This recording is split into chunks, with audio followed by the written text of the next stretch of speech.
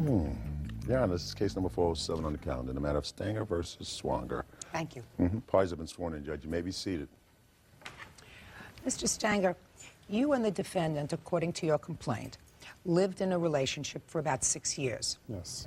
And it is your claim that when the relationship terminated, the defendant was indebted to you for rent, some household bills, cell phone bill, and some money that you loaned to him in the amount of $5,000. Correct. The defendant says that you were, in fact, in a relationship, that there was a rather loose financial arrangement, and that there was never a complaint on your part while you were together that you were owed any money. Only after the relationship terminated was there a complaint. Is that your defense, sir? Yes. When did you begin living together? The What later year? part of '98. I don't have the exact It was date. March of '98. And when did you move out of the home?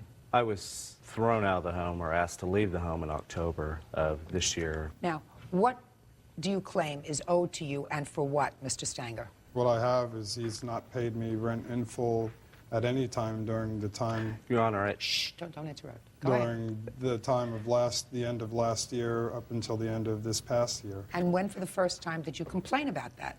I've complained about it over and over. I had bills to pay. I mean, I paid for everything. so what the did you do with the money? Mr. Swanger, don't make this any more difficult, please. I don't think I'm the one making it difficult. Good. So that let's wait until it's your turn. When did he give you money, sir, during the course of this year? Periodically, when his pay periods came around, I would ask him, don't you have something you need to give me? You owe me money. And Ask he would me say, half the well, time you would come up. I'm going to say it after again. my 1, check. 2, 3. Mr. Swanger, have I been respectful to you? Yes, you have. In a court, you're supposed to be respectful. There are certain rules. Plaintiff goes first. The defendant responds to questions. That's the way this works. If you want to have a discussion with Mr. Stanger, then you do it outside, you do it over coffee, you do it in the living room, you do it, out in the street. That's a discussion. Then you talk back and forth. When you're here, I ask questions, you answer them. Unless I'm looking at you for an answer, do not speak.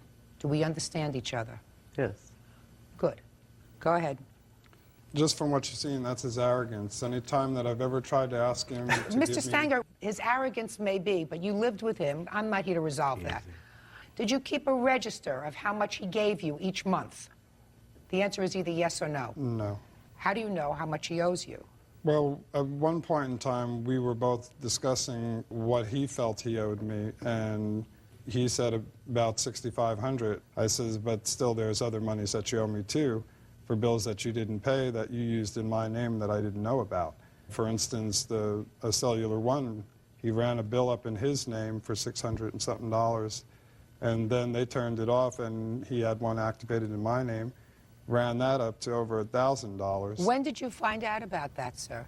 Well, it was 2000, actually. And you didn't was separate, when- actually, until December of 2001. Did you immediately close that account? Actually, I received a phone call. It was a collection agency that I had owed this money. I had him, and I had filled out an affidavit, sent it to the company, stating that, you know, I was not responsible, I did not authorize it, I never signed anything for that phone. But you could have proceeded further, sir. If he forged your name to documents to open up an account, Well, they you are said- not responsible. They are Just- holding me responsible. Well, they can't hold you responsible, sir. If you wish to proceed with it criminally, they don't have to hold you responsible at all. I have threatened him with that and told So him that I do would it. take it to So the do district it. attorney. Well, listen, so do it. He said that he would pay it. And, you know, of course, Mr. I loved him, and I was stupid enough to believe in him and give him chance after chance and, you know, putting me in harm's way A continuously. year is a long chance, Mr. Stanger, so you didn't answer my question. Had they turned off that phone? It was turned off, I guess, prior to when I found the bill and then when I received that phone call. Now tell me about this loan that you claim, sir. What was it for? I loaned him monies to fix a vehicle that he had. So When was that, Mr. This was Stanger? earlier in the year. I forget the date that I put It down. was April of this year, or of 2001. You know, he was just lying to me. He never paid me back on it. You know, and plus... How much did you give him? It was actually $498, but I took off some of on the amount because he had given me $35 or something. I didn't really keep track of that because there was just so many astronomical figures of how much he owes me. So I was just stupid. just stupid for really putting up with this as long as I did. Right. You were. Because if it was in April that you loaned him this money, that was after you found out about the telephone. Is that right? I knew of the phone, yes, for a couple of years. So you knew of the phone for a long time, and he hadn't paid you, according to you, any money on the phone. Is that right? Right. And yet you gave him more money. You know, for the time that you were together, this was like a marriage. That's what it was. And you anticipated that it would go on for a very long time. And that but for the fact that you separated for whatever reason, you wouldn't be here today. Correct. Now, is there anything you want to say? Oh, yeah. Do you listen at all? Yeah, I listen. What did I just say? That if there hadn't been a problem with monies in the relationship, we wouldn't be here to begin with. No, that's not what I said at all. You Do have you to want listen restate carefully. to me what it was you said? I said, but for the fact that the relationship terminated, we would not be here today. Oh, if we were still together.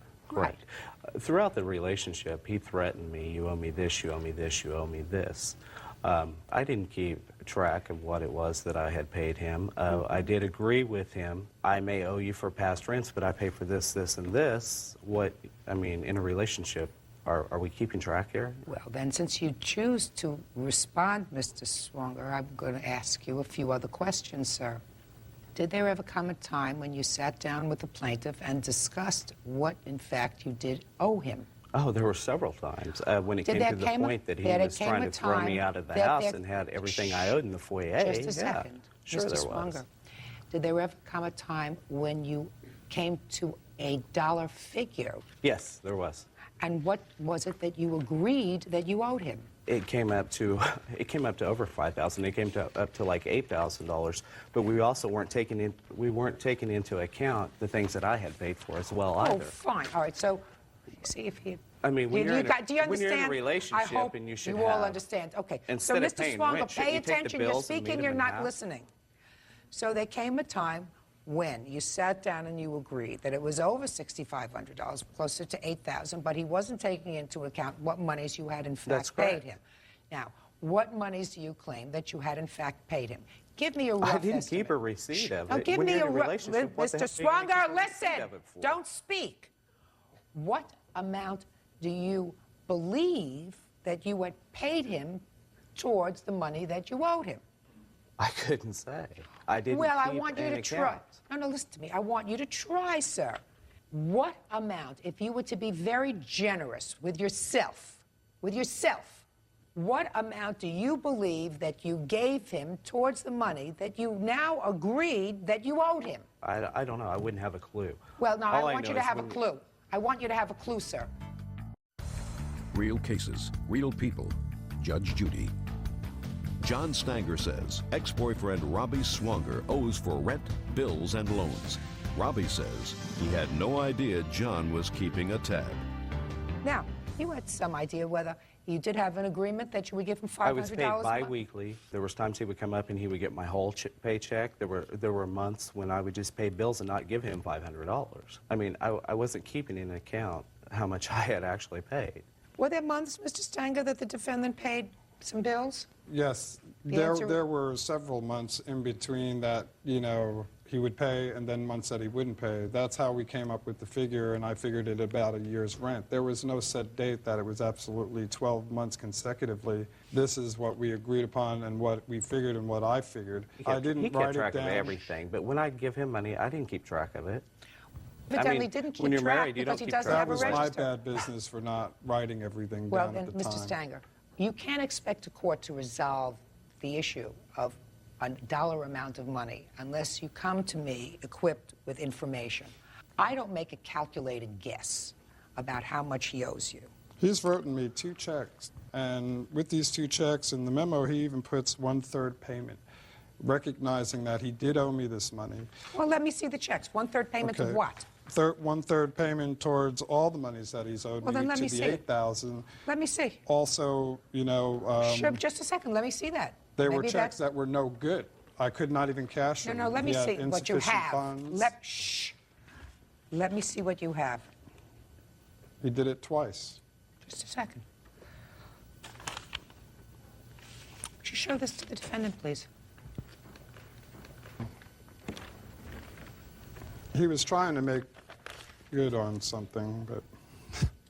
Remember writing that, sir? Yes, I do. All right, that seems to indicate, sir, that you had agreed on a specific amount of money, Mr. Swonger, that you did, in fact, owe the plaintiff. And like I said, we had, but... No, you didn't say that, sir.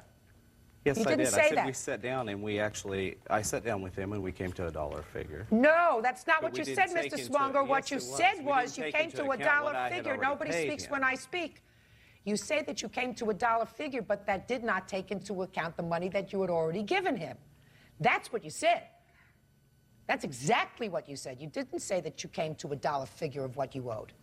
And then I said to you over and over again, well, what was it that you, in fact, gave him so I can deduct that from what you agreed that you owed him? And you said, I can't tell you.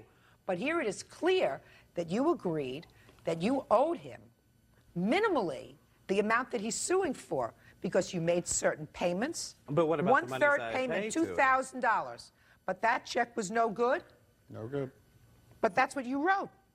One-third payment, $2,000. And do you know why that check was written? Because I came home and all my things were in the foyer of the house, and it was done under distress as to our relationship was built on money and Your not. Honor, he not- was having Then you an wrote affair another and check, I sir, had- a I month had an later. affair. He's getting more rides and gray. Then you wrote another check, sir, a month later for $2,000. Was that check cashed? And stop Nope. payment. You stopped payment on that Exactly, he check. did. So it's clear. It says something about balance, $6,000.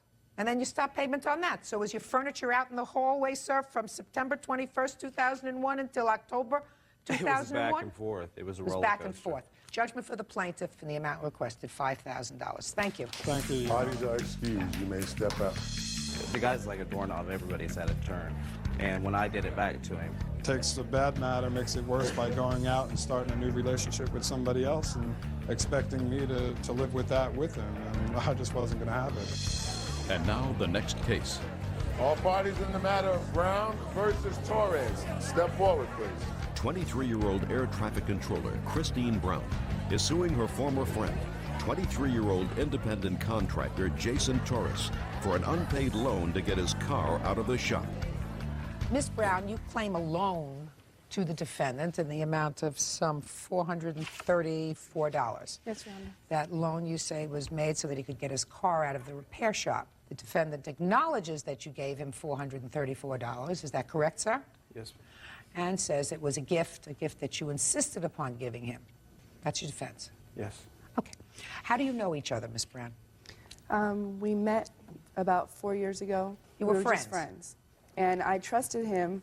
So on March 20th, when we were talking on the phone, he told me that he needed $400 to get his car out of the shop. And I told him the only way I would give him $400 was if he would pay me back that weekend, because I didn't get paid for another week and a half, and I only had $400 in my account. So he promised me that he would pay me back by Sunday, the whole $400. What's the $34 for? That's just a service charge for the Western Union. Where was he living and where were you living? He was living in North Hollywood, ma'am, and I was living on base in Lemoore, California. You are in the armed forces? Navy, yes, ma'am.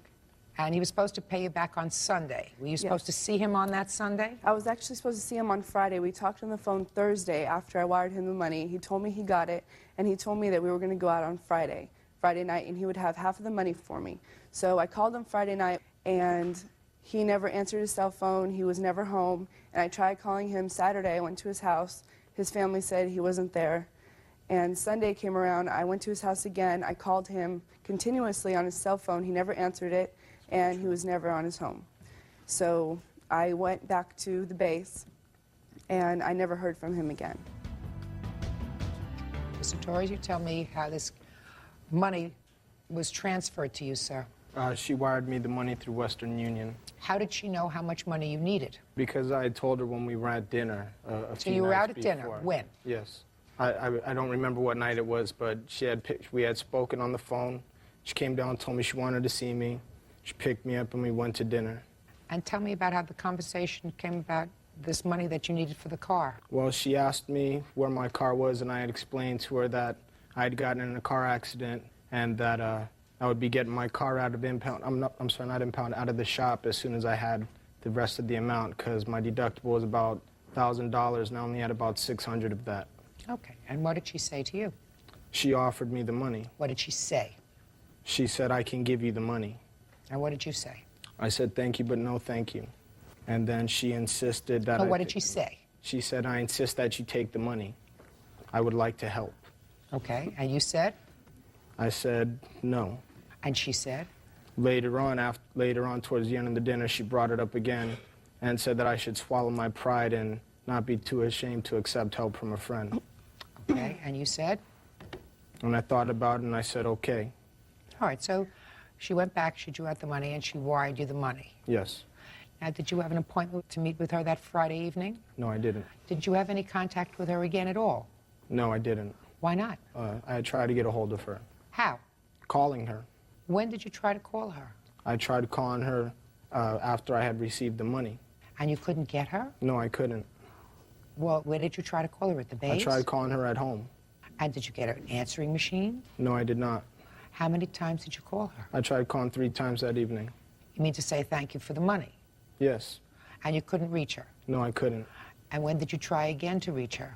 I tried the following day. After March 21st, when did you contact her? I hadn't tried for about another week or so. Yeah. And I tried again, and once again, I could not reach her. And then you just stopped calling? Yeah. Why? I hadn't heard from her, and so I figured I'd let her call me. But she was the one who sent you $400. Yes, she was. So you mean after you got the money, you never spoke to her? No, I didn't. I had tried to get a hold of her to speak to her, but I was unable to. You had her home address? Yes, her home address? No, Yes. I did not. Know how to contact her at home? Just through that telephone number. You don't have her address? You don't know what the base that she stays No, on? I knew it was somewhere up in the morning. It was the first time I had spoken to her in quite some time. She called me up to ask if I'd like to do something. She came down, picked me up, and we got into this conversation. And that's how this came to be. Ma'am, that is true. After a long time, I did call him to see if he wanted to hang out, and that was Tuesday night. Wednesday night was when we talked on the phone. He never mentioned anything at dinner about anything about his car That's not needing true. $400. It was on the phone that we discussed it. And I told him that I needed it by Sunday, and we did make plans on Friday night to go out. No, we didn't. He is lying about that. No, I'm not.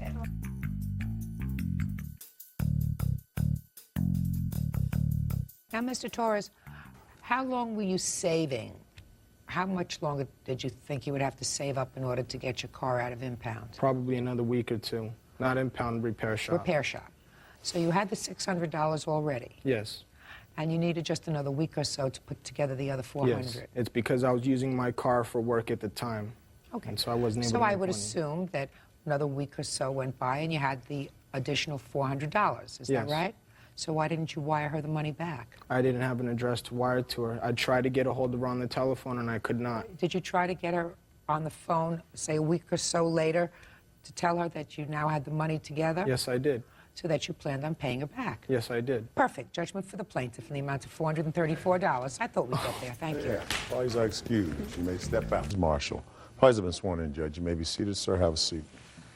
Miss Lacey, according to your complaint, you were at a bar or a club with some friends. Somebody by the name of Malcolm got into a confrontation with some other people, and you offered to give Malcolm a ride home. Yes. Got out into the parking lot, there was an altercation, and you say that the defendant is responsible for vandalism of your car that occurred during this altercation. Yes.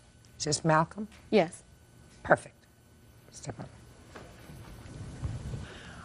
What date did this happen? September 29th of 2001. And who did you go to the club with? I went with Malcolm and also another student named Tom. 3 of you went in your car? Yes. And what happened with Malcolm in the club? I did not witness anything that happened in the club. What happened, Malcolm, in the club? Nothing happened in the club. Everything happened as the club was letting out. Well, what happened as the club was letting out? Well, I was leaving. I had seen a female, whatever. She was attractive, so. Stand up straight. And talk to me directly. All right. You saw a female that looked attractive. Yeah, so I approached her or whatever, and I guess it must have been one of the defendant's friends, girlfriend or What something. did you say to her? Well, I just said, what's up, you know what I'm saying? A Valentine. I just said, what's up, you know, stop, talk to her, you know. And I guess that was her boyfriend. He just went through this whole episode of outrageous. What did went he like, say? He didn't say really much. It was just like, ooh, he made some faces and like he was really mad or whatever, you know. So I had left it at that or whatever. We had went on to the car and. Okay. What time had you arrived at the club that evening? It Don't was look at her. You tell me. Around 11 or 12 or something. And what time did you all leave? I think the club let out probably 3 or 4. They serve alcohol at this club? They do. And when you went out to the car, where were you seated in the car? I was in the front passenger seat. Now tell me what happened next.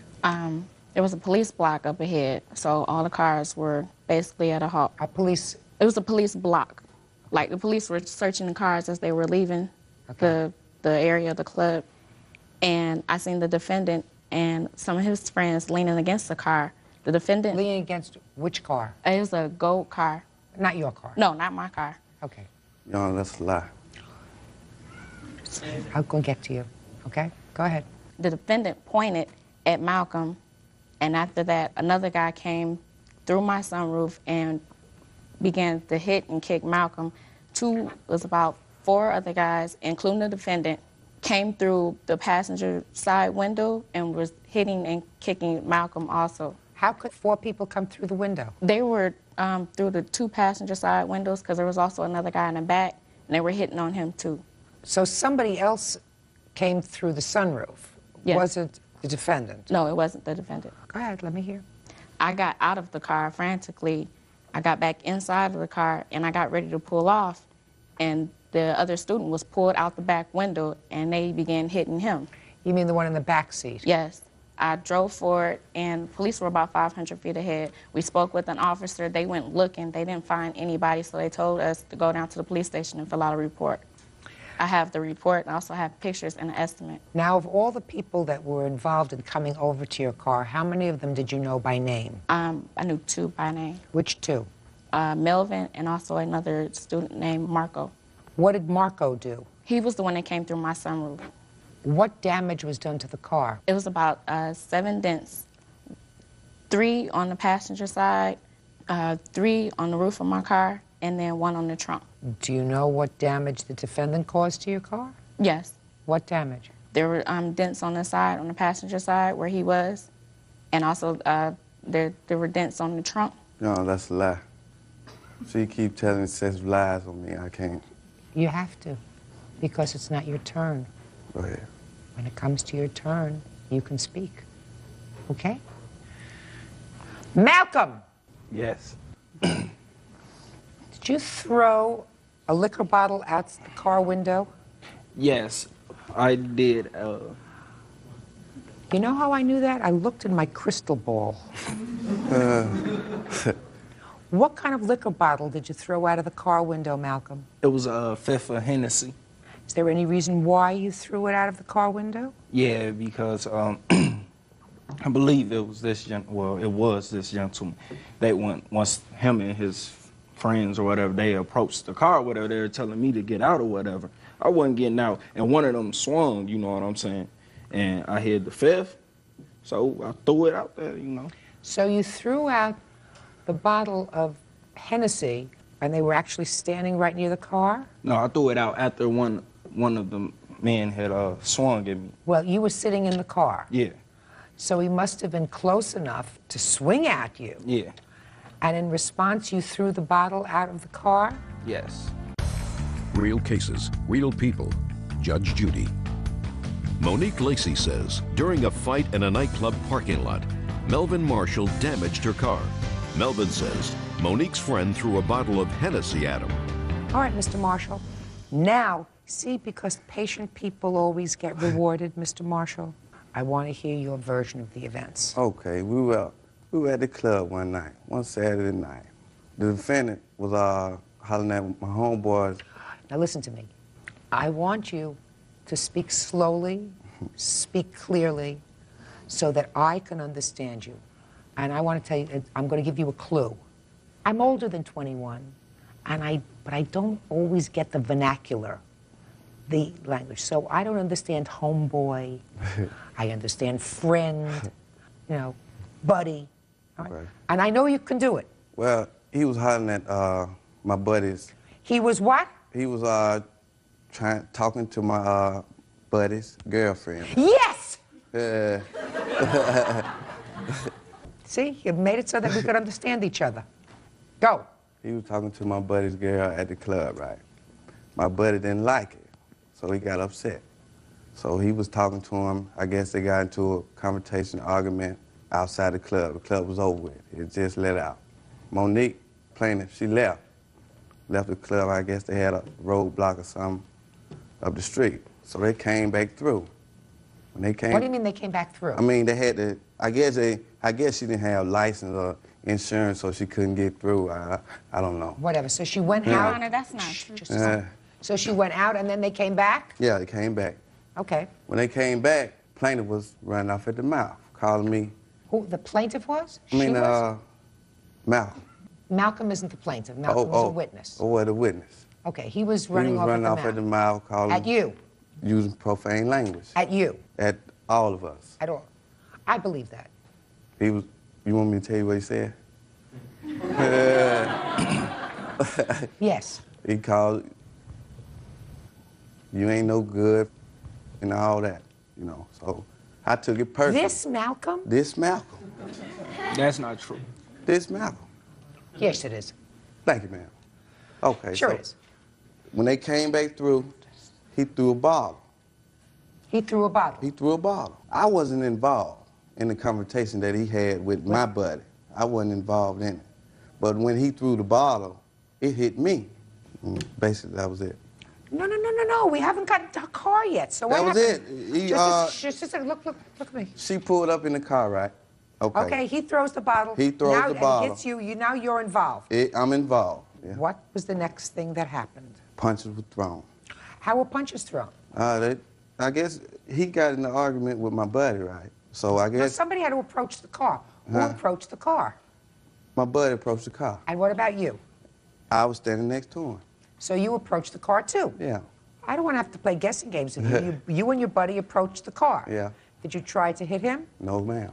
What were you doing at the car? I approached the car because my buddy, they were having another conversation, talking to each other, you know. Who dragged the passenger in the rear out of the car? Who dragged him out? Yeah. I don't know who dragged him out. Well, you were with a bunch of people. It was so many people out there, Your Honor. It was about 10 or 15 people. It wasn't you who jumped on the top of the car, is that right? No, ma'am. According to you, somebody also spilled liquid in the car, is that Yes. right? That was the person who was on the sunroof. Yes. You have damages for that too? Yes. That wasn't me, Your Honor. Just a second. No, alcohol was thrown from the passenger side. It didn't come in through the sunroof. It was thrown in from the passenger side, and it hit the roof as it was thrown in from the passenger side. You didn't see who did that? No. Okay. So you have damages to your car, let's say, in the amount of $1,632. It's actually $1,362, and I have 3 estimates here. And that's the lowest estimate. Let me ask you this question. Any of the damage to your car have to do with the sunroof? Yes. Why are you charging him for that? Because he was one of the people that caused the altercation. What about him? He was also involved too, but they were the ones that actually started the whole thing. Well, don't you think he started a little bit of it by throwing a bottle of Hennessy out your window? No, that was not what happened. The whole altercation started when I was stopped. They seen that he was in my car, and after they seen that he was in my car, that was when they started hitting him. He did not throw the bottle first. That's not true. Really? You remember exactly when he threw the bottle? He threw the bottle after they started hitting him because his feet were hanging out the window. He was trying to kick them as they were hitting him. His feet were sticking out the window? Yes. Was he pretty drunk? I'm not sure. Yes, ma'am. I he didn't pretty see him. drunk? I didn't see him inside of the club. They were drinking He didn't Hennessy, seem you like know. he was inside. Well, he walked out with a bottle of Hennessy. I was not drunk. They were still drinking when the altercation happened, Your Honor. That's a lie, Your Honor. Of course they were. That's why, what do you think he brought the bottle of Hennessy outside for? Thank you, ma'am. We had it before we went to the club. It was in the car, and we went into the club. Oh, so you were drinking in the car? No. The bottle was from we were at a previous person's house before we went to the club, and Yeah. that was where the bottle was from. Where had it been stashed while you were in the club? In the car. Where in the car? In the... It was in the trunk. So I want to know how your friend Malcolm over here got the bottle in the front passenger seat. He got it out as we were leaving. You got a quick answer. That's not the way things go. If he was going to take the bottle of Hennessy, he would have gotten in the car. There was an altercation. You want to get in the car and get out as fast as you can. You don't go in the trunk of the car to get out a bottle. And No, he had got it out before the altercation. As we were coming to the car, he got the bottle out then because he was taking it back with him to his room. It was his bottle. Of course, but you do that when you get home. Not if you've just had words inside a club. That doesn't make sense to me. It was outside the club, and it wasn't like we could just leave right then and there because there was so many cars and one way out. So I had got the bottle out, poured me a little something. In the car? Yeah. Yeah. They just said they wasn't drinking, y'all. I know he did. I ain't say I wasn't drinking. I ain't say I wasn't drinking. I asked if you were drinking in the car. I wasn't drinking yet. You said you just took a sit out and poured yourself a little something. Yeah. I poured some. I didn't even get a chance to drink none. Well, what'd you pour it in? Huh? What'd you pour it in? In cups. Cups that I had before when we left the house. You took it out of the trunk, and in the trunk you also had some glasses for it. Yeah, the same cup I had when we left our friend's house. And so you were pouring it into the cup. Yeah. And before you got a chance to drink it, people assaulted you. Yes. So that the liquid that you had in the cup must have gotten all over the car. I threw all that out when I threw the bottle, the cup. When they got to swinging, I threw it all out. Before or after you put your feet out of the window? When they came, approached, started swinging, so I threw the bottle in the cup. They came back, and that's when I put it out, because I leaned to the side over, like, really. My face was over towards her side of the car, whatever, and that's when I was kicking out the window. Mm-hmm. You remember all this clear as a bell? Yes, I remember this. Oh. And he been drinking. Okay, listen. Mr. Marshall, you'd been drinking too, sir. But see, You've been drinking too, sir, is Yes, that ma'am. right? Okay. So, some of the damage that got done to the car was done perhaps by Mr. Marshall, but not all of it. He's not going to be responsible for all of it. He in fact was the leader of the whole thing. No, he was the person who pointed at him inside of my car. So what? He caused the whole thing, basically. I don't think Since so. he pointed, he showed them where Mr. Johnson was. So he has to be responsible for part of this damage, but you certainly know some of the other people, and you know the rest of them, right? I know some of them, y'all. Good, perfect. We know one of them's name is Marco, because that's somebody that you know who you can sue, right? Yes. That's one. And the person who was on the roof of the car, who was that? I don't know. I was drinking, y'all. This is going to get you off the hook, Mr. Marshall, for some money. Names, one of them was Jason. Jason what? Huh? Jason what? Jason what? Where do you know him from? I know him from where I'm from. You work with him? Do you know No, him I from don't school? work with him. Just know him. Just know him? Just know him. You know a Jason? No. Who else? Another one was Sylvester. That was the one that he got into it with. Oh, Sylvester. That's who we want to know. What's Sylvester's last name? Excuse me, ma'am, he is lying because I spoke with the officer who was there on the point, and he gave me a couple of the other names. I don't know them, but the officer was a person that was from Tuskegee, and he knew a couple of their grandmothers. He knew their first and last names, and Jason wasn't mentioned. I have a police report with names on there. Stay there. Oh, sorry. Thank you. I don't do much, but... That's not true. There were about 10 or 15 people, y'all. You know somebody by the name of Jeter? I know him, yeah. Jeter have a last name? That's his last name. His last name is Jeter? Yeah. What about Tommy? No, I don't know that. Chris? I don't know Chris. Did the person who you got into the fight with in the club about the girlfriend, was he one of the people out of the car? I didn't get into it with anyone in the club. I don't mean fight, I mean an argument. I'm verbal. saying I didn't get into it with Verbal. anyone in Verbal the club. altercation. On the way outside of the club. Yes, he was out there. What did he do? He was swinging and, swinging at me and everything. He was swinging at you? Yeah. Where was he standing with relation to where he was standing? From what I remember, they were on the side, like on the passenger side, right there.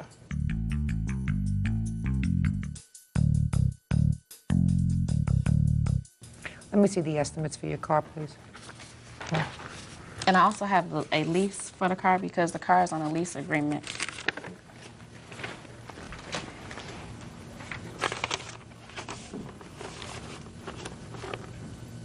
The windshield glass was broken? Yes. Who broke the windshield glass? That happened as I was pulling out. Well, how did that happen? I'm not sure, Your Honor. They were drunk, Your Honor. Who was drunk? Both of them. Ma'am, I was the designated driver for the night, so I had no alcohol in my system. I don't think she was drunk, sir, and you don't even know that, so why would you say that? I saw her with a cup, Your Honor. That doesn't mean she was drunk. She was drinking. It doesn't mean she was drunk. She didn't start up with you. All you guys were the ones who caused the trouble. That testosterone out there, 3 o'clock in the morning. Well, I tell you this, Mr. Marshall. We know one other person's name, and that's Marco. And if he was jumping up and down on the hood of the car, may have also scratched or cracked the windshields. That's a possibility. What he told another person was that it was not his fault, and I shouldn't have had, excuse my French, his in my car in the first place. Well, then I think you have to sue him. I'm pressing charges. Good. Because Mr. Marshall here, I mean, he knows Sylvester, he knows Jason, so he's going to have to go after them for his half of this damage. And I'm going to give you half of what it's going to cost to fix your car. You go after Marco for the other half. And if Mr. Marshall wants to recoup any of his losses, he'll go after old Sylvester and Mr. Jason. Do you understand? Yes, ma'am. Okay, good. Judgment for the plaintiff in the amount of $681. That's all. Parties are excused. And Judge, you may be seated. Ma'am, have a seat, please. Mr. Germani, you and the defendant were married. You are now divorced. How long were you married?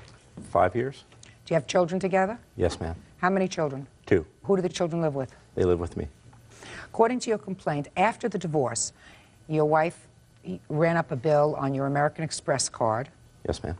And then she went into what had been a joint account of yours. It's actually what it was a home equity account. And she withdrew $2,000 That's from correct. that home equity, and there was $3,000 in the reserve fund that you could have drawn from. Yes, ma'am. Okay. You don't deny that you ran up this bill on American Express? No, I don't deny that I ran it up. Okay. I don't believe I owe him anything. Okay. We'll get to it in a second. Okay. When were you divorced? What was the date of the divorce? July 17th, 2000. And when was the first charge on the American Express card? November. November 2000. November 2000. So it was clearly after the divorce? Yes. Okay. And how much did you charge on the American Express card? $1,000. How much? $1,344.79. Explain to me why you don't owe him that money. Well, first of all, because I thought this was my account, he gave me the card in an envelope. And also, he told me, after I did it, he told me, first of all, he said he was going to press charges. Then, a couple of days later, he called me back and said, don't worry about it. I'm not going to press any charges. Ms. Wally, you thought this was your account that you were charging things on that you wanted and that you planned to pay for. Yes. Is that right? Right. So why don't you pay for them? Because he said, don't worry about it. No, he didn't. He said, Yes, don't worry, he I'm did. not going to press charges. He There's a said, difference. don't worry about it. I told him, I'll make the payments. He says, how much do you plan on paying? I said, I don't know, $30, $40 a week, a month. Get out of here. You don't pay American Express that way, madam. You have to pay them the balance in full. All right, forget that. You owe him $1,344.79. I don't know where your head is. Now, you withdrew $2,000 from a home equity line of credit. It's also my account. I have every right to it. If it's Who said so? Who said so? You have a my judge- credit report. No the bank. way, Miss Wally. Get your head together. You are divorced from him. You cannot obligate him for anything anymore. When you have a home equity line of credit, you have to pay that back. Who's supposed to pay it back? You or him? I told him I was going to make payments on it because I needed a car to be able to go see my kids because they told me they were not a taxi service and that I should get a car in order to pay, in order to be able to see my kids. So I needed a car right away so I can go see my kids whenever I felt like it, which even after that, I wasn't able to go see my kids. Miss Thanks, Wally, Leanne. Miss Wally, hey, do you pay child support? No. Why not? We have joint custody with He the lives- children living primarily with the father, and no custody is to be paid as long as the custody remains joint. And the only Oh, so reason you why gave the it- custody is that what is you're joint, Listen. the only reason why the custody is joint was because I was afraid to fight him against this because he was always telling me, all you are is a poor Mexican wetback without an education, and the judge is not going to listen to you. Miss Wally, listen to me. You don't sound like you're a victim to me. You sound very smart. If you accessed a home equity line of credit and took out money, and if you spent $1,300.44 on things. By the way, what did you buy on American Express? If I may, Yeah, let me see. I have I'm just curious if you were in such dire need to have a car. these are the actual, Why This would was you way spend? before I needed the to actual have a tickets car. that were signed. Because he had let me use his car for a while until Leanne moved in and they needed the car to trade it in for a Durango. Dresses. So you bought yourself clothes. Clarence, you bought makeup and stuff. Eyewear and eye exams. Was that for you? Yes, it was. Who'd you buy shoes for? He's wearing them. He's wearing them. Mm-hmm. You bought men's shoes for your former husband? Yeah. Is that right? Actually, the shoes I'm wearing, I bought myself. Did she buy you a pair of shoes? I received shoes in Christmas as a Christmas present for my children of December of 2000. Okay. So, Miss Wally, once you are divorced, all of your financial obligations to the other are concluded. You cannot obligate him to do anything. If you used his American Express card and expected him to pay the bill, you are mistaken. I didn't expect him to pay the then bill. you have to pay the bill. I expected to pay the bill myself. Good, then you pay the bill.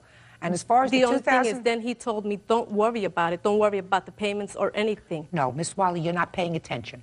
If you said to him, I'll pay the American Express account $20 or $30 a month, he can't say to you that's okay because American Express does not take their money at $20 or $30 a month. They're not a Visa or a MasterCard where you can pay so much and you owe them for the rest of your life.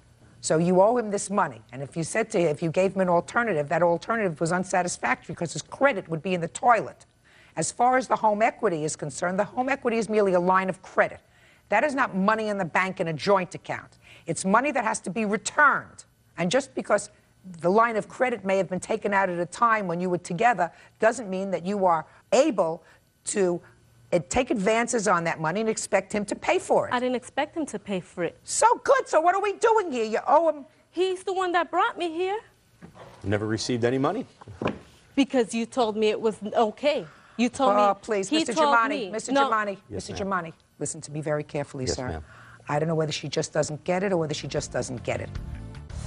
Real cases, real people. Judge Judy. Mark Germani says ex-wife Isela Wally made charges on his credit card after their divorce. Isela says she had every right to use it. She owes you $3,344.79. I agree. That's what she owes you. And if she doesn't get it, she doesn't get it. I would suggest you do the smart thing. If you haven't closed out all your accounts by now, publish notices. I suggest that you do that. She is angry. She will continue to be angry. I have no idea if she's working, why she's not paying child support if you have primary custody of the children. We have joint She should custody. be. No. Yeah. You may have joint legal custody, madam, but if primary physical custody resides in one parent, the other parent pays child support. That's it. And I don't care whether you wear a dress or a skirt or you wear pants. The other parent pays child support. You're lucky you're not paying child support. Don't take further advantage of the situation. That's all. Parties are excused. You may step out. The only reason why we're here is because Leanne is the one who wanted to proceed with this. Actually, the woman in my life has opened my eyes to the fact that this will continue to happen unless I do something about it. I shouldn't have had to pay this money because he told me not to worry about it. Get a lawyer when you get divorced. And now the next case. All parties in the matter of Castile versus Garcia. Step forward, please. 24-year-old cook Stephanie Castile is suing her former roommate, 23-year-old nursing assistant Angie Garcia, for an assault and for the return of property. Angie is countersuing for unpaid rent, utility bills, and damage to her property. Miss Castile, is this your daughter? Yes, ma'am. She necessary to be here today? She witnessed the defendant attacking me. Would you take her outside, Bert? Sure. Thank you. Come on. All right, Ms. Castile, according to your complaint, you moved in with your child to the defendant's home. The defendant also had children. You lived there for a while, and there came a time, an evening, when she was supposed to babysit. You wanted to go out. You went to sleep. She went out. You missed your party. There was an altercation when she came home, and you claim she attacked you and assaulted you. Yes, ma'am. In addition, you say that she has some property that belongs to you from a car of yours that was repossessed. Ms. Garcia says that you were the aggressor in this altercation that took place over the babysitting, that she doesn't have any of your property, And she is counterclaiming for back rent, for damage that you allegedly did to her property, and for things that you took from her home when you left. Yes. When did you move in with her, Ms. Castile? It was in January of 2000. What was the rent arrangement that you had? The rent arrangement was to split the house payment, and we each had to pay $330. And split other household expenses? Utilities, yes. Now tell me about this assault. When did it take place? On May 30th of 2001. What was the babysitting arrangement? I was going out that night. She wasn't going to babysit for me, but I had plans to go to a live boxing match. And she was not going to babysit for you? No, I had another babysitter arranged. I went to lay down and take a nap. When I woke up, she was gone, and her kids were there. What time did she come home? 2:30, 3 o'clock in the morning. And what happened when she came home? I asked her why she left her children there while I was sleeping. She was really drunk and really defensive and saying, if I didn't like it, oh well, too bad. Next thing I knew, she was on top of me, choking me. She had her knees up over my arms. And she grabbed my hair, was punching me in the face. I have some pictures. I'd like to see the pictures, please. When I tried to push her off me, she bit my thumb, which the thumb picture didn't turn out. And she also bit my back. Okay, what happened next? She couldn't find the phone, so she ran to the neighbor's house to call 911 or have them call it. Finally, the police came, and I got the police report. I see it, please. But at the time, the police didn't take a police report. They didn't even take our names. So the next morning, I went to the police station, and that's when I got that police report. And I also had to make a report against the police for, I guess, not taking a report because they didn't even take our names. So because I had to move out, I had to use my car payment money to move out. And the bank came to get the car, and a letter was sent to our address that was stating where my belongings that were inside the car were going to be mailed. And the belongings were mailed to my boss's house, and she showed up on that day. And How do you know that? He told me that. Where is he? He wouldn't come. You can't tell me what he said, because that's hearsay. Now tell me your version, Ms. Garcia, about the events of May 30th. We were both supposed to go out together, and I had a sitter for our children. Well, she called and said that she couldn't do it anymore. So she was sleeping on the couch, taking a little nap. Who called and said they couldn't do it anymore? My babysitter, my friend Krista. She was going to babysit for both of our children, and she called and said she couldn't do it. I still wanted to go out. As a parent, she didn't want to go, so I put my children and hers to bed, and I went out. I got a call on my cell phone. Where did you go? I went to the bar. I got a call on my cell phone after the bar, about 1. And about she had, 1 o'clock in the morning? And she had left a message saying, I don't appreciate you leaving me with your kids, just going off on this message. So I went home. And she was mad about it, freaking out. Well, you knew I wanted to go out too, blah, blah, blah. So I'm like, well, I'm sorry, next time you can go out. Well, she went upstairs. She was still rambling upstairs. Well, you need to pay me for babysitting your kids and blah, blah, blah. It's like, whatever. Just a minute, so she went upstairs? She went upstairs, yes. And where did you go? And I was downstairs, and she was yelling at me, you need to pay me for babysitting your kids. And I went upstairs, and I said, what are you... So then you went upstairs? I went upstairs, yes. And I said, what are you talking about? I babysit your kid all the time, you know? We started fighting, we got on the bed, she kicked me, I flipped over the bed. But you said, no, we passed that over. She went into her room. No, we started fighting in the hall. And it led right, the door was right here. It's just a little What do you tiny mean hall. you started fighting? How did that start? She's like right in my face, yelling at me for going out. And I had apologized several times already, saying, fine, you can go out next time. I'll watch your kid. I said, it's not like you haven't left me. I heard that already. Yes, so then we started fighting. Started fighting is a conclusion. So far, we're just at the verbal end of it, Ms. Garcia. Like, okay, we're face to face, yelling at each other. Then pushing starts, okay? So then you start who started fighting. the pushing? I'm not sure. Maybe me, maybe her, maybe both. I had been drinking, but she was not nice like she's trying to say she was. I don't think she was nice at all. But I think that you had been out and you had been drinking. Yeah. And she was mad because she didn't go with me. Okay, so you pushed her. So we started fighting, yes. No, you pushed her. No, we were face to face, and I'm not saying I pushed her first because I don't know who pushed who first. She says that you struck her first. No, I didn't. No. How do you know that if you don't remember? Well, What happened next? And then after the fight, the police were called. They said, well, you'll both go to jail. Okay, so we didn't want to press charges. So we both stayed in the house together that night. So I woke up the next morning, and she had majority of her things on the porch. Well, I noticed she was taking my things also. I said, no, get out. You're not going to be taking my things too. So I locked her out.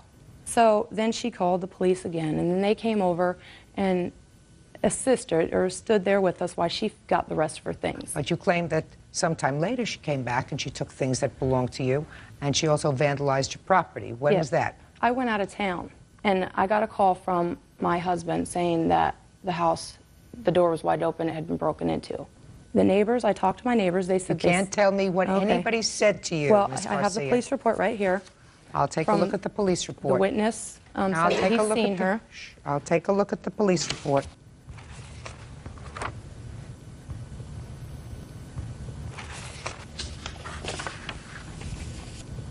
So you advised the police that an unknown person had broken into your house? Yes, I did. Okay. I want to hear what money you say she owes you for rent. Okay, $560. Then... For what months? May and June. You don't get any money for June. Did you pay May's rent? Yes, I did. How much did you pay Because I in moved May? out of the last day of May. How much did you pay in May? $260 probably. I don't know. I don't have a receipt. I always just, she'd tell me what we owed and I'd give it to her and she'd... And that was the first of the month that you paid rent? I had given her my $280, it was, and she was supposed to pay it. She never paid it and kept my $280, so therefore I had to come up with another $560. You have proof that you gave her this money? No, I don't. All right.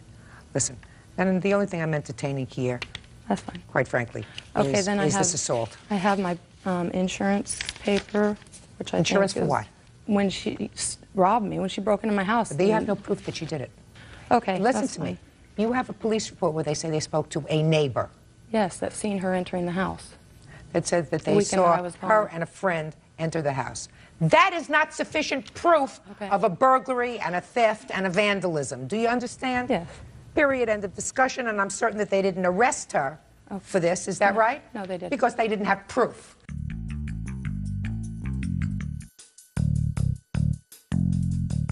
Now, you have no proof for the police to arrest. You certainly don't have any proof for court.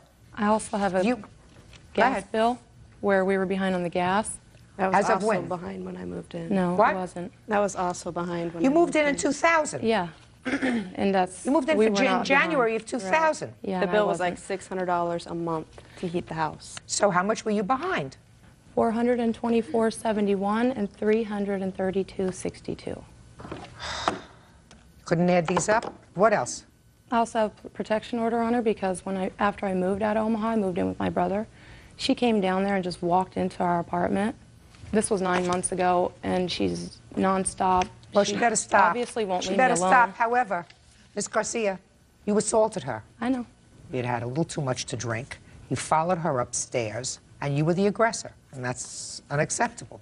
So forget your $378. That's going to be absorbed in the judgment that I'm entering for the plaintiff. What's the value of the property that you say was taken? $1,800? Well, I'm going to deduct that from the $2,300 you're suing for. So that means that you are seeking $500 for this assault. Right. Well, you are entitled to that. But from that, I'm going to deduct $378 because that's what you owe for the utilities for the time that you did live there prior to May. I paid on them. Well, let me see. I gave you the electric that I paid off before I left too. That was Let me see. $142. Let me see. $142 you paid? Yes, ma'am.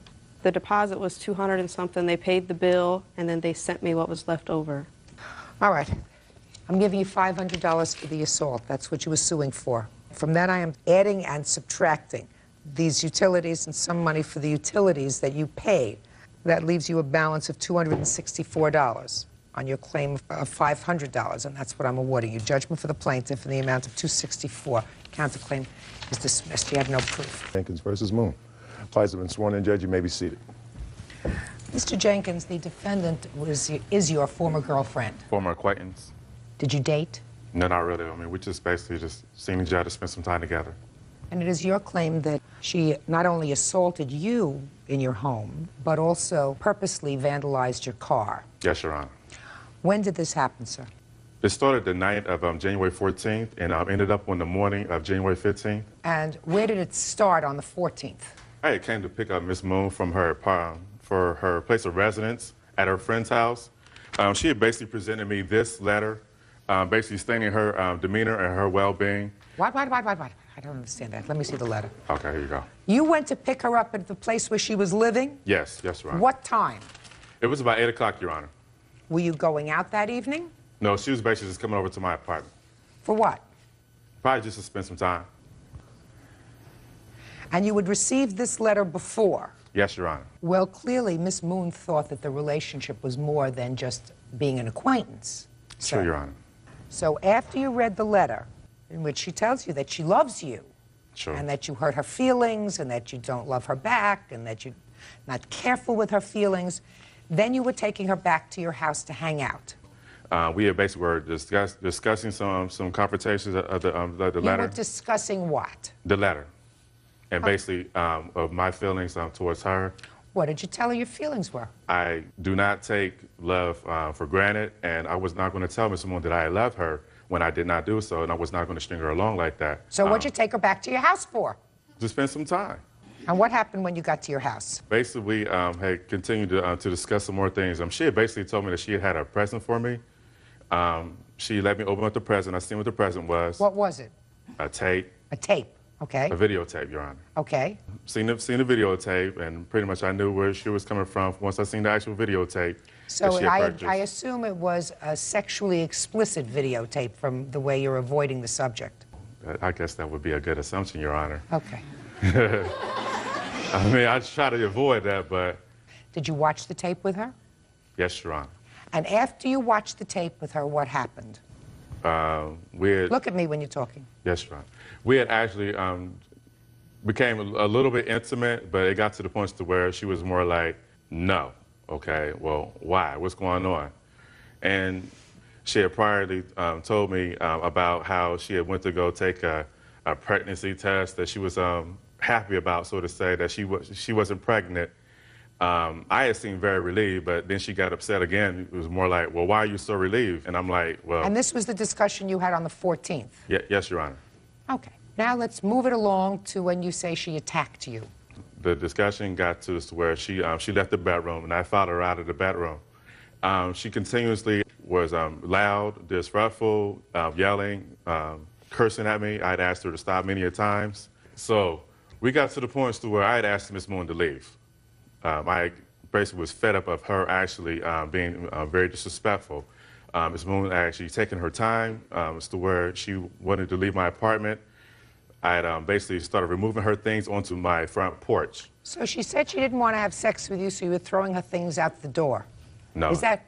That's not true, Your Honor. Well, that sounds... I mean, when you cut through all the baloney that you're giving me, sir, you followed her out of the bedroom, right? Because she's Sure, Your still Honor. saying no after you watch this video and everybody's all charged up and their juices are all flowing, at least yours were. She's arguing, you don't love me, I love you, you don't give back, take your stuff and get out. You gathered up her stuff and you threw them out the front porch. That's not true, Your Honor.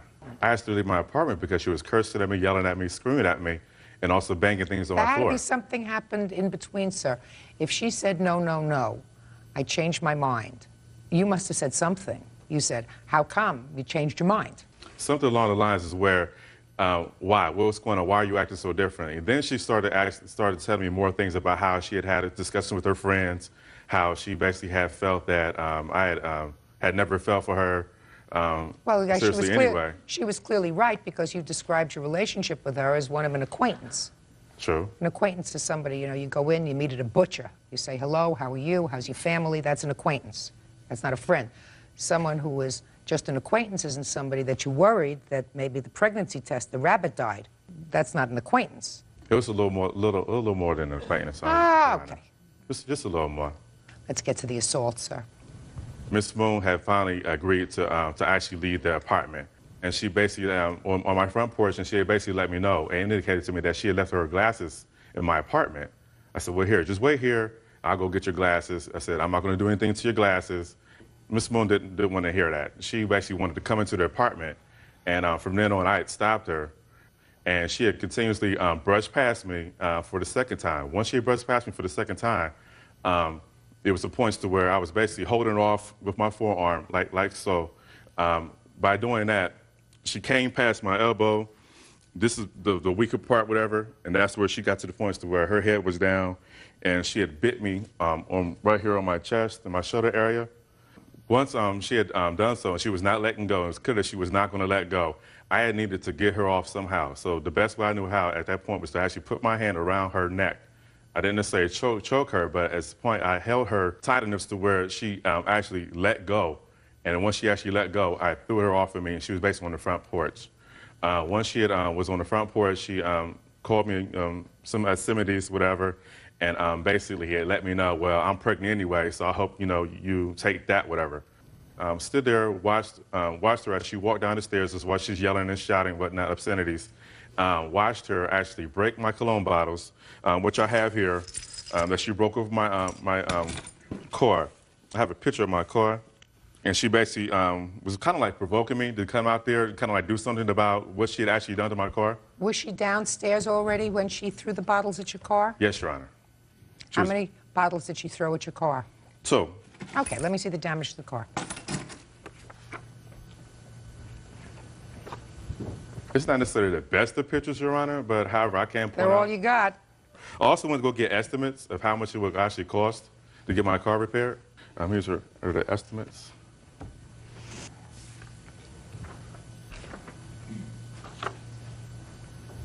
And these are the bite marks for that night.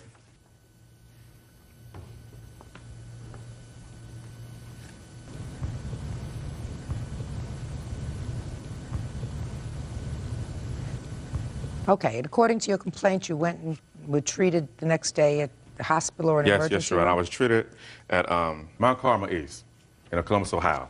And these are my medical bills.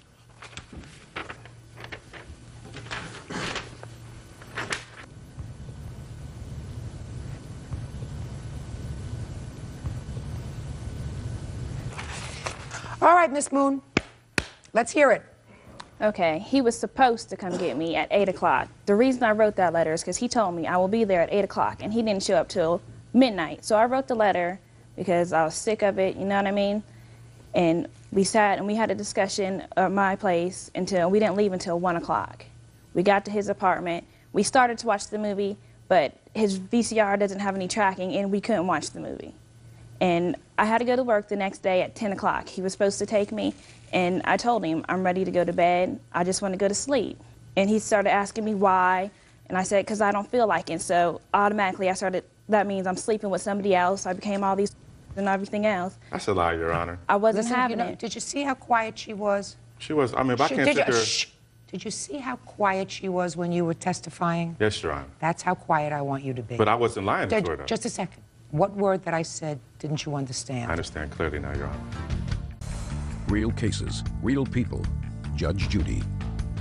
Brian Jenkins says, after an argument with former friend Tia Moon, she assaulted him and vandalized his car. Tia says Brian tried to strangle her, so she bit him. And so I asked him to take me home, and he refused. I asked him about 3 or 4 times, just take me home, please, just take me home. He wouldn't take me home, and I started to get my stuff. He started taking it and throwing it, and I did forget my glasses, and I went back to get it, and he grabbed me around here, and I bit him, and he started strangling me. He was grabbing my neck. That's also a lie, Your Honor. What word didn't you understand when I said, when she's testifying, unless I'm looking at you and asking you a question, don't speak? Yes, Your Honor. And so he was having me around my neck. He wasn't really... Why did he put his hands on your neck? I guess he didn't want me to go back into the apartment. He didn't... Well, did he tell you not to go back into the apartment? He said, hold on, and I was like, I'll get him, and he just grabbed me, and I was like, all right, you know, and then... So he grabbed you? Yeah. And you bit him? Yeah. Hard? Yeah. Okay, go ahead. And I threw his cologne. When he was throwing my stuff out, I was like, all right, so I threw his stuff out. You know what I mean? I didn't care. Now, he threw your stuff out after you had bitten him? No, before. And so I didn't throw the cologne at his car. I just threw it, and it landed in the grass. And after he started strangling me, he threw me onto the porch, and I gathered my stuff up, and I was leaving. And he started saying something to me, and I had the cologne, another bottle, and I just tossed it, and it hit his car.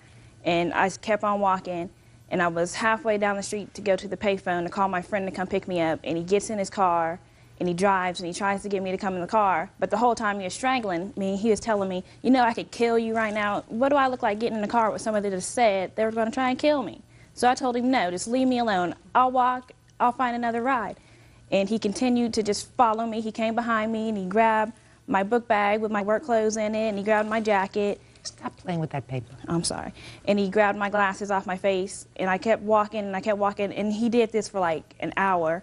All I wanted was for him to let me alone so I can call my friend and go home.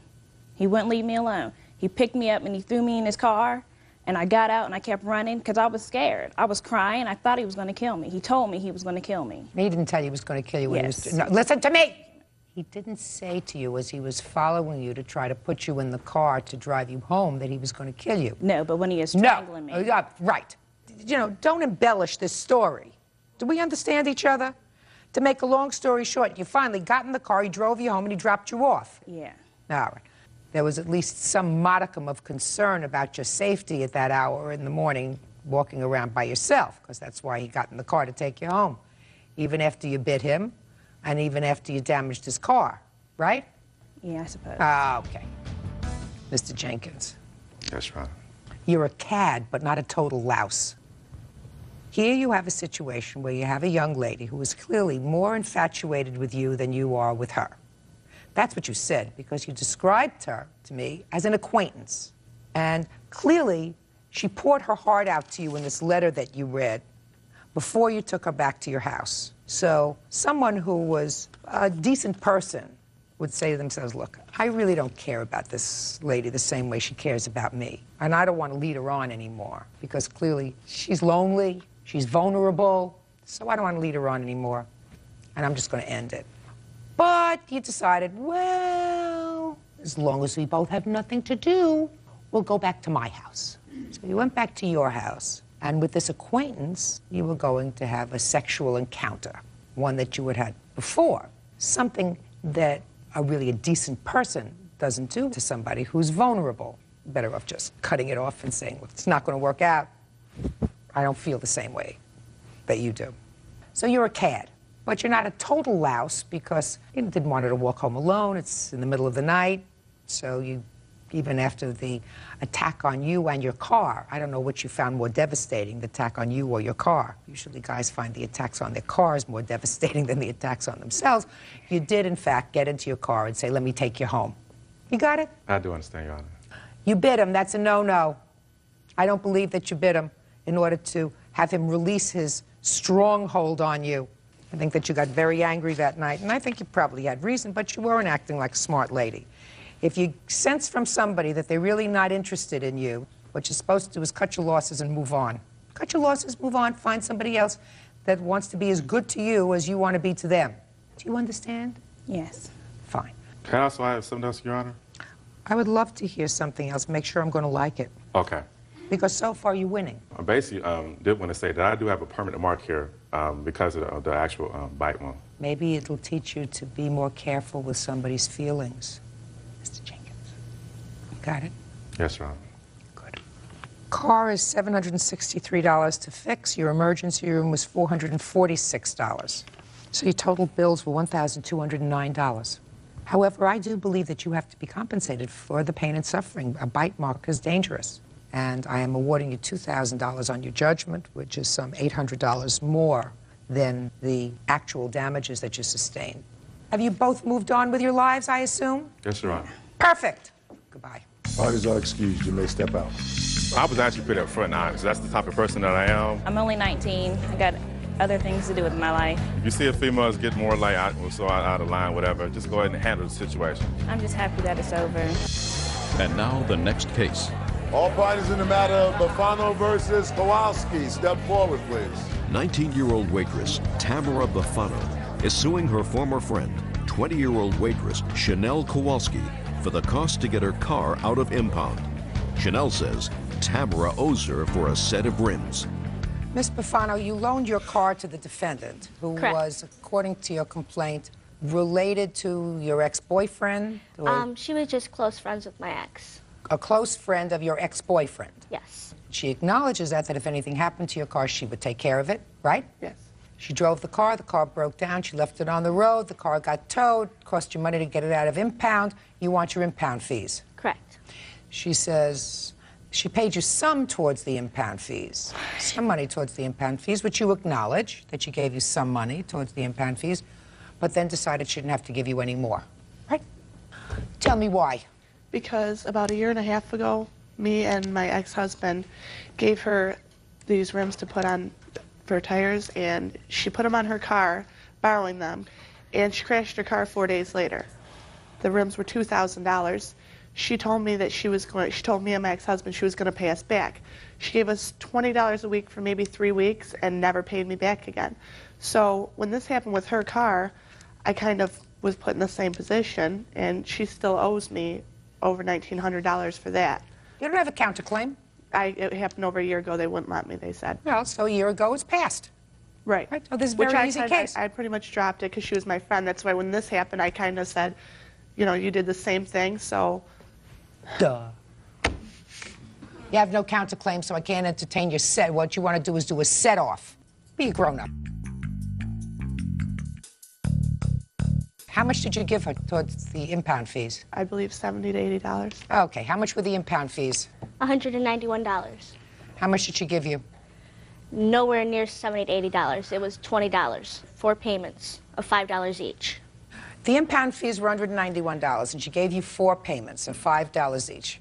Even my rudimentary math, that comes up to $171. Would that be a fair statement? Fair statement. Why are you suing her for $191? Well, because we ended up making an agreement after lots of fighting and arguing that she would pay me half of the impound fee by October 1st. Otherwise, I was going to file small claims. Well, she said there should be no reason why she wouldn't do it. Every time I asked for money, she didn't have it. She said, I have other things to do, but she was always partying and going out. So I'm asking you, what'd you add on the other $20 for? She owed me $20 from another situation. I'm not hearing another situation. I don't have another situation here. So what she owes you, according to you, is $171. Yes. By the way, did she ever say to you at any point, you owe me money for the rims and that's why I'm not going to pay you? No, she didn't say that exactly to me. She said something about that she doesn't think it's fair that I didn't pay her for the rims. But she didn't say, you know, I'm not paying you because of the rims. Okay, and the rims were her ex-husband's rims. Right, and they were $500, not $2,000. They said I would have to pay $500. Just a second, but they were her ex-husband's rims. Right. They were bought with our wedding money. They were bought with our wedding money. That was. You owe her $171.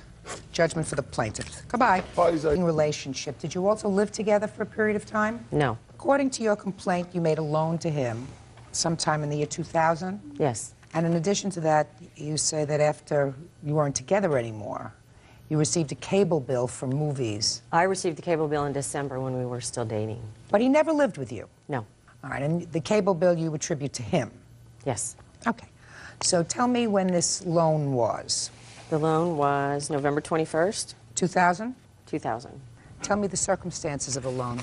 I had just received a settlement from my divorce. Todd knew I had a lot of money in my checking account. He asked me for a loan to pay off some of his debts, and he promised to pay me in February when he got his taxes back. So you took the money out. Do you have any proof that you took the money out and gave it to him? I have a check. Can I see it, please?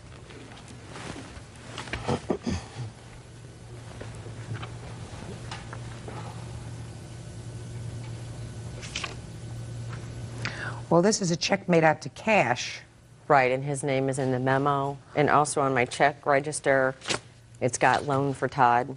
And you can tell it was all written at the same time in the same ink. Okay. Now tell me about this November 21st check, sir. It's not mine. She didn't make a loan to me. Well, let me ask you, if she gave you any money? No, I have my own money. She did not? No, ma'am. Why do you think she would say she did? She's very vindictive and money hungry, but I believe she's got 2 other cases pending right now, suing her attorney for a divorce. She didn't get the money that she thought she was going to get. I believe she's also suing her dentist. And I told her I was going to end up taking her to court. She beat me to the punch. Take her to court for your counterclaim? Correct. Okay, I'm going to get to that. Ms. Cox, a couple of questions I have. February came about, 2001, and he did not return the money to you. Is that right? Correct. Did you have discussions with him about it? I had several telephone conversations with him, asking him when he was going to pay my money. I actually have a tape with him that he left on my recorder. That says what? That says he will get me my money as soon as he can, that he has a problem right now. And as soon as it gets straightened out... I'd like to hear that. Saved message from... This is Todd. Thursday. Somebody makes up stuff you said last week. I can't hear that. Can I have it close? It's very guttural. I understand that. Bert, can you put this on your bed iron with buttons? Everything I've said to you, every emotion I ever told you, how I felt, it was true. And it bothered me that you said what you said. Anyway, I'm working on trying to get your money to you as soon as possible. I wish I'd get to you right now, but I know that's a problem. I know you need it. I'd give it to you if I had it. I don't know. I guess that's about all I wanted to say. Today's the 22nd. Was his anniversary. 5 years. I'll tell you that I get something settled. I straightened out. It's just the money. Talk to you later. Bye. What money are you talking about, sir? $160 child support money that she gave me, that I owed her. She had paid a child support payment for me when we would drop my daughter off. Why would you need to take money from her for your child support payment if you just told me that you had money? I didn't have my checkbook with me. We had dropped her off. We were in her car. My book was in my car, and I was going to pay her later, and she said no, she'd just go ahead and write a check. And she did so. And I admitted to that, and I still haven't got her the money. Then you would have the check for that. Is that right? Correct. Do you have a check for $160? No. Why would you make such a big deal about $160, sir? I mean, when you talked about owing her the money on the tape, right, you said, I would give it to you right now if I had it, but I don't have it. You just told me that you just didn't have your checkbook in the car, and she had her checkbook, so that's why she wrote it. So I would assume from that you had plenty of money to pay your child support. The problem was you didn't have a check to pay it. And here you're leaving her a message on the machine that says, I would give you the money, but I don't have it. Explain that to me. I owed her the money. I didn't have the extra money to give her at the moment. Well, but you just told me a moment ago, sir, that you had the money. It's just that you didn't have a checkbook. I didn't have the cash. We split up. We were not getting along, and I didn't have the money at the time to give her. Right. Okay. You want to proceed with these cable bill that you have? I also have 3 bills from the cable company for adult videos that were ordered when I was not around, when I was working. You mean he stayed at your apartment when you weren't working? He had a key to my apartment because he house sat for me on a couple occasions because I had 2 dogs. So apparently these were watched while I was at work. We have Lewd Conduct, Volume 3, 7:30 a.m. I don't need the titles. Okay. They're 4 in one day, back to back. She was with me. I don't know about the cable bill. Forget about the cable bill, madam. You give somebody the keys to your apartment, they watch the cable. I wasn't there. I don't know whether you watched them with them, whether you didn't watch them with them. You're not talking about a Well, I have my substantial cable amount bills of for a money. whole year of what my cable's bill before he came into the picture. Should have watched them more carefully. You're not talking about a substantial amount of money. She And was certainly not watching talking about with me. $2,500. All right, Mr. Five, you want to tell me, please, what you think she owes you and for what? $1,199.96. Tell me what it was for. I was moving. I switched bank accounts. She wanted to open a joint account, so she went and opened it without my knowledge. I finally went ahead and signed on it. I was getting my checks cashed by a buddy of mine. I gave them to her to put in after she opened that account, and she never put it in. We split up, and I just washed it. When did you give her that money? That was right around Christmas, actually. Do you have any proof of that, sir? No, I don't. Did he ever give you money to put into the bank for him? In October and November, he gave me workman comp checks. He did not have a checking account because his credit is bad. He could not open a checking account. He would give me a check to deposit in my account. Let me see. I would write cash and give him cash I didn't find the while bank. he was standing right there in October and November. That is why the account was open. I told him, here's an account for you to work out of. I never wrote or deposited any money in that account. That was his account only. She had an ATM card. I did not. Todd, I did not. Okay. She's the primary on the account. I don't know why she's the primary on the account, so all I'm asking you I'm is... on the primary account because he didn't have an address. Just a second. All I I'm didn't have asking you, evidence. Mr. Fife, just listen to me, sir. Sorry. Real cases, real people. Judge Judy. Kim Cox says ex-boyfriend Todd Fife owes for an unpaid loan and for running up her cable bill with adult movies. Todd says Kim watched the movies too. Okay. I have 2 checks that she indicates are Todd's checks. You can see they're cashed on the back, the same date. Oh. He was standing right next to me when those checks were presented.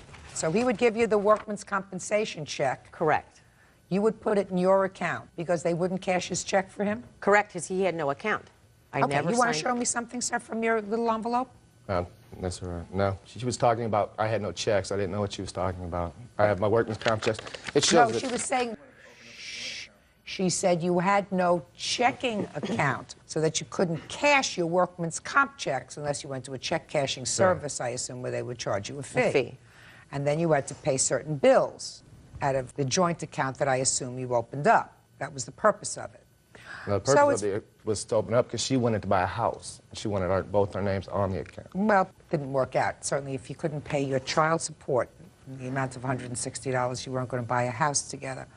Sir, so I am correct that you have absolutely no proof that you gave her this last almost $2,000. No, I don't. I said I washed it all off, and then she had been calling periodically. I told her, you know what, I'll probably just take it to What court. was she calling periodically for? She just calls. Was she calling periodically and asking you for money? No. You mean she hasn't asked you for money? She hadn't asked me for money, and then when I told her I was thinking about taking her to court, she had sent me a certified letter, which I laughed off. Certified letter that said what? That she was taking me to court. For what? For money that I owed her. How much? Did it say in the certified I believe letter? it was $2,500. Did you respond to it? No.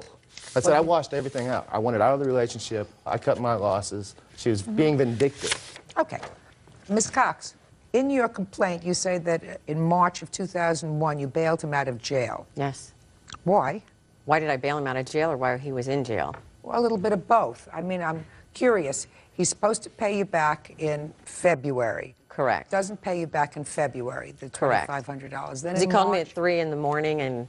What did he say at 3 in the morning? He said, I'm in jail, you need to go get $300 and come bail me out of jail. What was he in jail for? Supposedly, he was in jail for not returning videotapes to a video store, and there was a warrant out for his arrest. And that was dropped from court. Okay. But that's what you were arrested for? Yes, for videotape. Okay. How much did the bail cost you? $300. Did he pay you back? He did not pay me back. I got my money back directly from the court because he was trying to use the money for his court costs. I talked to the circuit clerk and told him that he owed me this additional money.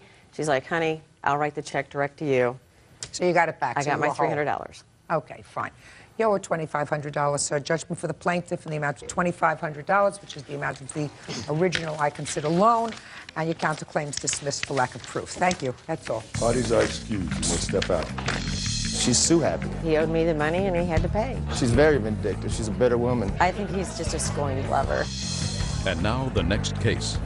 All parties on Olinga versus Walters. Step forward, please. Auto body repairman Harold Olinger is suing his ex-wife, 35-year-old sewer scuba diver Christy Walters, for the return of their son's belongings. Christy is countersuing for half of the boy's medical bills. Mr. Rolinger, the defendant is your former wife. Yes. How long have you been divorced? 12 years. And you have a child? Yes. A boy? Yes. How old is he? He's 13 now. Did he live with you for a period of time? He lived with me since he was 6 months old until he was about 9. In June of '97, I agreed with Christy to have him live there on a temporary basis, you know, so I could save some money to buy a house. Purchased the home. In December of 2000, Travis came back and lived with me. Okay. And it is your complaint that his mother refuses to return some of his personal property. Right. I don't understand the defense to that, which she will explain to me. And she has a countersuit for some medical bills that she wants you to share with her. Right. That happened as a result of some football accident back in 2000 when he was living with her. Right. All right, very simply, your son is living with you now? Yes. Doing okay? Yes. Has been living with you for the past year and some months? Yes. Okay, does he visit with his mother? No. Not at all? He saw her on Thanksgiving, but that's the only time that they've really had contact in that whole year. Did he go to visit? Well, Travis called her And then I agreed because I want Travis to see her, you know. So he went over there and came back and everything was fine, you know, with the visit and everything. And these belongings, I've actually waited the whole year, asked her several times. Okay, but he did see his mother that one time. Right. Okay, what is it that you claim that Miss Walters has that belongs to Travis? She has, of course, I don't have it right here, his skis. There's a trampoline. There's a Nintendo 64 game system with the games.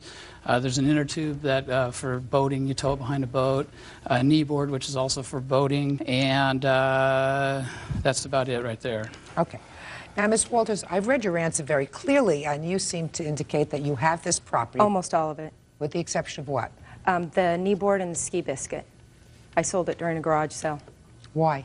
For the one fact, I'm disputing that. I haven't been able to talk to my son. He won't return my calls. Why did you sell it during a garage sale? Because I need the money to help pay for some of the medical bills. Those are the only 2 items that I had sold. The rest of the things you have? The Nintendo 64 and... You have all of those things? Just the trampoline. What about his skis? I never had any skis. He's never brought any skis over. So what is it that you have? Just the Nintendo 64 and the trampoline. How big is this trampoline? It's a very large, you know, a couple of people could bounce on it. I have a picture of it right here. I have a picture of it also. Okay. Had it been in your house and you sent it to her when he went to live with her? Yes. How did you get it there? I took it all apart and put it in the back of a car. It comes in little pieces, you know. And then, you know, let them use it while Travis was there because it was for his use. Fine. Yeah. So why can't he have his things back? Well, the trampoline is part of my backyard now. Not anymore. It's buried in my backyard. Get it out. Just like it was buried in his backyard. Also, he my took other it apart. kids use it. It's been a part of our family for so long. I thought it was frivolous that he had never asked for it one time. Well, now he wants it back. Travis wants it back. It's his trampoline. Okay, you can his have it. father said, as long as he's going to be at your house, I'm going to give you the trampoline. Now he went back to live with his father. He wants it back. So you give it to him. And the Nintendo, same thing. You said in your answer, the other kids use it. So it was part of my household. It's not part of your household. It belongs to your son. It's got to go back. It's got to go back, all of it, within 5 days. Have we taken care of that? Well, the trampoline's been kind of abused. It's all bent. The springs are gone. Whatever. It's an old trampoline. If you want it back, Okay. if you want it back, she's got to send it back to you. If you want to forget about it, forget about it. You want it back? Yes. Okay. In whatever condition it comes in. Right. Is that right? Yep. Okay. I assume that they're not going to do anything purposefully to damage it when they take it apart, but that's, you know, I have no control over that. All right. Now let's get to the cross complaints. I have a few questions. You had a medical bill of how much? Roughly a little over $1,000. Okay. And that was shortly before he went back to live with his father? Yes, correct. Miss Walters, how much child support do you pay to Mr. Olinger at this time for your son? I believe $270 a month. Is that right? Yeah. And you've been paying that for the last year? Correct. And when Travis was with his mother, how much child support were you paying to his mother? I paid her approximately $200 a month. I disagree with that. How much did he pay? He paid whenever it was reasonable for him. It was never on time or an ongoing So that's thing. for the 4 years he lived with you? Correct. Now, what about for the first 9 years? How much did you pay child support? $200 a month. And was that paid regularly? Yes, ma'am. Okay. Is that correct, sir? Yes. So my question to you, Mr. Olinger, is why don't you feel as if you should be responsible for half of his unreimbursed medical bills? I don't have a problem with that at all, but over the 13 years, the little bit that she's talking about, I have receipts and a check right here just in 1 month at over $180 for his medicine and doctor visits because her insurance doesn't cover, he's ADH. And that's just one incident, you know. Over the 13 years, she wasn't even there for approximately 4 years of his life in the beginning, and I've paid all the expenses for all the clothing, everything. I'm just talking about the medical bills. Yeah. Has he had any unreimbursed medical bills this year while he's been living with you? Yes. Can I see them, please? I have not gotten any statements from my insurance company saying so.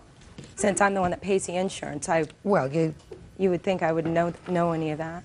But we Not don't communicate necessarily. with each other, so I wouldn't know any of this. Have you sought reimbursement from her for any unreimbursed medical bills? I don't want to waste the time or the energy, you know. It's a lot easier just to pay that instead of have to go through the battle all the time. I think that you're probably right.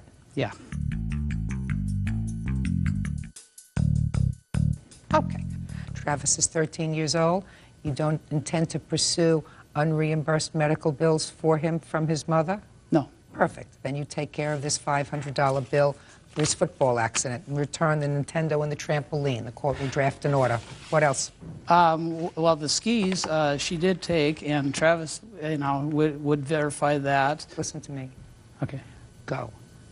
Be happy. Yes. He's with you.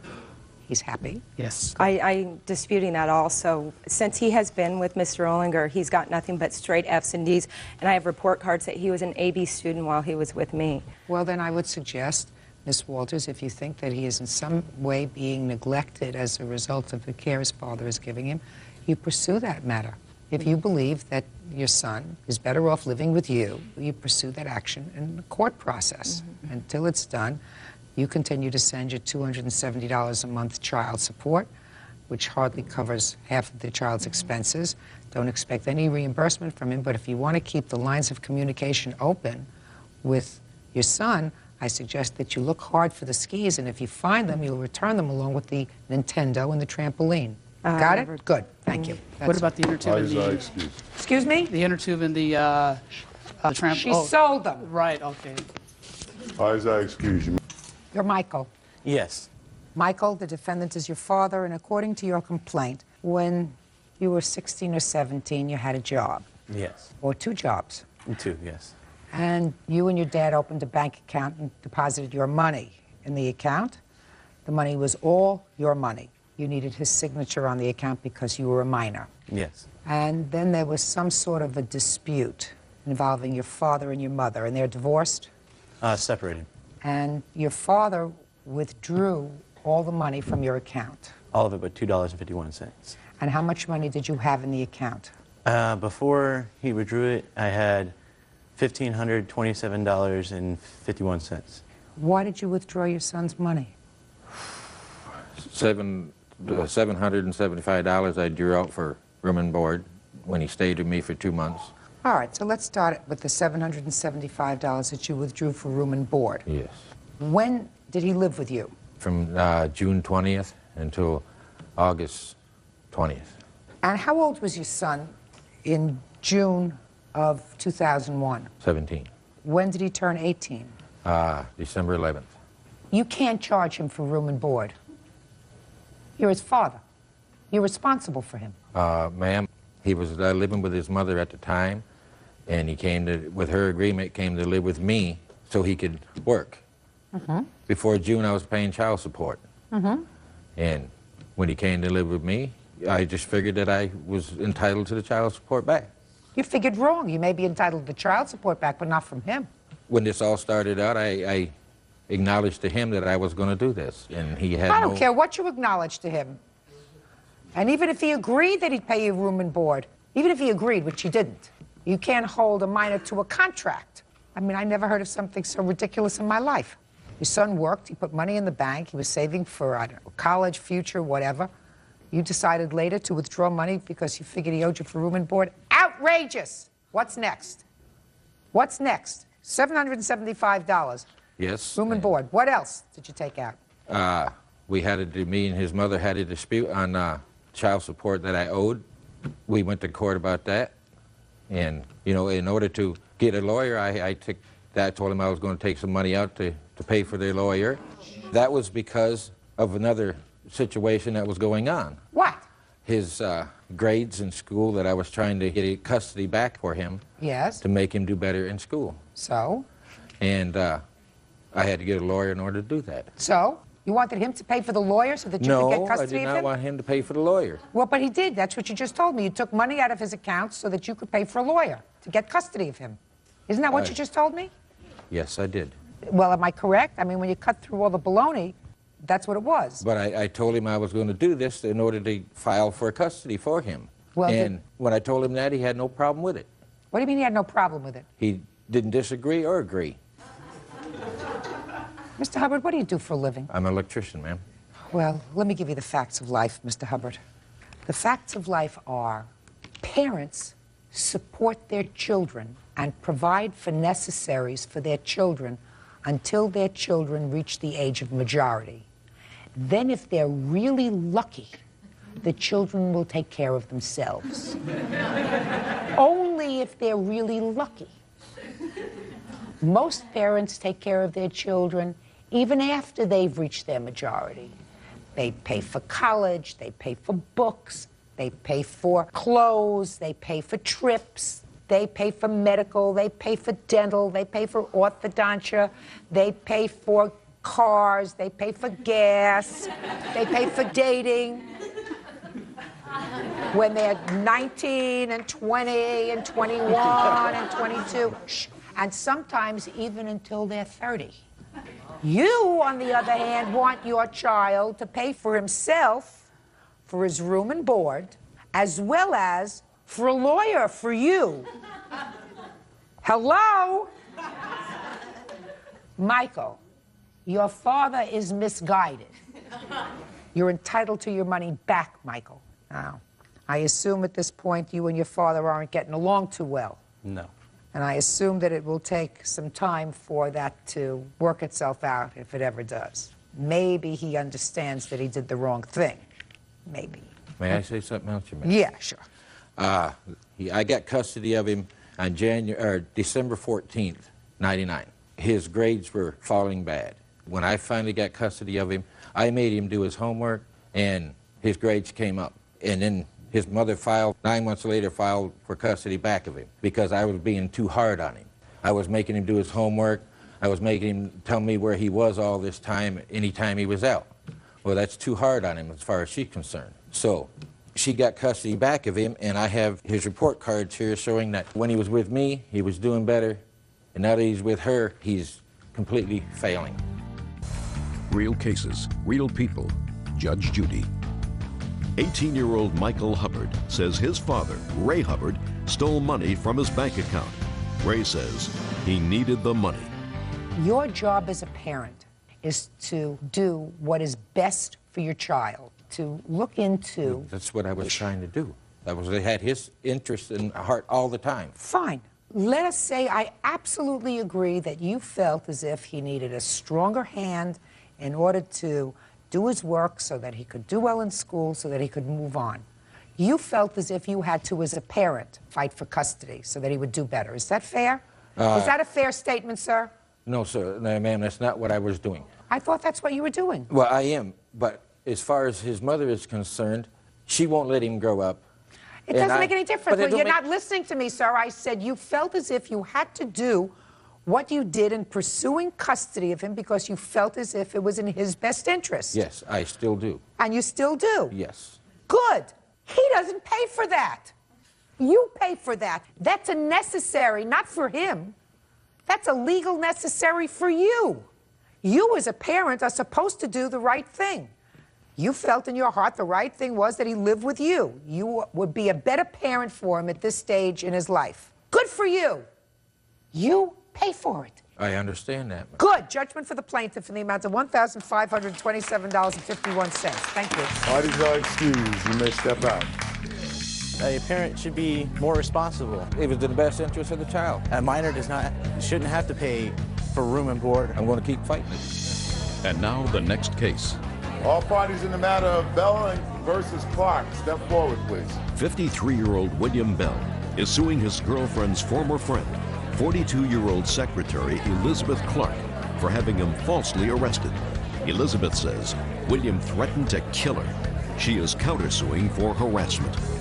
Mr. Bell, you are suing the defendant for having you falsely arrested on charges of threatening and harassing her. She is counterclaiming for harassment. Let me understand the relationship. You have a girlfriend or had a girlfriend. The defendant is a friend of your former girlfriend. Yes, ma'am.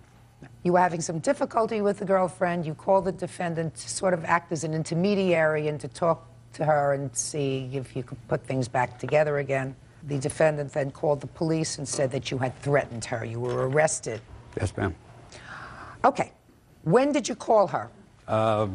February 17th of 2001. Had you ever called her before? No, ma'am. Okay. And tell me about the conversation that you had with her. I didn't have a conversation with her. I got her voicemail.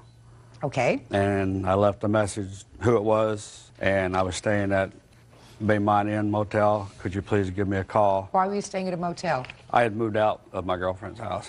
So you and your girlfriend had lived together and Yes, had we're a problem? together now. You are back together Yes, now. we've been together, yes. So you went out and stayed at a motel. Yes, ma'am. All right, you left a voice message, and I assume she called you back. She called me back, ma'am, approximately 4:30, 5 o'clock that evening. What was the conversation? Her first question was, when I answered the phone, is this Bill Bell? And I said, yes. She says, William Bell. And I said, yes, it is. Then she started getting very belligerent. Don't tell me belligerent. That's a conclusion, Mr. Bell. Tell me what she said to you. She was cursing at me for calling Tell her. me what she said. I'm a big girl. I'm over 21. I know that's hard to believe, but I am. You want I want the words she said to you, that you claim she said to you. She called me I don't want to say it on the mother, a son of Yes. that I was going to get her fired from her job for calling her work. When did you call her work? I found out later that the number I called, which was her home phone number, is a work number at her home. Okay, so first she cursed you, you say, because she called her at her work number. And then what did she say to you? She told me that she was going to get even with me for calling her. And I apologized for calling and leaving a message on her phone. Well, what message did you leave on her phone? Just my name and the phone number where I was at. Okay. And I told her I was going to hang up. And she says, if you hang up, you're going to pay for it big time. And I went ahead and hung up anyway because I'd already apologized and she was still cursing me. And when were you arrested, sir? A while later that they had a warrant out for my arrest. And I talked to the police officer who had called the motel to get a hold of me and left a message. No, look at me. Stop playing with your papers. I called the officer back and he told me there was a warrant and I went down. I believe it was in April. I went down and I turned myself in because I didn't find out about this warrant until April? No, ma'am. What happened to the charges? Well, the charges were dropped the 2nd of October because the defendant never showed up for court. Okay. And do you have a copy of the complaint? Yes, ma'am. I'd like to see that. And, Ms. Clark, I would like to see a copy of the police report that you made at the same time. Okay.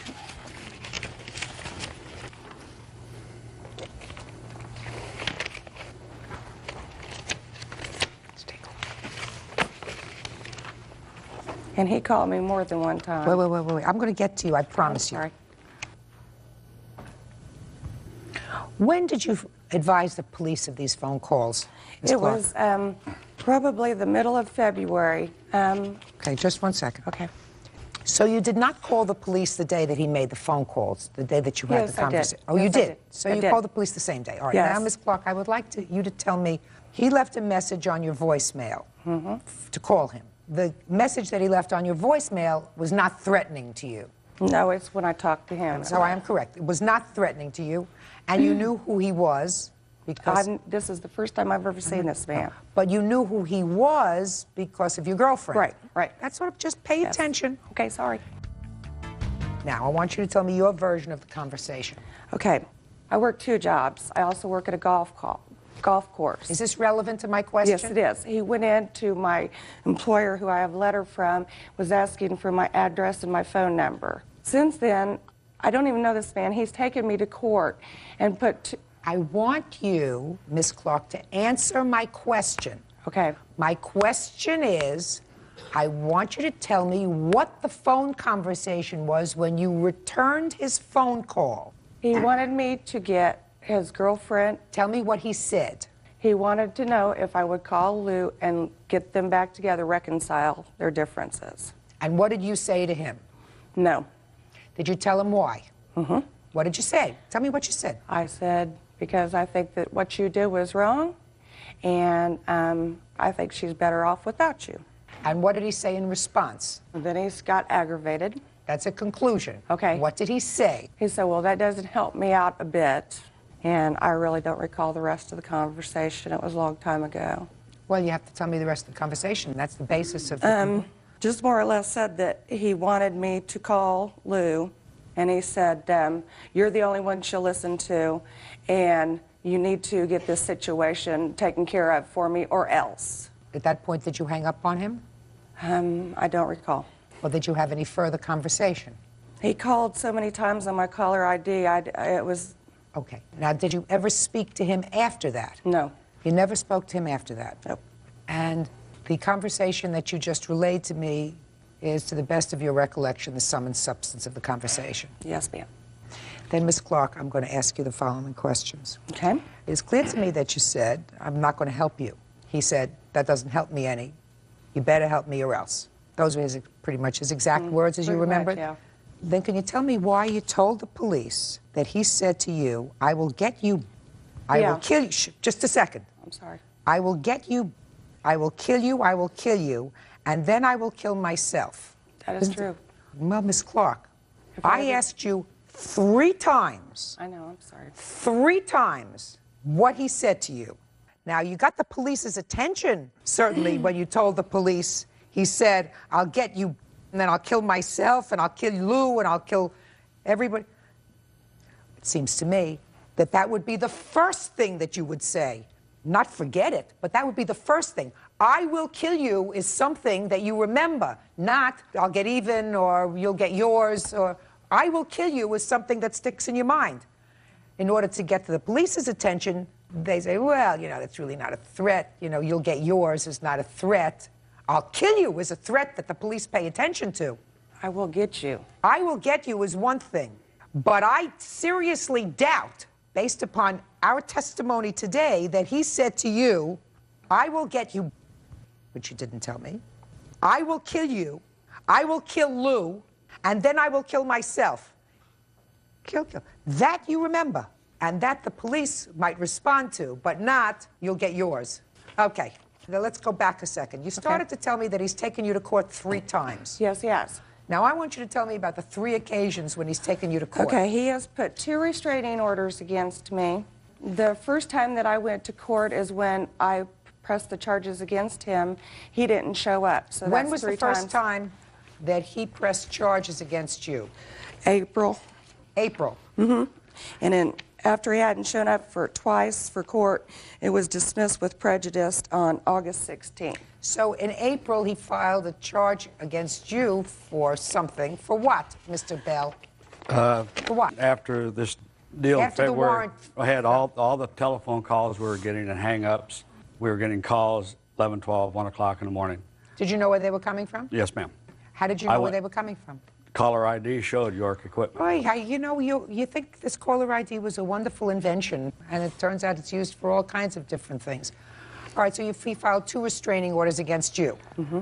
You want to know something? It sounds like a little bit of an abusive process, but Ms. Clark, based upon what you did in having him arrested, I think that he was exercising probably restraint.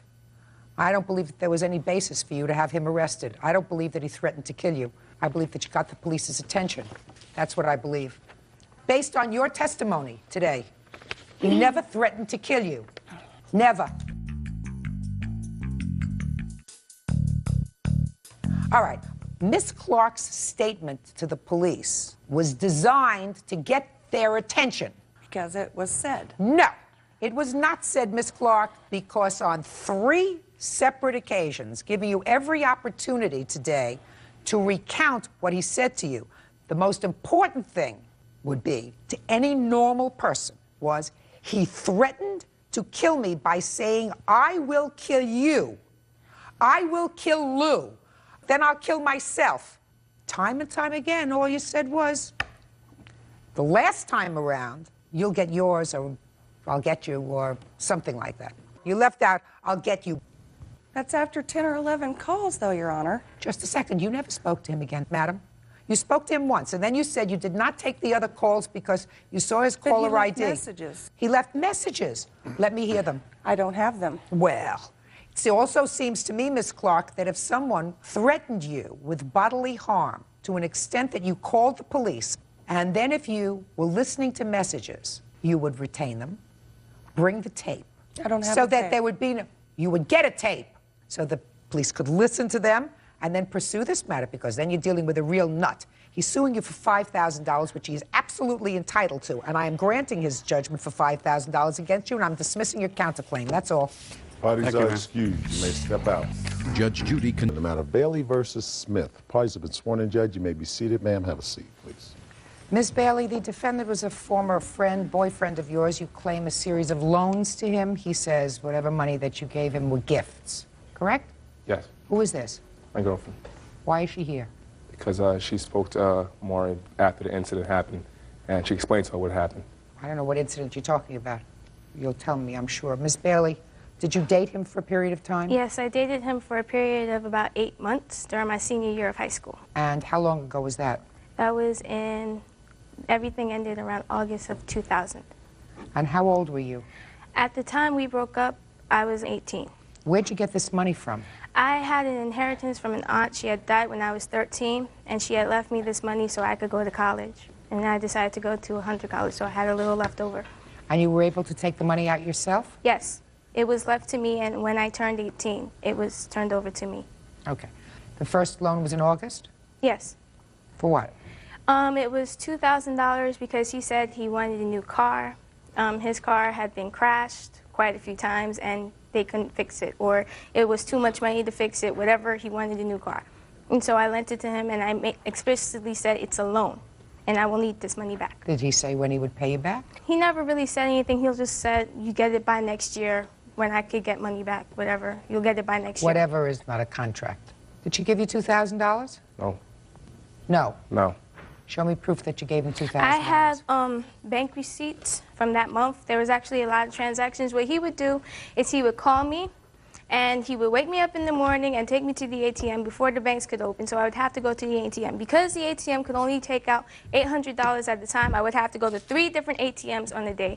And because there was only a certain amount of money that I could take out on a certain day, I had to go to 2 days. So my bank receipts reflect that. Does that sound more familiar, Mr. Smith? No, it doesn't. Doesn't. So you never got this money. I got a portion of the money, which How much is a portion? $700 my car cost. My How car much? actually cost $750, which I did receive from Maury, and which I told her I was going to pay it back, which I did not pay her back at the time. Why? But, we broke up before she got it, and I wasn't, able to get in contact with all things. I work, engineering and training, so I could not have waking up in the morning and going to see her because I have to be at work at 7 o'clock in the morning. I got to work at 3:30, and she was. Excuse me? I don't care about your work. You borrowed this money from her. Not $2,000 though. No, $750. Yes, yes. Okay, $750. I do say I do owe that. I do owe that money. But Excuse me, $2,000. Judge. There was also about $1,400. He couldn't afford his insurance, so I paid 2 months of his insurance. Let me take care of this. Okay. Okay. But in your answer, sir, you don't say that you owe her the money. And in your answer, you say, I needed a car, and she offered to help me buy a car. Yes. She offered to give me the money. She offered, but I owe that money because she gave me that money. Oh, She well, gave you me didn't and I say told that her- here. You didn't agree that you owed her that Sorry money. about All right, $750. What else? There was also his insurance was about $711 a month on 2 months. One was September of 2000, and the other one was October of 2000. He could not afford to pay his insurance, so I paid 2 months of insurance, and the total came out to about $1,400. Each check was $711.79, and I have the checks here. Which were not cash because I did not have any checks to cash. I didn't have a bank account to cash. You cannot cash a personal check at a check cashing. You must cash Excuse a me, but personal it was check written in out a to bank. the place, so But I did not that's use why a check. what happened is they did an electronic check or something. I Uh-huh. handed him the original check that I wrote out, and that's the check that was sent to my bank. So the check was cashed, and he got it. My insurance was canceled October of 2000. So I'm not understanding how she says that I have paid money for my insurance to be written out and paid for by the insurance company. Did you ever have a conversation with her about your car insurance? Yes. Of course you did. Because if you say your car insurance was canceled, then you must have had a discussion with her. She was your girlfriend about, I don't have money for car insurance. I have 2 checks made payable for $711.79. They're bank checks. Yes. What was that for, sir? That wasn't to me. At the time when she wrote it out... Just a second. That went to you. Yes, but I did not cash it. When she wrote it out to me, she was still there. I told her I couldn't cash the check. I didn't want the check. You She can't took it cash back the to her. check. I couldn't. So I gave it back to her, and then it was over. I couldn't cash the check because I didn't have a bank account at the time. I could not have no way of cashing the check. It was my insurance company. It was paid. But they would have mailed me a copy of the check. It was paid. Both of these checks. I paid. My insurance company was canceled, and I had another insurance company with my mother's name. These were paid, sir. Capital payment plan. Okay. Yes. What else? I have a tape here. He knew it was a loan. He always knew it was a loan every time. When I gave him those checks, I said, when am I getting back my money? Every time we had a conversation, it would be about when am I getting back my money? What I want to know is what the girlfriend is doing here. The girlfriend, what But you're happened just- is he found out I was suing him. He calls me. I told him, I will see you in court. I will not talk about this over the phone. And his girlfriend calls me. And that's what happened. Stand up here. What did you call her for? I called her to speak to her about what. I just wanted to know why she was suing him. For money. Exactly. No, I wanted to know the reason why, like how it went about, like the What is it your situation. business? Because he's my boyfriend. That's the reason why I wanted to know. Why? I just wanted to It's know an why old she debt was he suing had. him. He told me he didn't owe her any money. That's He why told I me you wanted didn't to owe know. her any money to start with. Exactly, and that's why I called her to find out. And she told me that she paid for his car. She told me the same exact thing, and she actually told me that after she broke up with him, that's when she had gave him $700 to pay for his car. And she told me that she spent a lot of money on him. She bought him a lot of gifts and all of this. Gifts is not what we're talking about. Well, she said she spent a lot of money on him. Sure she did. She, 18-year-old, got her hands on some money, and that's the problem. But this money was for his car and his car insurance. But $3,000 doesn't add up at all. No, So- $2,150 is what it adds up to. Well, actually, there's a lot more money. I did loan him the $2,000. He's saying it's $700 right now. If next time you loan somebody money, Miss Bailey, and if you think there's going to be a dispute as to the amount, get a note. What else? There's a taper. He was fully aware there was a loan. He called my machine. Let me see. Real cases, real people. Judge Judy. Marie Bailey says ex-boyfriend Hassan Smith owes for several unpaid loans, and she has an audio tape to prove it. Go ahead. 511:1:06 p.m. January 23rd.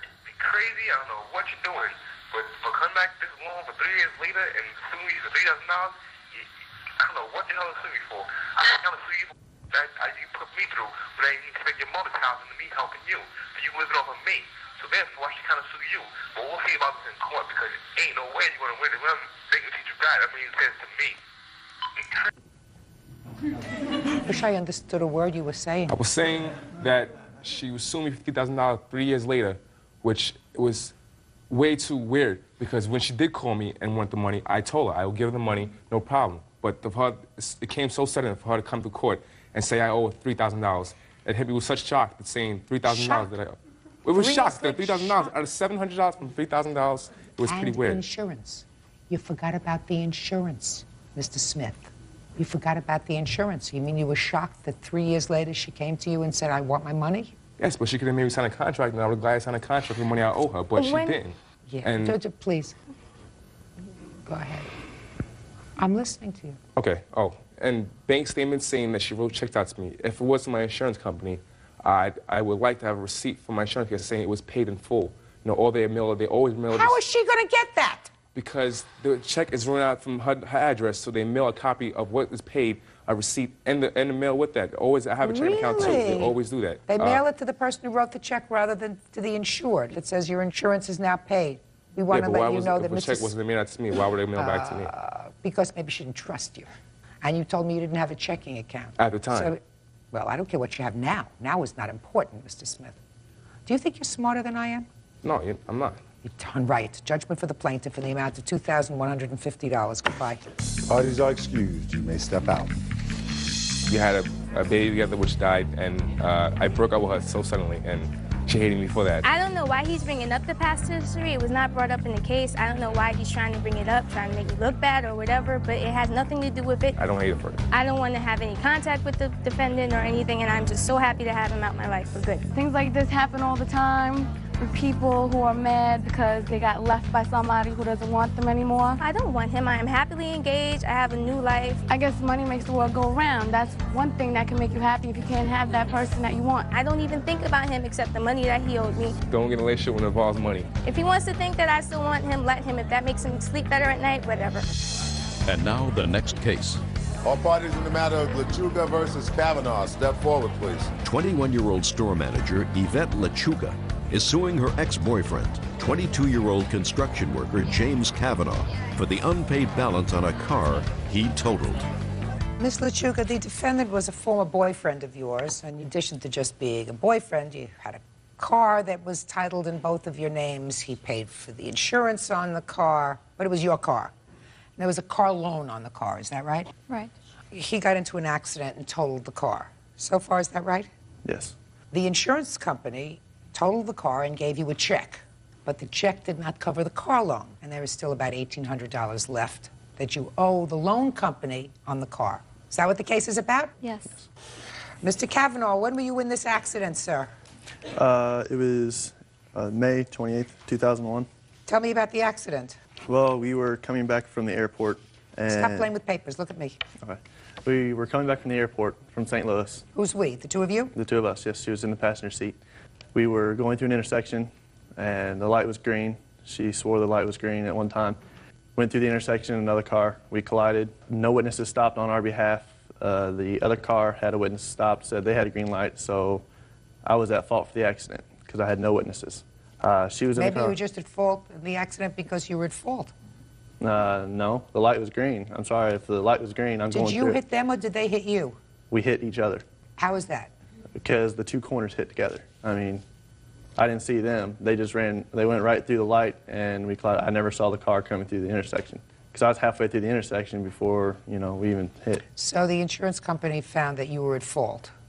Is that right? Yeah, I guess. I mean, the highway patrol put me at fault. Now, I guess the insurance goes by that, or if they go by their own. I don't know. Whatever. Those people who were responsible for finding who's at fault found you at fault. Yes. Okay. And when had you purchased this car? We had purchased it in last September. When you say we purchased it, you purchased it together? He was the primary person on the car, and I was the co-signer, but it was supposed to be the other way around, and they messed it up. I don't care what is it now? Who owes the $1,800? Right now, I'm the primary person. Why is that? Because we switched the names back. When? Back in June. After the accident? Yes. Why? Because I was the one making the payments on it, and I wanted to have credit for it. At the time that this accident occurred, that he caused, he was the primary on the car. Right. And on the loan. Is that right? Right. Who was making payments prior to May 28th? I was. Why were you making the payments? Because it was my car. Well, then why was he ever the primary? Because the loan people were stupid and messed it up. They put my name wrong. They put the paperwork wrong. When I signed the papers, I asked them, this puts me as co-signer, because I've never signed for a car before, co-signed or nothing. So I believed the people we bought the car from. I said, so I'm on as co-signer. They said yes. So we signed the papers. Come to find out later on, they put me as primary and her as co-signer. So when we found that out, since she was making the payments, it was her car, we switched the names. You mean the payments for a car that no longer existed? What's that? In June, after the accident, the car no longer existed. Yeah. Is that right? That's right. How much did they give you for this car? About $7,000. $7,311. And how much was owing on the car? That much. I don't have the exact amount on that because... How come you have a lot of paperwork? I have all the paperwork I need for my case. I mean, I don't have the exact amount left on the car. They wouldn't Let give me me see the the information that you have, madam. I want to see the loan that was taken out, how much the payout was, all that good stuff. I have a copy of the title right here. It has the price on it. I did have that. How many cars did you have when you were living together? I had mine and had hers. When did the two of you part ways? In July. Why? He broke up with me because he was seeing somebody else. I see the last payment that you made to Ford Credit was $100.85. Is that right? Right. Your Honor, what month was that? Because I've had to cover 1 month of that because she quit paying on it and didn't tell me. So they called me 2 days before they were going to send it to collections agency and informed me that she was 3 months behind. I did tell you. So you made the payment? Yes, I had to make the payment. Good. It was your accident.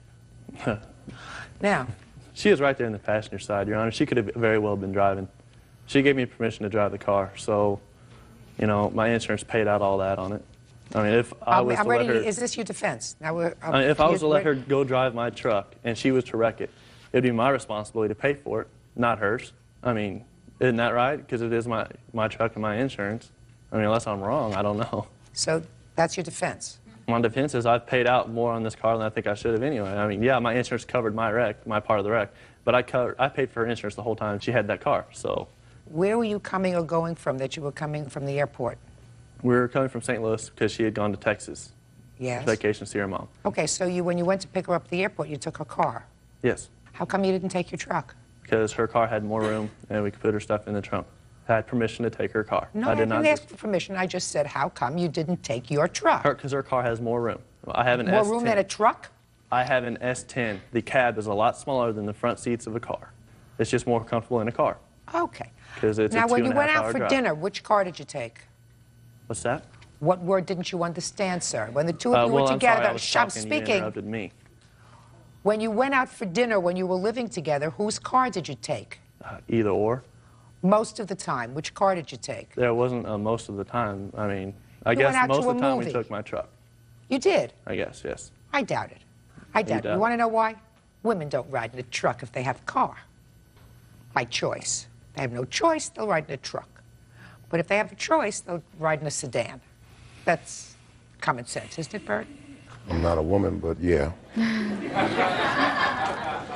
But you know women. My wife prefers a car. Right. Now, what kind of work do you do? I work construction. So you use your truck for your business, but going out on a Saturday night, you take the car. Not true. Not But, true. okay. Of course it's true.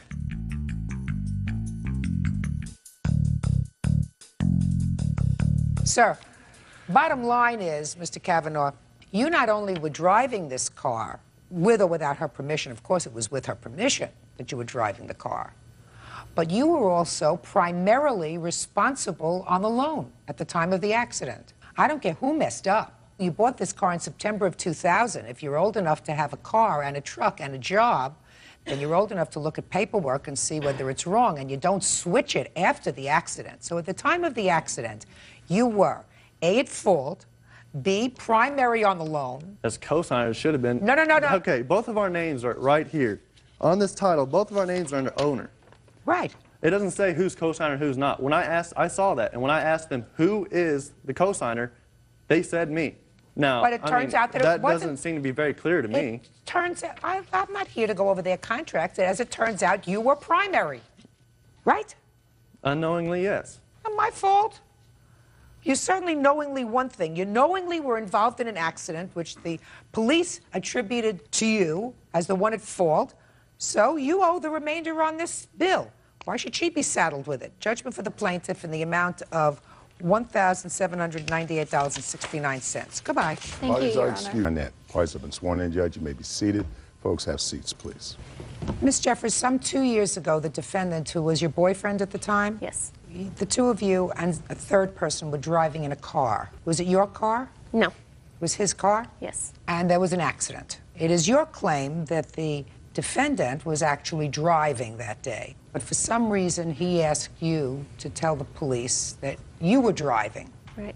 And initially you did that. You lied for him.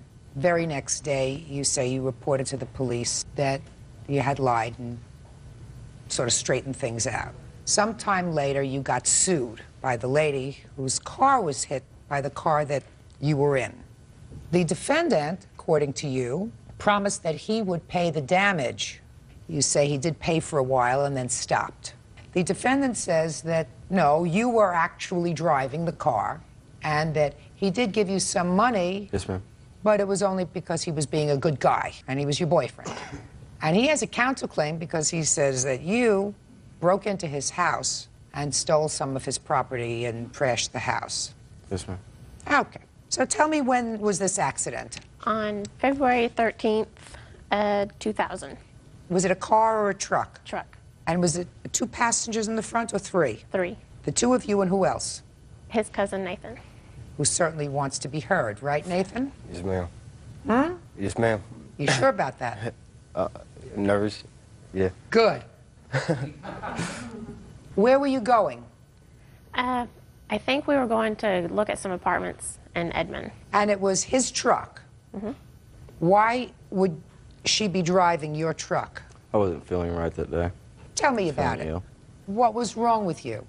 I was nauseous to my stomach If you were nauseous, how come you were going to look at apartments? because we had to find another place to live. You were very being soon. what? We're being evicted from where we were That at. sounds like a good word after we were being. So you took your nauseous self and you put yourself in the passenger seat. Is that right? Yes, ma'am. Is that right? No. Tell me what happened. We left the house. I was sitting in the middle. He was driving, and his cousin was passenger. We drove up to Edmond, and we turned west. We were going under a railroad crossing, and he rear-ended a lady. He jumped out because he had had a DUI. How did he jump out? As soon as we hit the lady, he just jumped out of the truck to go and check on her. And he just looked over at me and said, "You were driving." And I said, "Oh, okay." When did he have a DUI? I think it was November. Did you have a DUI in November? Yes, ma'am. What happened with that case? It was dismissed. When? Maybe a month afterwards. So it was still pending at the time that the truck was in this accident? Yes, ma'am. Go ahead. When the police came, I told them that I was driving. When we went home that day, I went to my grandma's and told her what I did. She said, "Well, you're going to have to make this right. You'll just have to go to the police department and tell them you were lying." And did you do that? Yes. Do you have any proof that you did that? Yes. I Can I have see a it, false please? information report.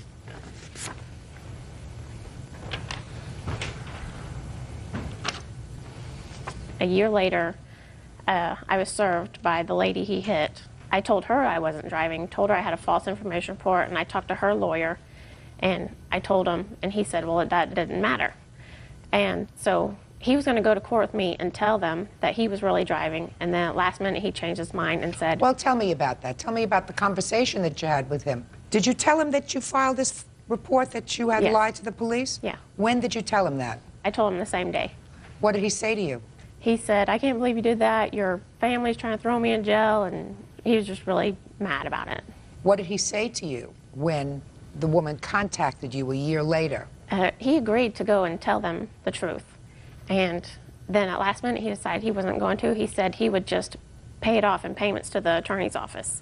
And what were the payments? $150 a month. What was the entire payment? $3,344.87. And at that time, was his DUI still pending? I don't know. I just know he had a suspended license for as long as I'd known him. Did he have a suspended license on the day of this accident? Yes. Oh, interesting.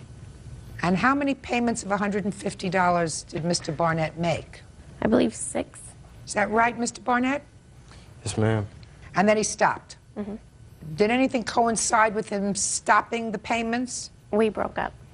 And did you have a conversation with him about continuing with the payments after you broke up? Yes, at the beginning of 2 months thereafter, I would ask him, "Will you pay this? Will you at least pay half?" And because I know it's part of my fault, so I was trying to compromise him pay half. Why was it part your fault? Because I took the blame in the first place. That doesn't make it part your fault, that just makes you stupid. And he said, "Sue me." Mm-hmm. Okay.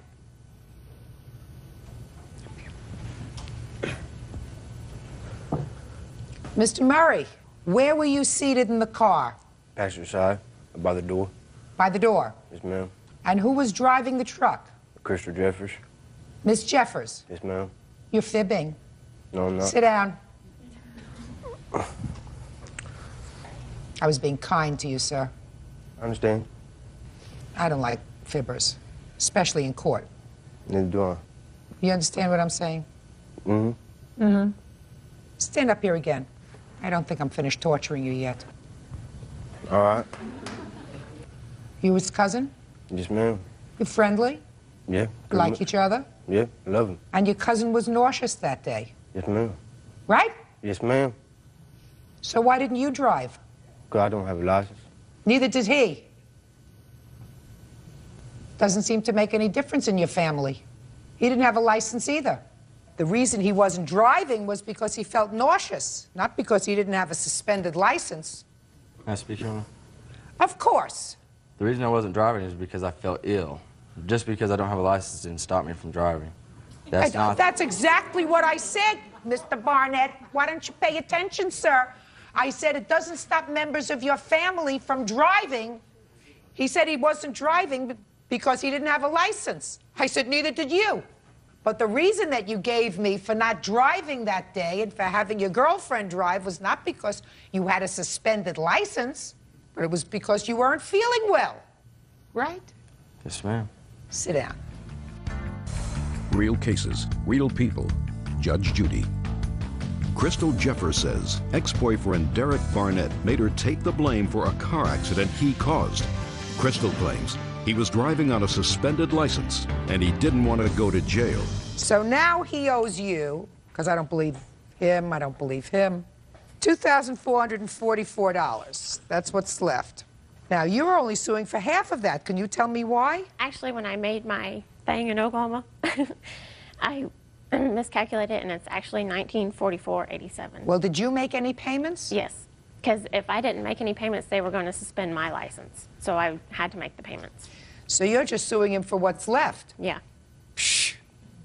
That's unfortunate, but your lawsuit only asks for $1,450. Yeah. He owes you a lot more than that. You're getting away cheap, Mr. Barnett, considering the fact it was your accident. Now, you want to tell me about your counterclaim, and that is that you say that the plaintiff broke into your house and stole some property. Why don't I you have tell a me? witness, also my mother. Step up. Your last name is Barnett? No, it's Libby Slavic. All right, Miss Slavic. When was this break-in, and what do you know about it? It was in August, and I was driving by his home, and I noticed Crystal coming out of the front door with a box in her hand. And when she see me, she dropped the box, and they all got in a truck and took off. So I pulled around, and I called the police from my cell phone, because I had known that when they broke up, he changed the locks on the house because she made it obvious she was not coming back in June. So what did you do? I went back to his house and waited for the police, but before they got there, he showed up. And what did you find, sir, when you went into the house? There was trash scattered across my floor. My furniture was turned upside down. Everything was gone except for one piece of furniture. $300 cash out of my dresser drawer. TV, VCR, stereo, CDs, and movies. What date had you broken up with the plaintiff? It was 3 weeks, about 3 weeks earlier than that. On what date in the month had you been paying this $150 for this car accident? It was on the 1st of every month. Had you paid August's payment? Yes, ma'am, I believe at the time, yes. Did he make August's payment? No, I made August. Let me see what paper you're looking at.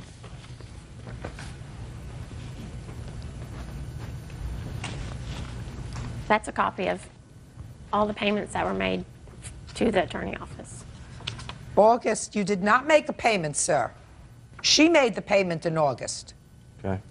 What are you saying no? No, ma'am, she didn't. I mailed that for him, so I know for a fact he paid it in August. Why was he making these payments, madam? Because the woman that she hit had called me on the phone. She had told me that Crystal was driving the truck, and then she said that she got a call from the police the next day.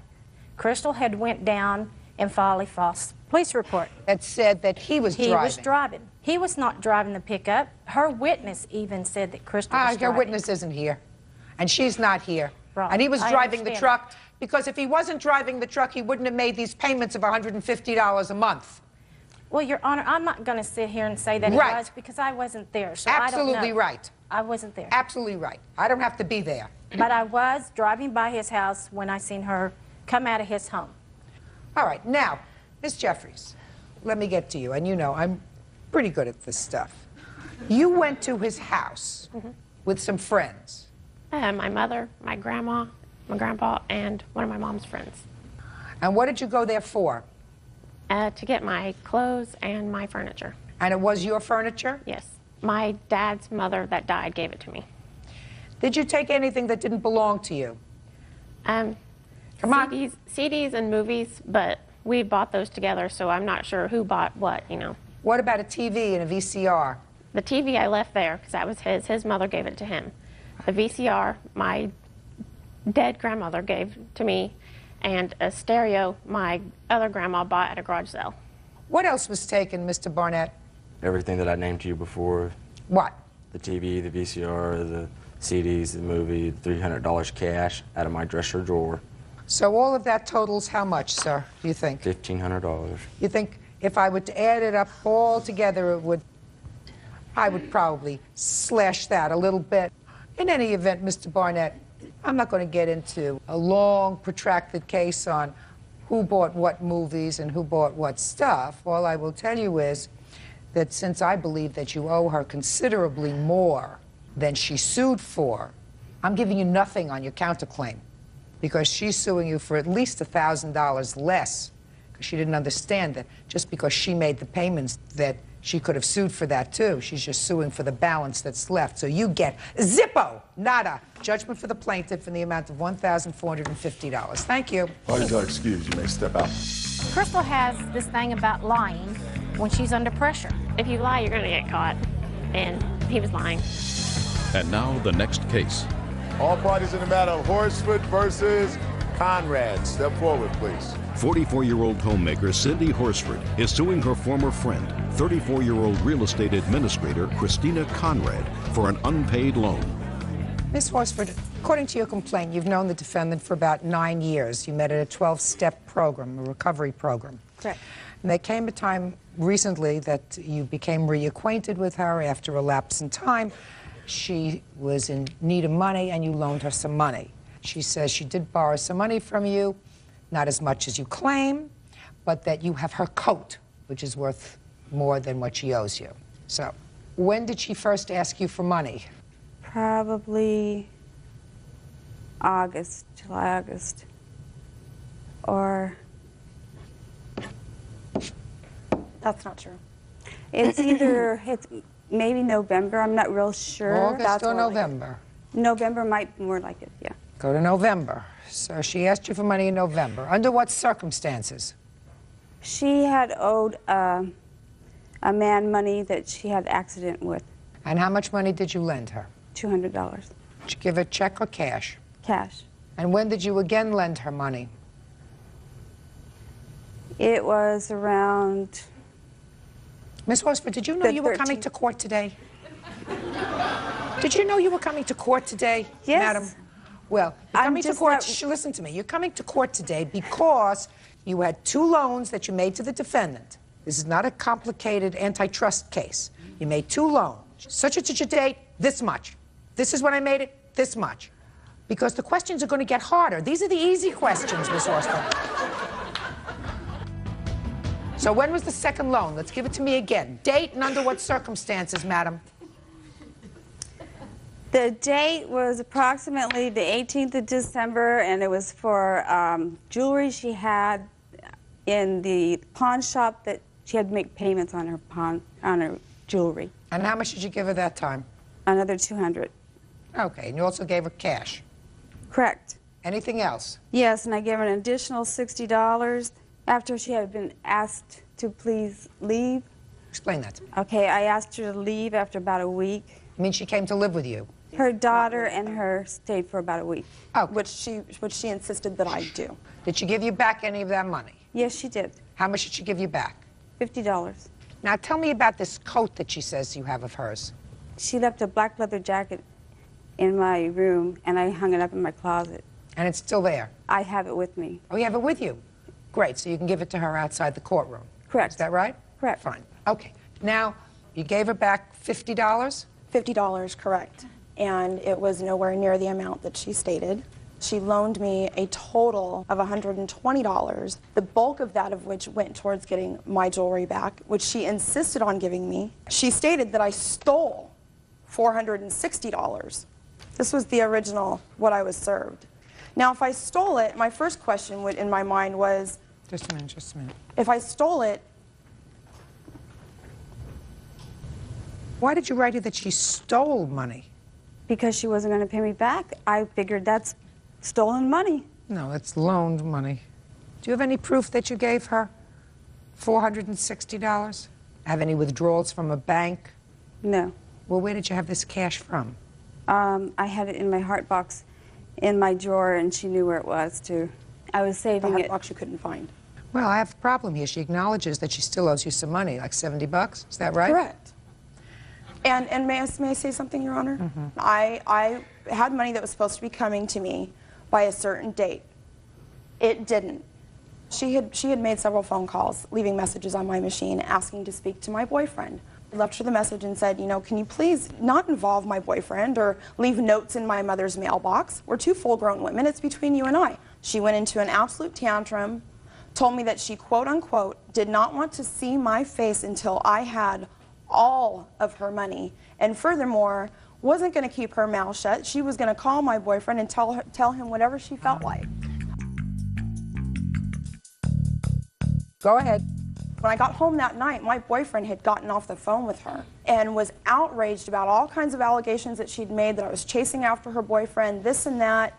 Oh. So I went to her a couple days later and knocked on her door. I had $70 cash. She goes, what do you want? And I said, I need my jacket. I was going to go on to say, and when you give me my jacket, I will give you your money. She slammed the door in my face, proceeded to throw a tantrum on the other side of the door, and I left and thought, let's just leave it lie, let the dust settle till after the holidays, and then I'll go back and reapproach the situation. Before that could happen, I got served with papers. Okay. Bird, will you see to it that the coat is turned over outside to the defendant? Sure thing. Very good. Judgment for the plaintiff in the amount of $70. That's all. Parties are excused. Parties have been sworn in. Judge, you may be seated. Sir, have a seat. Mr. Byer, the defendant was a former employee of yours. She no longer works for you. She was terminated by you. It is your claim that while she was working for you, she misappropriated funds from your business. The defendant says she didn't do it. When did she start to work for you? She started to work for me approximately 4/10 in the year of 2000. And what was her job? She was a secretary office manager. What kind of business do you have? I have a heating and air conditioning company and a real estate development corporation. What were her duties? She would do most of the office management work, write checks, mail letters, type things on the computer, answer the phones, things like that. When was she terminated? 11/18/01. Why? Her annual review was 8/01, and at that time her job duties were lacking in her responsibilities of her job, and she had a poor review at that time. And with that review, I also began noticing that she was having many problems with taking paper, faxing copies of her husband's job resume, and stealing other items. What other items? I have some evidence here. We have QuickBooks. She was writing rebate checks to herself so that she could get the checks rebated in her own name. That is totally untrue. That's not what you're suing her for. No, but it's part of the history of the evidence. Okay. When did you discover that she had used company funds for her own purposes? In February of the following year. February of 02. Okay. Let me see proof. Here's evidence of the order form.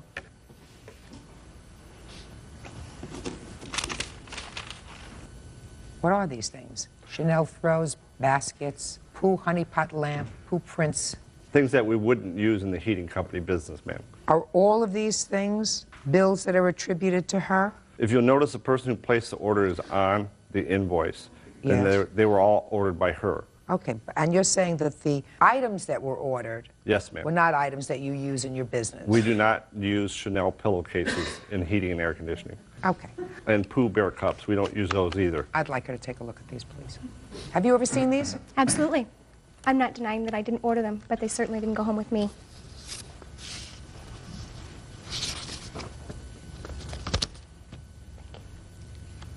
So you're not denying that you ordered these things? Correct, ma'am. And she would order things from this company for your business, but you say not these things. No, we don't ever use that supplier.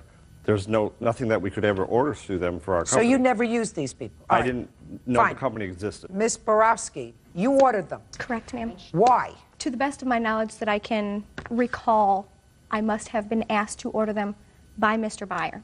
I did a lot of ordering of a lot of different things. On an occasion that I can recall off the top of my head, I ordered a necklace for his girlfriend's birthday on company funds. There were several things that were ordered through that business that were on company funds. My husband, which was working part-time for the business, in fact, did deliver to Mr. Byer's home. Lots of things would come in and be delivered to the business and would go to his home. Madam, when somebody asks you in your capacity as office manager, I mean, there are a lot of things here. There's not one or two items. There are a lot of little items. But you would get an order form for these things, correct? They were all ordered over the internet. In my research and finding out what happened after the fact, I talked to the company. I had them send me copies of the faxes, which I have here, of what happened. She ordered them during the day on the internet at the office because it came to the internet address of our office. And the internet address is Jessica Borowski. And I have that here also. Not your company. She used the internet office name Jessica Borowski on our internet at the office. Why did you do that? I can't recall ordering anything off of the internet. Can I see?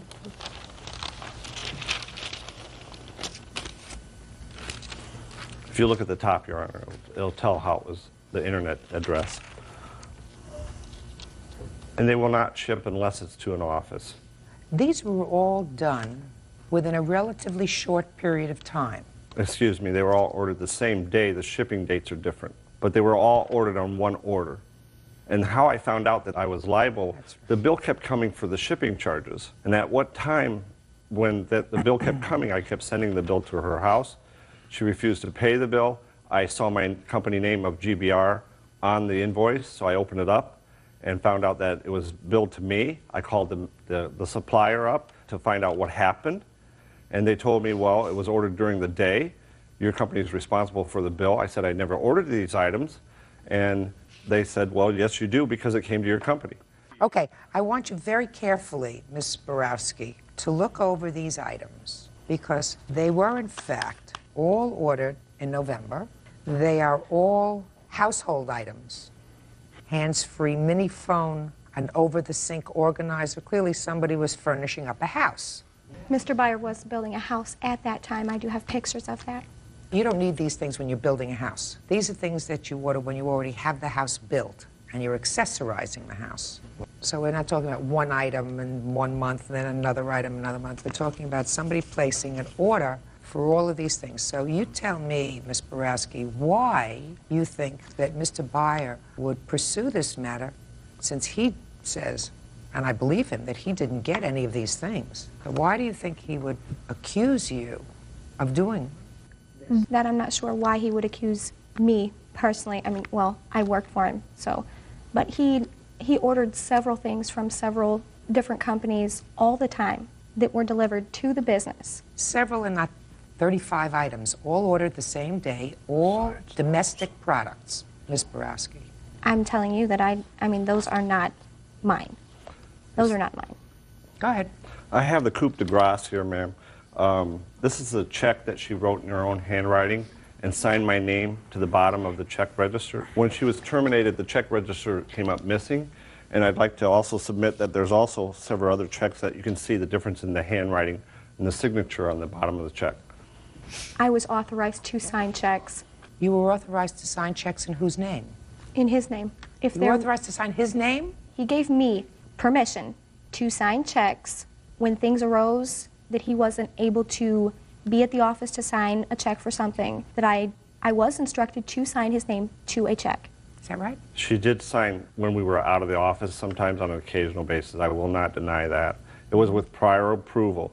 Your Honor, I would not order a bunch of gifts for myself or my household and then sue her because I didn't get them, or just to sue her for the money. So you wrote out a check for all these items and signed his name to it? I could have wrote that check. I'm not denying that fact at all, ma'am. Let's take a look. Your Honor. For the exact amount of the order, $676. I'm not denying that I could have wrote that check. After she was terminated, Your Honor, the packages came in. If you look from the order shipping dates, the packages came in a staggered amount. She was already terminated. She was no longer there. Her husband came in, Jeff, and picked up the package as they came in. They started strolling in. You mean he actually came into the place and picked up packages that were We marked called for them her? to come and pick them up. Yes, that's true. And he picked up, and I didn't know that I had paid for them until February. I'm not denying that I ordered things from that company, but they certainly weren't anything that was on there. And I have a refund check that was sent to me that I paid for my part, and I overpaid them. Real cases, real people. Judge Judy. Jeff Byer says he fired Jessica Borowski after he found out she was ordering things off the internet and paying for them with company funds. Jessica says Jeff ordered those items for his girlfriend. Mr. Byer, is this a company that you ever deal with? I never knew they existed until I got the billing. You've gone over all of your back bills from the company to see whether you ever dealt with this particular company, and you did not. No, I never knew they existed. And the only order that came in was this order that was shipped on different dates, but all to her attention. Exactly. And after she was terminated, you called the house and said, come in, you've got some packages here.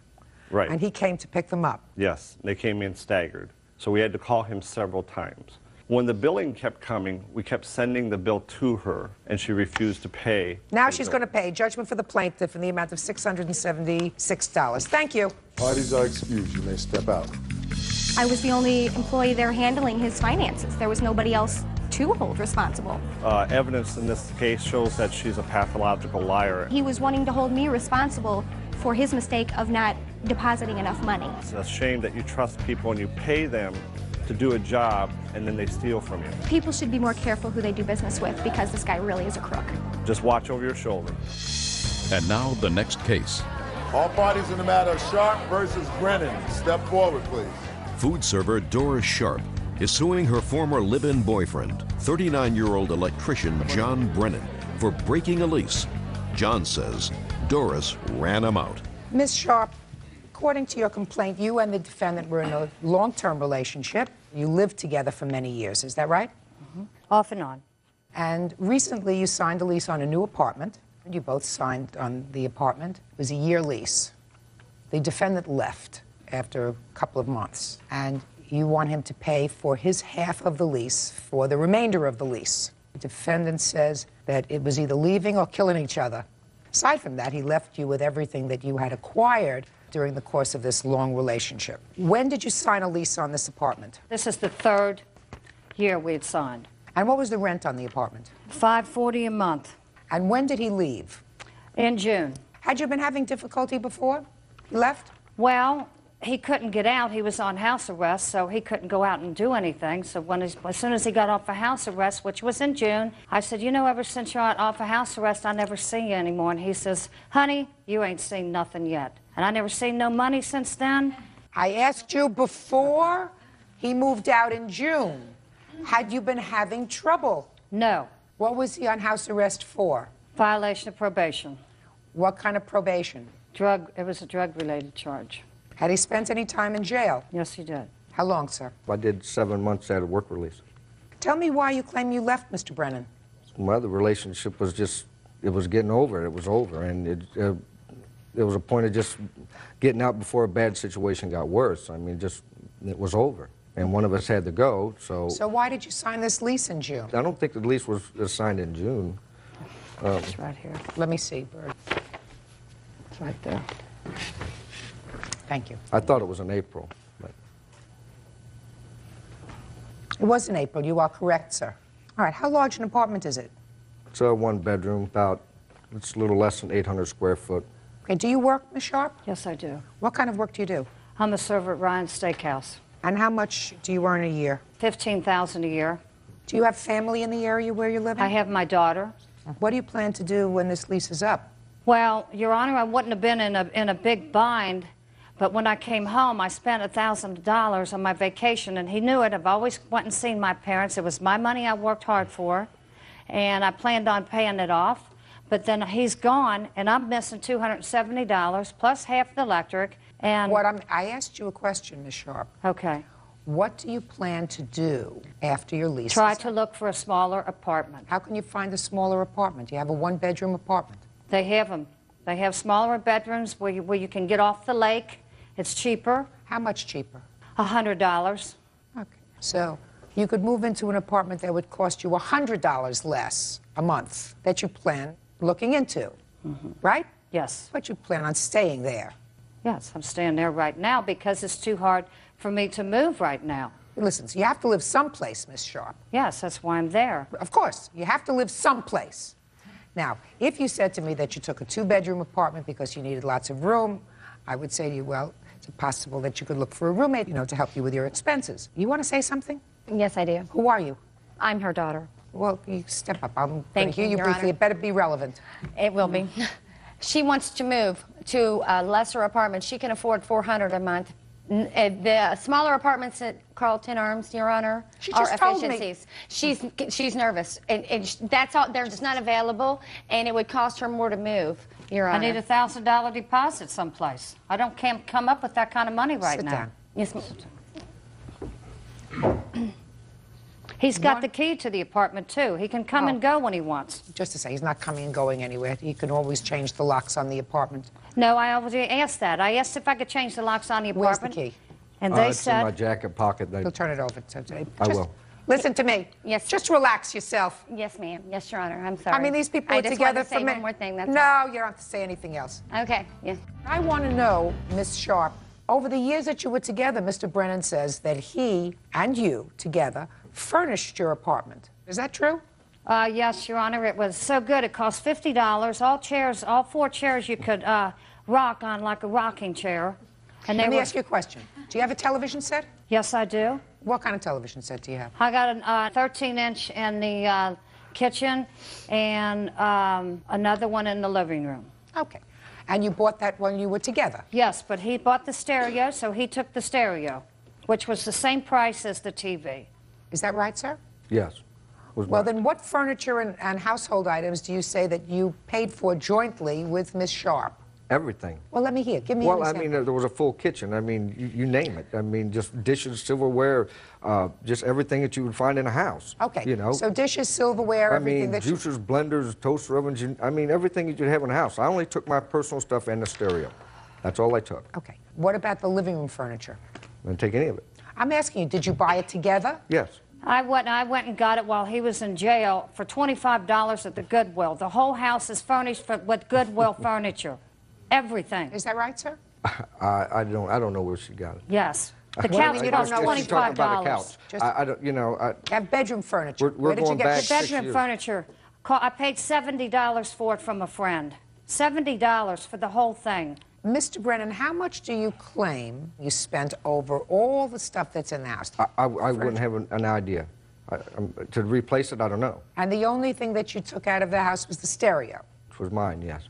What do you mean, which was yours? Well, I bought that, and we bought her a television, a 27-inch television that I left there. So you bought that together.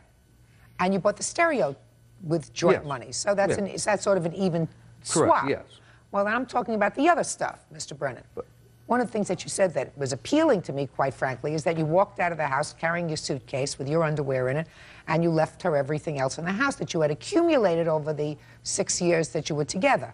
I just want some idea of what the value of that stuff was. I can tell you the value.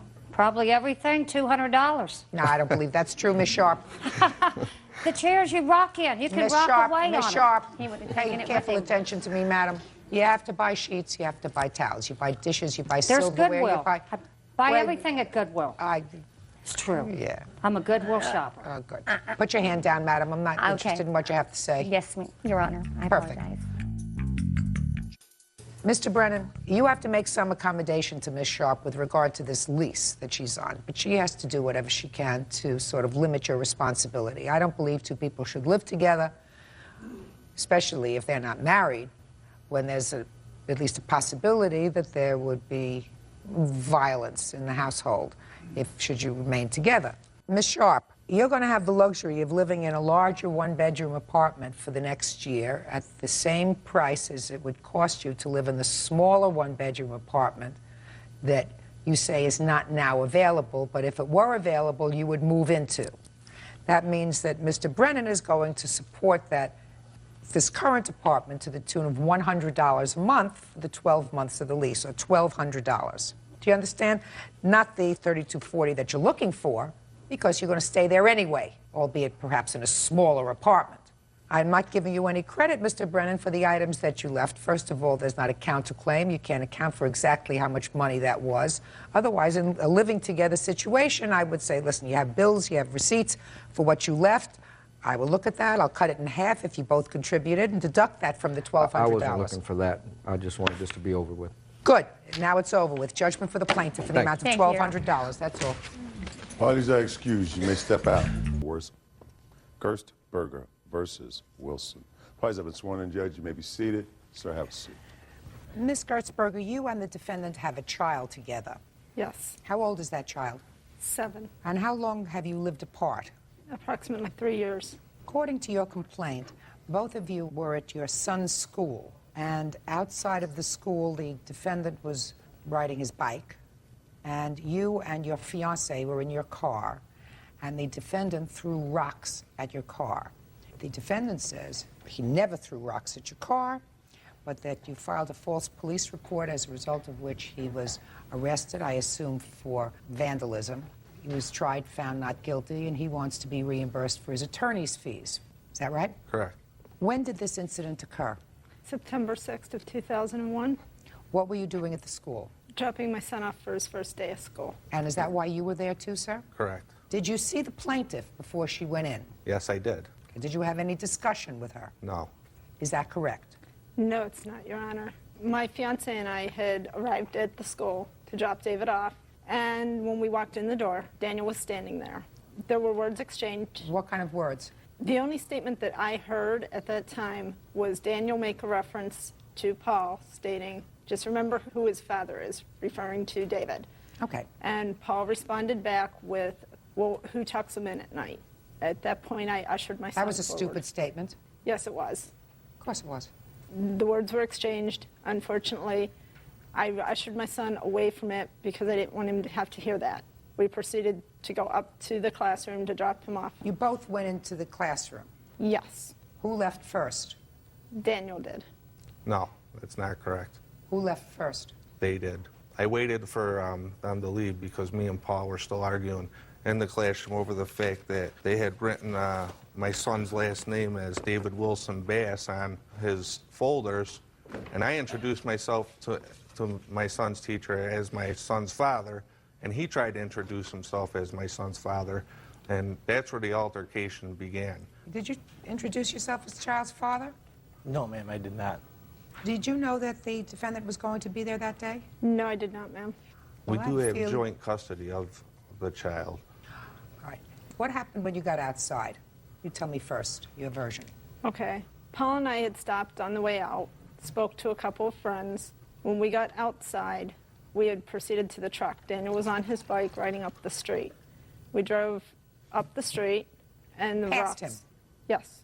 Go ahead. And I heard something hit the vehicle. I looked out, and Daniel was there. I assumed what he threw was rocks causing the damage. I do have pictures of the damage he caused. We proceeded up the street to a red light. We got to that red light. Daniel had gotten up there also. An altercation ensued where... Tell me about the altercation. Daniel was outside of the vehicle, yelling, screaming. You mean he got off the bike? Yes, being very irate. Paul was inside the vehicle, and he was trying to get out of the vehicle. I was trying to keep Paul in the vehicle, saying, he's not worth this. You're just going to get in more trouble. Don't bother. We'll go to the police and let the police handle it. And that was the end of it. We went to the police station, filed the police report, and got an estimate for the damage. Okay, now let me hear your version of these events, sir. Okay, on that day, September 6, 2001, I was in my son's classroom after they Don't had... start from the beginning. Just go to, now you're outside. You have words Okay. with Paul, who said some stupid things. Okay, I'm coming to the front door of the school, and I look out the window of the school door, and I see right directly across the street their vehicle. They're in it, and they leave. I then proceed a quarter of a mile down the walkway to a bike rack where my bike was locked up. They must have turned around and came back because they came down Girard Avenue, and Paul was yelling out the passenger window, saying, "I ain't no effing father, I'm big fat," this and that and everything else. To you? To me. So I then proceeded to get on my bike to just leave. So I made a left and turned down 66th Street, and they come up behind me, they swerve at me, yelling out the window, I better pedal because I'm big and fat and everything else. And they continued down 66th Street. When I got to where Dunkin' Donuts is, they were at a red light, and there's an alley behind Dunkin' Donuts. I took my bike, went behind the alley. I then went home and proceeded to file a police report against Mr. Bass and received a restraining order and had it issued for the incidents that occurred that day. Can I see your copy of the police report, please? I don't have a police report, ma'am. I was unable to get one. I also, however, was issued a restraining order against Daniel. So you have mutual restraining orders? Yes. No, her restraining Mine- order is no longer in effect due to the fact that she got a restraining order based on the false charges that were filed against me, and when I won my criminal mischief case and it was all dismissed, they told me that the order of protection was also dismissed with it. Okay, so you have an order of protection? On Mr. Bass, yes, I do. Now, There's something in the papers here that you folks are involved in some family court proceedings. Is that right? Yes. Tell me about those proceedings. It's a very messy relocation hearing. Who wants to relocate? I do. Well, where do you want to go to? I want to go back to Pittsburgh, which is where I'm originally from. I have a job waiting for me. And where do you live, sir? Niagara Falls. And you lived together as a family with your son for 4 years before you separated? On and off, Your Honor. It wasn't a steady 4 years. There was a history of physical abuse, verbal abuse. It was ugly. Well, maybe the judge will let you go back to Pittsburgh. I'm hoping. Well, but not with your son. You can go back and live with Paul. You don't take the child away just because you have a job. Well, we haven't Mothers had any think that they can just hearings. pick up their children and leave and go hundreds and hundreds of miles away for somebody you have an order of joint custody? Correct. And that case was ongoing when you had this case? Yes. When this situation took place? Correct. Yes. It was 3 days before the actual trial was going to start. Well, And if they would have got... how fortuitous to have him arrested for criminal mischief at that time. Your Honor. Especially when you're going through a situation. Listen, I want to tell you something. You may have found a new life, and that's wonderful. And you may have found a very nice man to be, surrogate father when his father isn't around, to be there and to be another male influence. And hopefully it's a good influence, and that's fine. But you're not his father. End of discussion. You're not his father. And you don't say to his father, who tucks him in at night. That's a really dumb thing to say. And you certainly don't register a child at school and give the last name as Bass. Real cases, real people. Judge Judy. Sherry Gertzberger says the father of her child, Daniel Wilson, threw a rock at her car. Daniel claims the incident started when Sherry's fiancé insulted him in front of their son. All right. According to your testimony today, madam, you did not see him throw anything at your car. No. If I believed your story that he merely chased you on his bicycle while you were in a truck, which doesn't sound normal. Maybe it was a pebble that hit your car. Who knows? Your Honor? If anything hit your car. But you didn't see him hit your car at all. No, but my witness did. Really? Call the witness. Well, I'm a little nervous, Your Honor. Just bear with That's me. very good. Okay, now on that You're day- screaming out the window at him. No, that's not how... No, Your Honor. Okay, after we left the school, there was no word said to him. Okay, we were driving down the car, down the street in our car. Okay, he's on his bike. We drive past him. Why? As we drive past Just a him, 'cause second. that's the way we Why? leave, Your Honor, because that's the road that you take to leave. Then why didn't you wait? Why didn't you wait? If you had had negative confrontation with him in the school, which you did, and if you see him, put that down, please.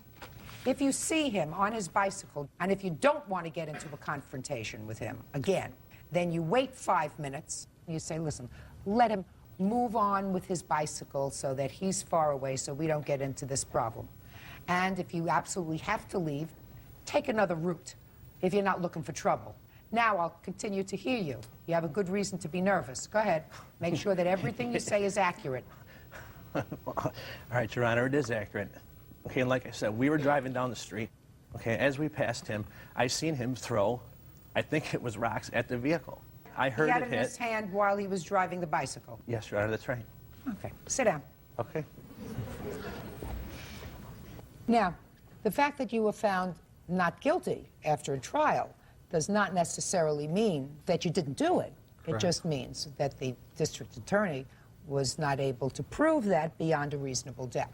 You understand? Correct. But I don't think that they've proven that you damaged the car.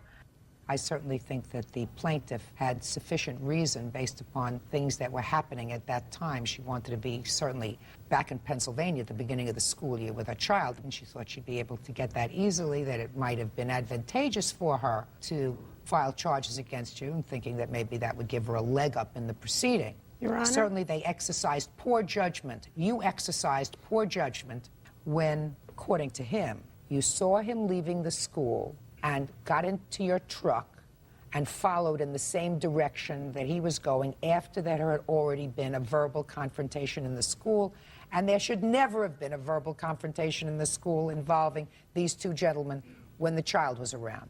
That's very bad judgment. Okay, Your Honor. Yes. This man, there's a history here with this. He has done other damage to my vehicle. In August of 2001, he was supposed to be registered in anger management courses to learn how to control his temper with a severe physical abuse problem. Drugs, alcohol. He ran the whole spectrum of problems. And he was also on conditional release and probation for a previous conviction on a forgery charge. I'm not looking for a problem with him. I'm not looking then you shouldn't for have followed any further him. problems. Then you shouldn't have followed him. I should be allowed to drive down any street that I would like to drive down. Not if you're afraid of him. If what you say is that he has this anger problem, then it would seem to me, if you were a prudent person and say, listen, I don't want to get into a confrontation with this man who is violent. Let's sit in the truck for 3 minutes and let him drive away. Someone that I was afraid of and I thought had a violent temper had gone, left the location. I would sit there and wait until the parking lot was empty before I got up to leave. Or I would take a different route even if it took me a half a mile out of the way. I wouldn't go looking for trouble. And as I explained to you, sir, the district attorney was not able to prove beyond a reasonable doubt that you did throw a rock or something else at the car. I'm not satisfied that you didn't, so I'm not giving you your attorney's fees. Bottom line is, you weren't found innocent. You were found not guilty. There's a big difference. You understand? Correct. Goodbye. Parties are excused. You may step out. He's been arrested numerous times for forgery, abuse, drugs, and he gets away with everything. They get away with a lot more than anybody really knows what about. This man does whatever he wants, and nobody seems to ever do anything about it. And now the next case. All parties in the matter of Pettit versus Ryan. Step forward. 34-year-old daycare provider Cynthia Pettit is suing former client, 23-year-old mortgage consultant Lacey Ryan for unpaid child care fees. Lacey says Cynthia hit her 3-year-old son. Ms. Pettit, you provided daycare services for the defendant for approximately a week. A week and a half, Your Honor. And she removed her child from your care. You claim she did not pay you. The defendant says she did, in fact, pay you. She removed the child because she said that you had hit the child. What kind of facility do you run? I do an in-home daycare. I'm licensed through my county, and I have a zoning permit that allows me to take in children to do daycare. How many children do you have? I have 1 child, and I take care of 4 other children at the present time. And what age are the other 4 children? The youngest is 13 months, a year and a half, 2 years, and 2.5 years. And my how old is daughter's your 3. child? He just turned 3. And what date did you bring your son to the plaintiff's home? I believe it was November 19th. Okay, and what was your financial arrangement with the defendant? My contract states that I get paid on Mondays, $150 for the week. She came in on a Monday. You have a copy of the contract? Yes, ma'am. May I see it, please? She came in on a Monday, told me that she was going to start working on Tuesday. I told her, I said, I understand that it's tight right now with you starting a new job. I said, if you want, I'll let you pay me the following Monday. This is not a contract. This is that she understands the terms and conditions of child care policy. I don't do a month. You have a contract that provides for termination, illness, emergency, and there is a place for her to sign here. Okay, so you brought the child in on Monday, and she said she can't pay you until the following week, and you said okay. Mm-hmm. So you took care of the child from Monday through Friday. From Tuesday and Wednesday. Thursday was Thanksgiving. I told her I was open for business on Friday, and she said she wasn't going to bring him in because it was Thanksgiving holiday. I said, I will not charge you for Thanksgiving Day. But So Tuesday and Wednesday. And Friday, we agreed because I was open for business, but she chose not to bring him. And when the next week did you take care of the child? Monday, Tuesday, Wednesday, and Thursday. Friday, she did not show.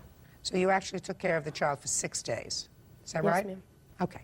And you say she did not pay you any money? No, ma'am. And you say you paid her money? I paid her for the full 2 weeks, even though she didn't watch him for the full 2 weeks. Prove it. I paid her in cash. Well, tell me I did. about it. She watched him the first week, Monday, Tuesday, Wednesday. I think Thursday was Thanksgiving that she didn't watch him. Well, Thursday is always Thanksgiving, or Thanksgiving is always on a Thursday. So, but the rest of the week I didn't bring him. And the arrangement was to pay her the following Friday when I got paid. I took him Monday, Tuesday, and Wednesday. When I took my son there, he started screaming, no Cindy's house, no Cindy's house. I took him anyway. I picked him up early that day. When I picked him up, he was crying. He said he didn't want to go back. The next morning, I went to take him. That was a Thursday. As soon as we pull up like in the same vicinity as her home. My son, he's 3, starts screaming, "No, I don't want to go to Cindy. Cindy hit me like that. Cindy hit me like that," like 4 or 5 times. So I turned right back around, took him home, ended up quitting my job because of it, because I didn't want my son to feel threatened. That Friday, my girlfriend came down, got a cash advance from her credit card, gave me $300. We were at my house. Robert was there, and me and her drove over to Cindy's house. I had 3 $100 bills in an envelope. I knocked on the door, handed it to her, and walked away. Monday, I didn't show up. She called and asked where he was. I said, "I'm not bringing him back." He says that you hit him. Let me tell you why I have reservations about your story, Miss Ryan. Because according to you, on Thursday, you did not bring the child there because you said your son complained that the plaintiff had hit him in the mouth. It doesn't ring true to me that even though your son said that to you, the next day you would make arrangements to go and get $300, which is 2 full weeks of daycare when the child was only there for 6 days, and just walk up to her house without so much as a call. She didn't call you. Well, she had been calling me prior to that, all day Thursday and Friday. She had called me, and she called my boyfriend, Robert. And what did she say when she called? She said that she was going to take us to court. We can do this the easy way or the hard way. Why was she going to take you to court? Because she wanted, I told her that I would pay her on Friday. I didn't get there till 6:30, court till 7 at night. We weren't even home. All I day. had records of she our called phone calls there. of what was said between whom and how many times I had been hung up on. My husband was there when they were hanging up the phone. We actually used my husband's Nextel to make the calls because when we were calling from the house, they would not answer the phone. Well, you prepared these? Yes, ma'am. Oh, I don't want to read them.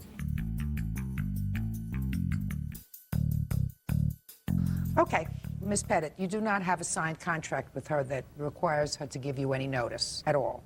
You may think you have a contract, but you do not have a signed contract. So forget the notice provision.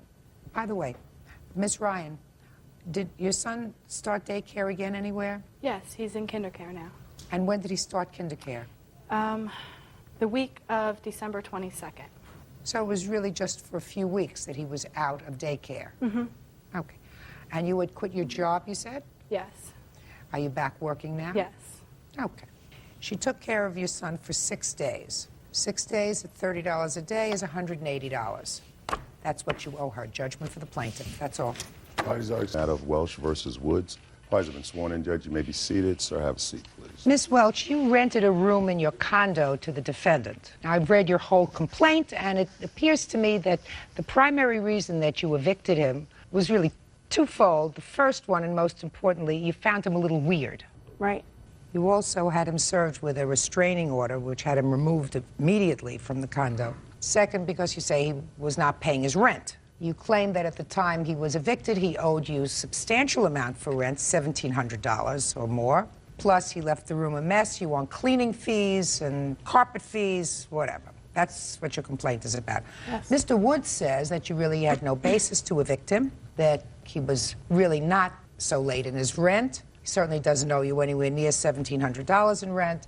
He is counterclaiming for the return of his security deposit and also for defamation, because he says that you lied when you got the restraining order. That's your counterclaim. Yes, ma'am. Okay. When did you rent this room to him? He moved in on October 15th, 2001. And how did you find him as a roommate? Through a place called Housing Helpers, which is a roommate finding service. Did he sign a lease? Yes, he did. Now, when he moved in on October the 15th, what was his rent? $550 a month plus half of utilities. And did he pay you half of October's rent? Yes, Your Honor. And did he give you a security deposit? Yes, in the amount of $200, Your Honor. Did he pay you November's rent? Yes. When did he move out? February 12th, I believe. Did he pay in December? Yes, Your Honor. Did he pay in January? Your Honor, he gave me $200 towards bills in late January. In November and December, had he given you any money for bills? Yes, Your Honor. And in January, the only money he gave you was $200? Yes, Your Honor. I'm going to say that that's rent. So he owed you $350 for January. For rent, Your Honor, yes. And by the beginning of February, you had already told him to leave? Yes. Now, first I want you to explain to me how you get to $1,375 for rent money. Well, the lease was signed through April 15th. and he could not come up with money starting January 25th is when rent was due. He also got fired from his job, so I knew that there was going to be no money coming in. I served him with the 3-day notice to pay or quit. He did not come up with the money. Just a second. Are you telling me that this almost $1,400 that you say he owes you in rent is because he signed a lease through April and you want him to pay February, March, and April? Because he's in violation of his Is that rent. what you're saying to me? Yes. Forget it. You had him evicted. You had him evicted. You had him evicted, and now you want him to pay for rent when he wasn't there? I had him evicted because he couldn't pay his rent. I couldn't have him living there for free, and the condition of the contract was that he's responsible for subletting. Miss Welch, I want you to get that out of your mind. Okay. You evict a tenant and you get a restraining order that prevents them from coming near your house, which is what you did. Right. Right? Yes. Then you don't come to court and say, now I want him to give me the rent for the rest of the lease. Does that sound dumb to you? Does that sound dumb? Who knows? Maybe he would hit the lottery in February and he'd have plenty of money. This is not a new form of lottery, Miss Welch. Okay. Now, let's get the date that you went and made an application for the restraining order. The restraining order was on February 4th. Now, on what date did you serve him with his first 3 days' notice to quit? That was on February 1st. Okay. Now, between February 1st and February 4th, what happened that made you feel threatened in order to give you the ability to get this restraining order? Well, when he couldn't come up with the money, he refused to leave within the 3 days, and he began posting notes around the house saying why he did not need to leave. Well, let me see the notes that you have. I assume that you saved them. On the notice to pay or quit, he wrote at the bottom of them, you should please think about what you're doing and how you're doing it. Let me see.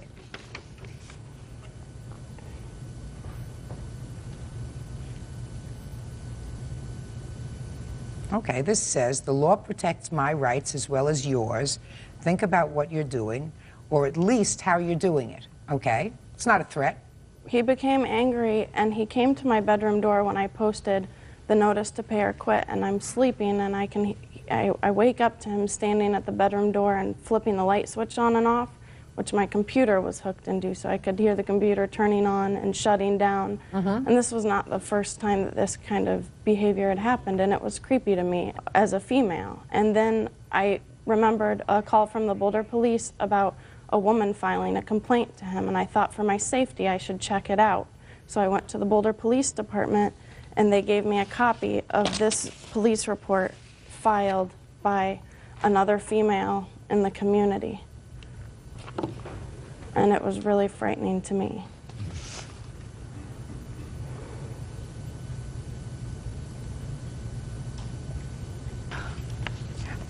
Mr. Woods, was there any reason why you wrote this sexually explicit note to this person that you'd never had any contact with before? Yes, ma'am. What was the reason? Because I found her attractive and wanted to have relation with her. What kind of relations? Friendship and sexual relations. I mean, but you don't start out with this note by saying, you know, I'd like to have dinner, I find you attractive. You start out by saying, hey there, I want you right now, you make me so hot. I mean, is that the way to start out? Is that the way to start out with somebody? No. That's not the way people in a civilized society, you know, operate. They at least start out with, how about a drink, you know, or a cup of coffee. This would never work for you, right? I'm a married man, Judge. Real cases, real people. Judge Judy. Sarah Welch says ex-roommate Christopher Woods owes for unpaid rent and cleaning fees. Sarah says she evicted Christopher after he began leaving sexually explicit notes around the house. Now, in here, Miss Welch, you write in your application for this temporary restraining order, you write, Chris writes sexually explicit notes and leaves them lying around the house. Now, I would like to see an example of that sexually explicit note. I have a couple examples. Good. One is sexually explicit, one is just kind of creepy. It's his observations of a stranger walking the dog. All right.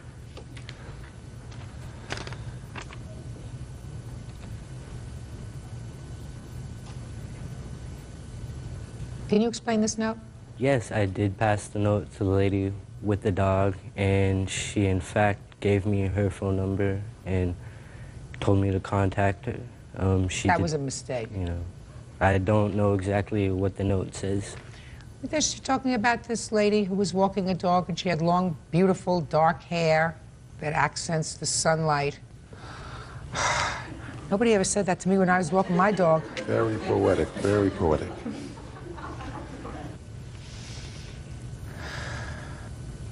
What does this say? I need some... I need some. These notes are a little creepy, a little strange. You understand that?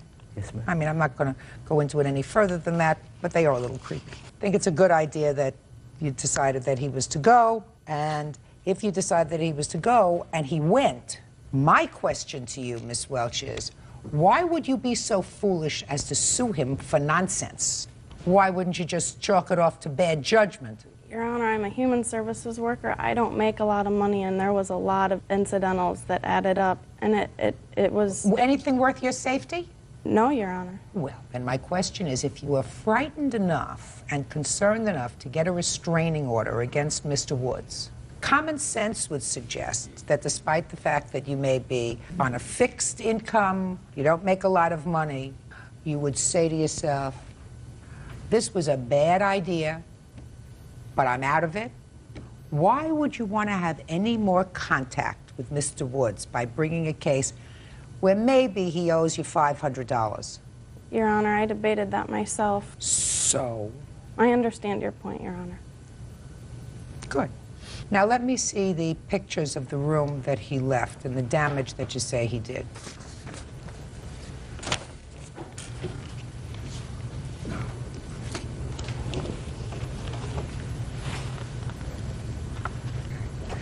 How come you made such a mess on the carpet, Mr. Woods? I guess I'm a messy person.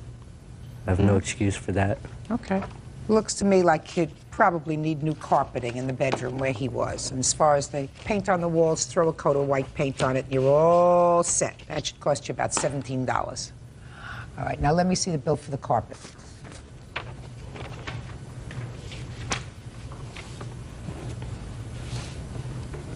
$94. Okay, so now, as far as I'm concerned, he owes you $444. Mr. Woods, now let's get to your counterclaim. First, let's do the part dealing with defamation. Your claim for defamation deals with her application for a restraining order, is that right? Yes. Forget it. She had just cause to file an application for a restraining order. She says that you had come into her bedroom at least on one occasion, turned on the light while she was in there. You can't do that. Now, you want your deposit back. You gave her a $200 deposit, is that right? Yes, ma'am. All right, so we're going to deduct the $200 deposit from the $444, leaving $244, because she's keeping your deposit, sir, because you made a mess of the carpet and you owed her some money for rent. Do you understand? I understand where He you're doesn't coming have to from. pay you for the balance of the lease. Certainly, some of these things were bizarre and weird, and I can, as I said to you, understand why you felt uncomfortable, and you probably did the right thing. But then you don't get an opportunity to sue him for the remainder of the lease because you had him evicted. So he owes you $244. So I assume that you've had enough of roommates. Yes, Your Honor. Very smart. If you can't afford to live there by yourself, and you don't bring in strangers into your house unless you really push to a financial wall. Okay, thank you. Parties are excused. You may step out. It was very stressful. I couldn't sleep and was concerned about his presence. Just so that people know I'm not a bad guy. He ended up being a lot different than what he said he was. I didn't want to hurt that lady by any means. Every time I have confronted him on them issues, he got really agitated. I didn't mean to offend them by the letters. I just say rent to friends. Definitely think twice about who you move in with. And now the next case. All parties in the matter of Walker versus Lund. Step forward, please. 36-year-old construction worker David Walker is suing his former father-in-law, 68-year-old retired school teacher Donald Lund, for getting rid of his personal belongings. David is suing for $5,000. Mr. Walker, the defendant is your former father-in-law, and he was also the landlord in the home that you shared with your wife. Yes. According to your complaint, sometime in March of 2000, you were removed from your home, and your wife obtained a restraining order against you. Is that right? That's correct. You claim that your father-in-law either destroyed or gave away or removed personal property of yours that was in the home. Yes, I do. And you want to be reimbursed for that property. Yes, ma'am. Your father-in-law says that sometime in September of 2000, he was notified that he had to get rid of a lot of junk on the property. He removed all that stuff. Is that right? Well, I removed not his stuff. I removed the stuff that was in the yard debris, stuff like that. Now, Mr. Walker, I'd like you to give me some idea of what property you say was left on the property in March of 2000. Okay, well, I had 3 vehicles, 2 pickup trucks, a camper. and also 3 vehicles? 3 vehicles. Okay. Now, when for the first time, sir, did you request that property? Quite a few times between March and September, I'd spoke with Dawn and asked how I could go about retrieving my property. When it finally did come time for the vehicles to be removed from the property, like he said, Dawn had to get a tow truck to remove the 2 trucks that were in the driveway, and he moved them just adjacent the driveway in front of the home where I'm not allowed to come obtain them. So, where are they? They were towed by the city. When were you notified that they were towed? Immediately I knew they were towed. So why don't you go get them? I couldn't get them out of the impound. Why not? Didn't have the money to. Well, that's not his fault. Okay. First of all, he was under no obligation to pay for towing your trucks off that property in the first place. You could have done that yourself. We couldn't do that because of my ex-wife. What do you mean? You said you spoke to him.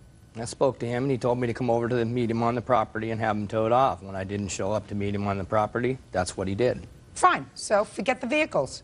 And you were notified immediately that they were impounded. You could have gone over immediately, paid whatever minimal fine there was for towing, and gotten your cars. All right. What's next? Boats. Tell me about the boats. Well, one boat wasn't on a trailer that Don drug out and left in the middle of the gravel road for whoever wanted to take it or come get it. And when did he do that, sir? Probably 2 or 3 weeks after the vehicles were removed. He had to get the boat off. And what date were the vehicles removed? I would say probably September 15th. Where were you between March and September? Living 10 blocks away. So why didn't you go to small claims court in April and say, I want my boats? Why didn't you do that?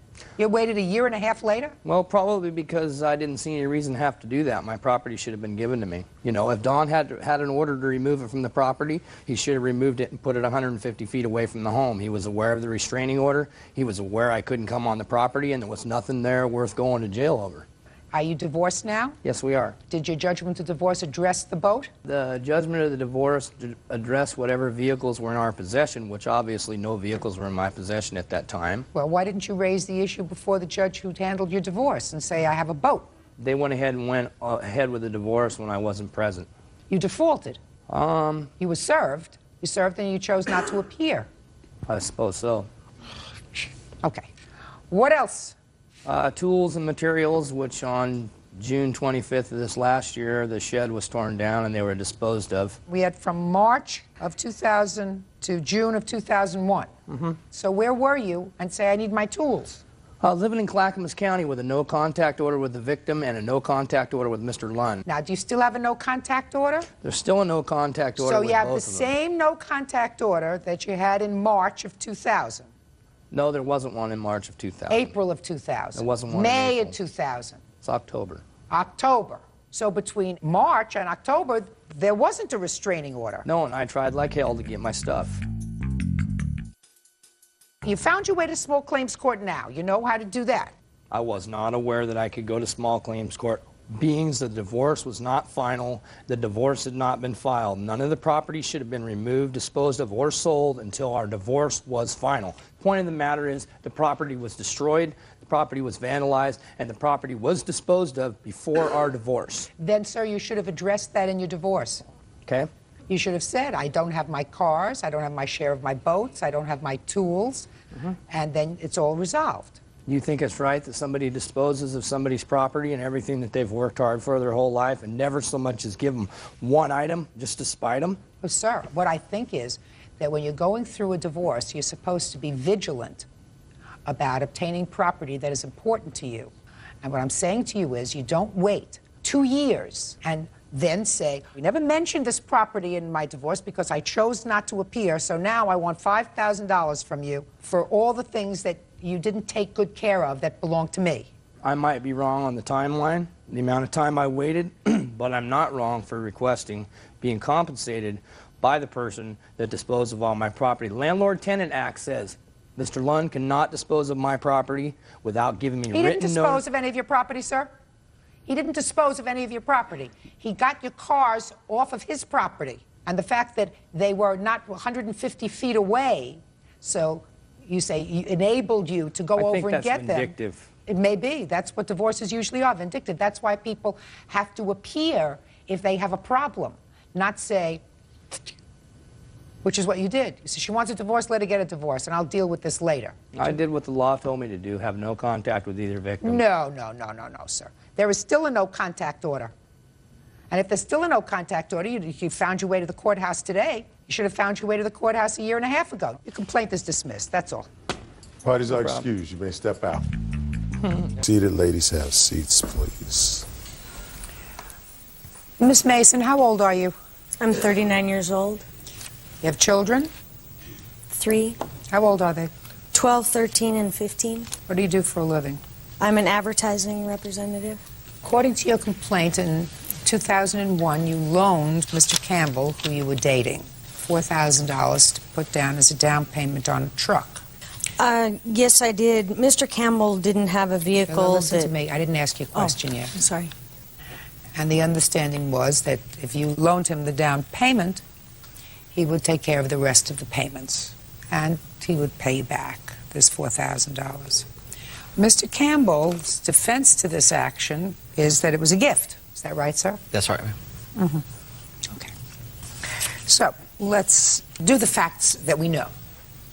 She put down $4,000 on a truck that was purchased in your name. Is that right? That's right. And you took out a car loan for the rest. That's right. Now I want you to convince me that this was a gift. Yes, ma'am. I'm ready. Well, I was perfectly happy with the vehicle that I had. She told me that she would like for me to have a nicer truck, and she did not like my truck being parked in front of her house because it was a ranch truck. There was nothing wrong with it. It was an older truck, but I was perfectly fine with it, and it was in good shape. And one day she come home and she said, I got an advance on my check. Let's go look for a truck. So we went and looked for a truck. Okay, so she said to you, I want to go look for a truck. And what did you say to her? I said, that's fine. So we went and looked. And it just happened to be that day we found one. And I told her it was too much because we already found out the bank would only loan me $15,000. When did you find that out? Like 2 or 3 days before, I believe. Well, what were you even checking into that for, sir, if you didn't want a new truck? Because she had mentioned it prior to this. What do you mean she had mentioned it prior to this? She just wanted me to have a nicer truck. And I said, I don't even think I can get approved for the loan. You said, I don't even think that I can get approved for the loan, but I'm going to check and find out. And then you called to see. Yeah, she asked me to go down there. So it wasn't that she just came home one day and said to you, I want to go buy you a truck. This is a discussion that you had had with her previously. Yes, ma'am. And that you actually went so far as to call up to find out how much money you could get on a loan. Yeah, just check my credit, see how bad it was. Keep going. And we went and looked that evening, and we found a truck, and I thought it was too much. Look at me. I thought it was too much. And so she was good with bargaining with people, and she knew the owner. So we went, and we talked to them. She got the truck down to what she thought was reasonable. Well, what did you think? Don't you have a brain? Yes. And what did you Yes. think? I thought it was still a little too high. Is that what you told her? Yes. So you said it's too much. It's too much. Too much. Can't do it. That's right. That's what you said. Yes. Okay, go ahead. So we signed the paperwork. I signed the paperwork. She got it to where she Well, thought. why would you sign the paperwork if you said, no, it's too much? Because she said she was going to put the down on it. I said, are you sure that's what you want to do? And she goes, yes, it's no problem. So that's what we did. So that was in May of 2001. 2001. What happened after that? How long did you stay together after that? We stayed together approximately a year. You lived together? Yes, ma'am. Is that right? No. When did you stop living together? We stopped living together approximately August of 2001. Does that sound right, sir? It could be. I'm not very good with dates, Your Honor. Well, try years.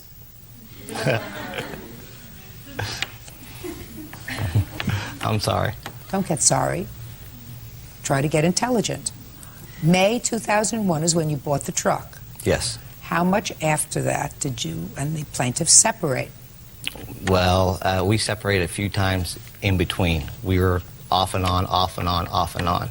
When was the last time that you actually lived together, I assume in her home? It had been last year in, I'd say, June. Is that right? No, ma'am. Has he stayed in your house since August of 2001? He came and stayed at my house in December of 2001 for about 4 days. Why? I felt sorry for him because his dad had kicked him out. Is he a drinker? No. She used drugs? No. Why did his dad kick him out? They live in an old trailer in I don't care if they live in an old Wasco, trailer. and they just always got in fights and arguments.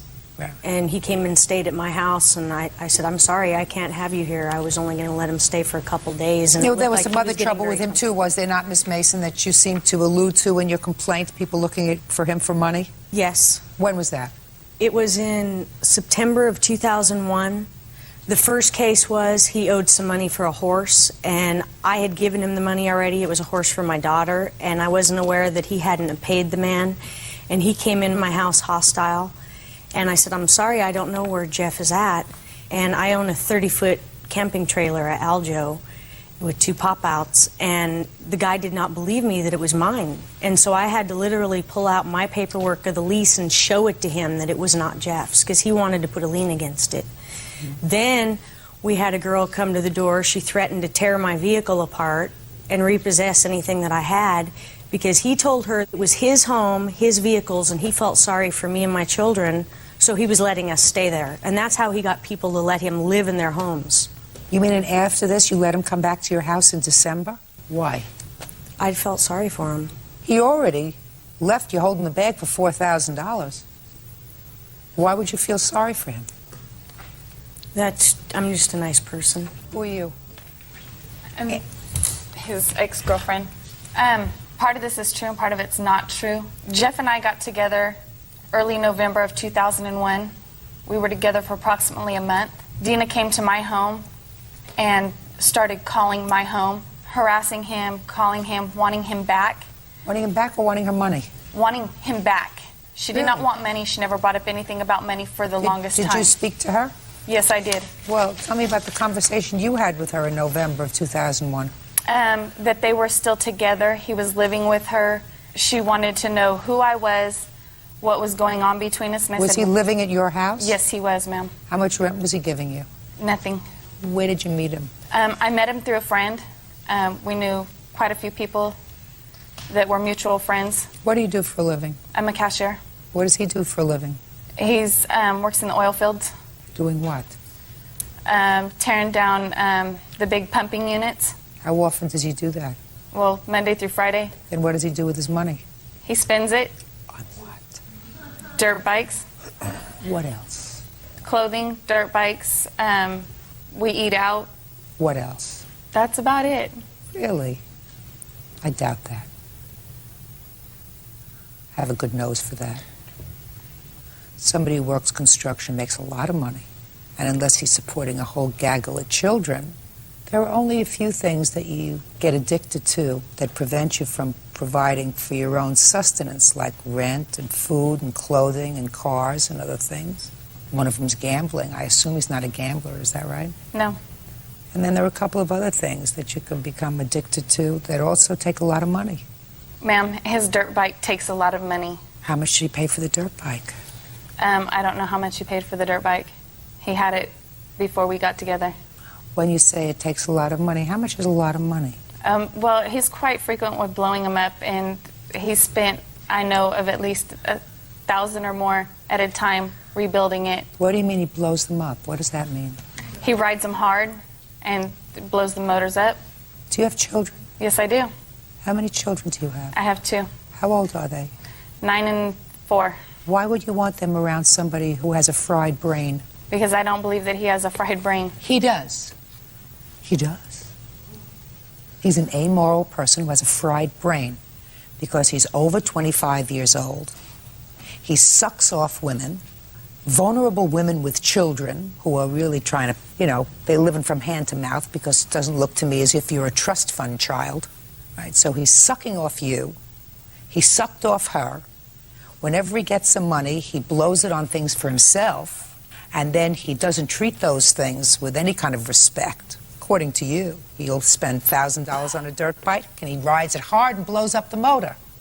Well, that's something that somebody might do if they were 15, but not somebody who's in their mid-30s, unless they get women to take care of them and support them. Then he can take all the money he gets from his construction and oil stuff and do with it whatever he wants. Whatever toys he wants to play with, and whatever things that he needs to make him feel good. So if you want to expose your children to a person with that kind of character, that's your problem. That doesn't make you very smart. Do you understand? Yes. She wasn't very smart. She got snookered for $4,000. But you're not going to get it back because you got snookered for it. You gave it to him. You didn't loan him this money. He said he wanted it, and you said, I'm going to give it to you. You want to know how I know that? Because if in December of 2001, somebody who had snookered me out of $4,000 and made a fool out of me came to my house and said, I need a place to stay, I would have called the police and said, I have somebody trying to get into my house. Get him away from here. Ma'am. That's why. Yes. On that, as far as that goes, Dina called my cell phone and begged him to come back to her. He was living with me at the time. Listen, my dear, I've been around a little longer than you have. My eyesight isn't so good. I look at him and I see nothing that I would wipe my feet on.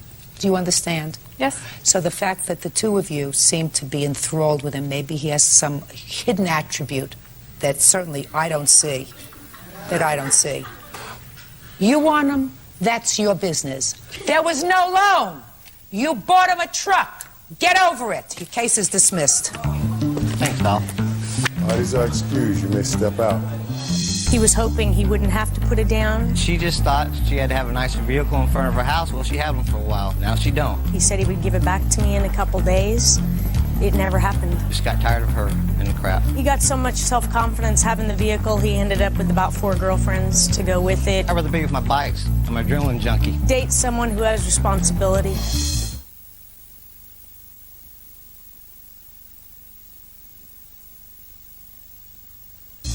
And now the next case. All parties in the matter of Cleary versus Gray, step forward, please. Homemaker Sandy Cleary and her son, 5-year-old Nicholas, are suing their neighbor, accounts receivable clerk Cynthia Gray. Sandy claims Cynthia's dog bit Nicholas in the face. Miss Cleary, this is your little boy? Yes. What's your name? Nicholas. Nicholas, why don't you come up here? You're going to sit right up here next to me.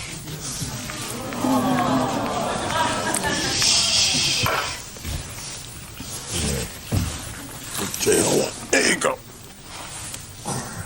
Nicholas, how old are you? 5. You know who I am? It's Judy. Right. Do you ever watch me on television? You know what it is to be in court? Is this court where you are now? Okay. You know you have to tell the truth when you're in court, right? Show me where you were bitten, Nicholas. On my nose. On your nose? Looks okay to me. Is it all better now? It's all better? Good. Miss Cleary, you and the defendant are neighbors, and according to your complaint, one of her dogs bit your son. Correct. You want her to pay you $5,000 for whatever. Pain, suffering, a whole bunch of other things. How far away do you live from Mrs. Gray? We have an apartment complex that we live in, and there's a home dividing Cindy's home to our apartment complex. She lives in a private house? Correct. With a yard? Correct. With a fenced yard? Yes. How high is the fence? It's probably about Nicholas's height, maybe a little bit taller. And what kind of dogs does she have? She has a medium-sized dog, mixed breed, and a little Chihuahua-sized dog. Okay, and her dogs are behind the fence? Correct. Always behind the fence, unless she's walking them. Well, not so correct on that one. Sometimes the dogs are free to either get out with the children also in the neighborhood to go in. No, the children don't go in, I assume, unless their parents are with them. Well, Cindy has also a young son, and my children, as well as other neighborhood children, have been able to go into the backyard to see if he's there to play.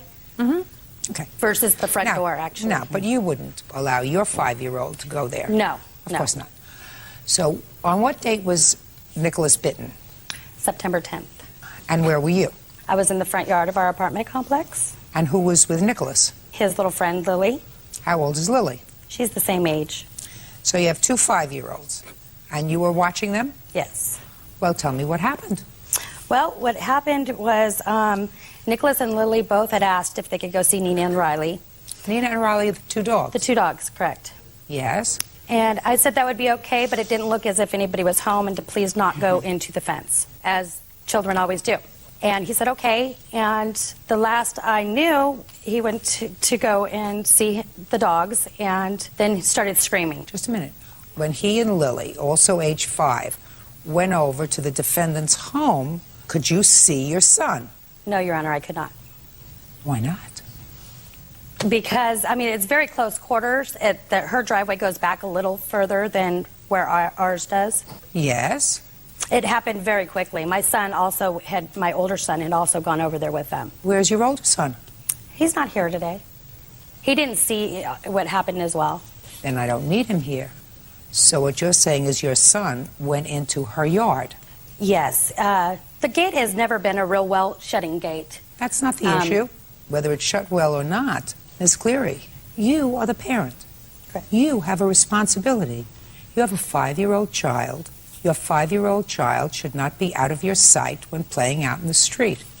And if your 5-year-old child comes to you and says, I want to go and play with the two dogs, and you believe, as you said, that the defendant is not home or that nobody is home, you get off your duff and you get up and you say, you want to go and see the dogs, I will go with you. Madam, this is your fault. This is not the defendant's fault. She has two dogs. Her dogs are behind a fence, well protected. If your son hadn't gone into the yard, your son would not have gotten bitten. And you just told me that the fence doesn't work too well, the gate doesn't work too well. Where are you? I mean, you're out talking to a friend? It's your job to watch him. And if you were negligent in taking care of your own son, don't blame anybody else. Your Honor, I am not blaming anybody else. It happened so quickly. I instructed him that he could only pet the dogs over the fence, as he always does. That children and him, they always pet the dogs. So where was he when it happened? The gate had opened. He went inside. Then you weren't close enough, Miss Cleary. I disagree, Your Honor, but... Well, that's your prerogative to disagree. I'm telling you, it's your fault. It's not her fault. Your son went into her property, and you were outside, and it's your responsibility to take care of your child. It's not her responsibility to take care of your child. And you had the opportunity to do that by taking him by the hand with his friend Lily, walking him over to the fence, saying, I want to go and pet the dogs. Fine. Don't go into the yard, because you don't know what two 5-year-olds do. Two 5-year-olds don't always have judgment. And this is a situation where you're looking to blame somebody else for your negligence, malfeasance, lack of proper parenting, and you're not going to do that here. Your case is dismissed. You were wonderful, Nicholas. Goodbye. These are excused. You may step out. Versus Simmons. Parties have been sworn in, Judge. You may be seated. Ma'am, have a seat, please. Miss Britton, you've known the defendant a long time, and you were friends. According to you, you claim a series of loans to him. He says that you did buy some Christmas gifts for him and for his children, but none of this was by way of a loan. It was all gifts. Is that right, sir? Yes, ma'am. Okay. How long have you known him? About 10 years. And when, for the first time, do you claim you gave him a loan? In October of 2001. Tell me about it. Him and his friend had went out to a club, and he was too intoxicated to drive.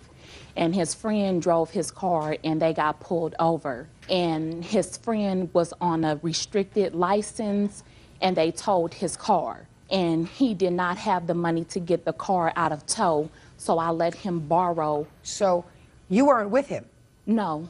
He contacted you in some way. How did he contact you? He called me the next day after it had happened. And what did he say to you, and what did you say to him? He was just like, babe, my car got towed, and he was just going on and on. He was really upset. He called you up and said, babe, my car got towed. Mm-hmm. And told me the story of how he was too drunk to drive, and his friend had drove the car. They got pulled over, and could I come get him? And where was he? He was at his mother's house. So did you go and pick him up at his mother's house? I went and picked him up. And where did you take him? He dropped me off at my cousin's house. So I spent the day at my cousin's house, and he came back and got me later. So he took your car? He took my car. She willingly gave me the car. It wasn't. Oh, I'm sorry. I still didn't hear anything about money. What caused you to go and get the money? He said, I do not have all of the money to get my car out of tow.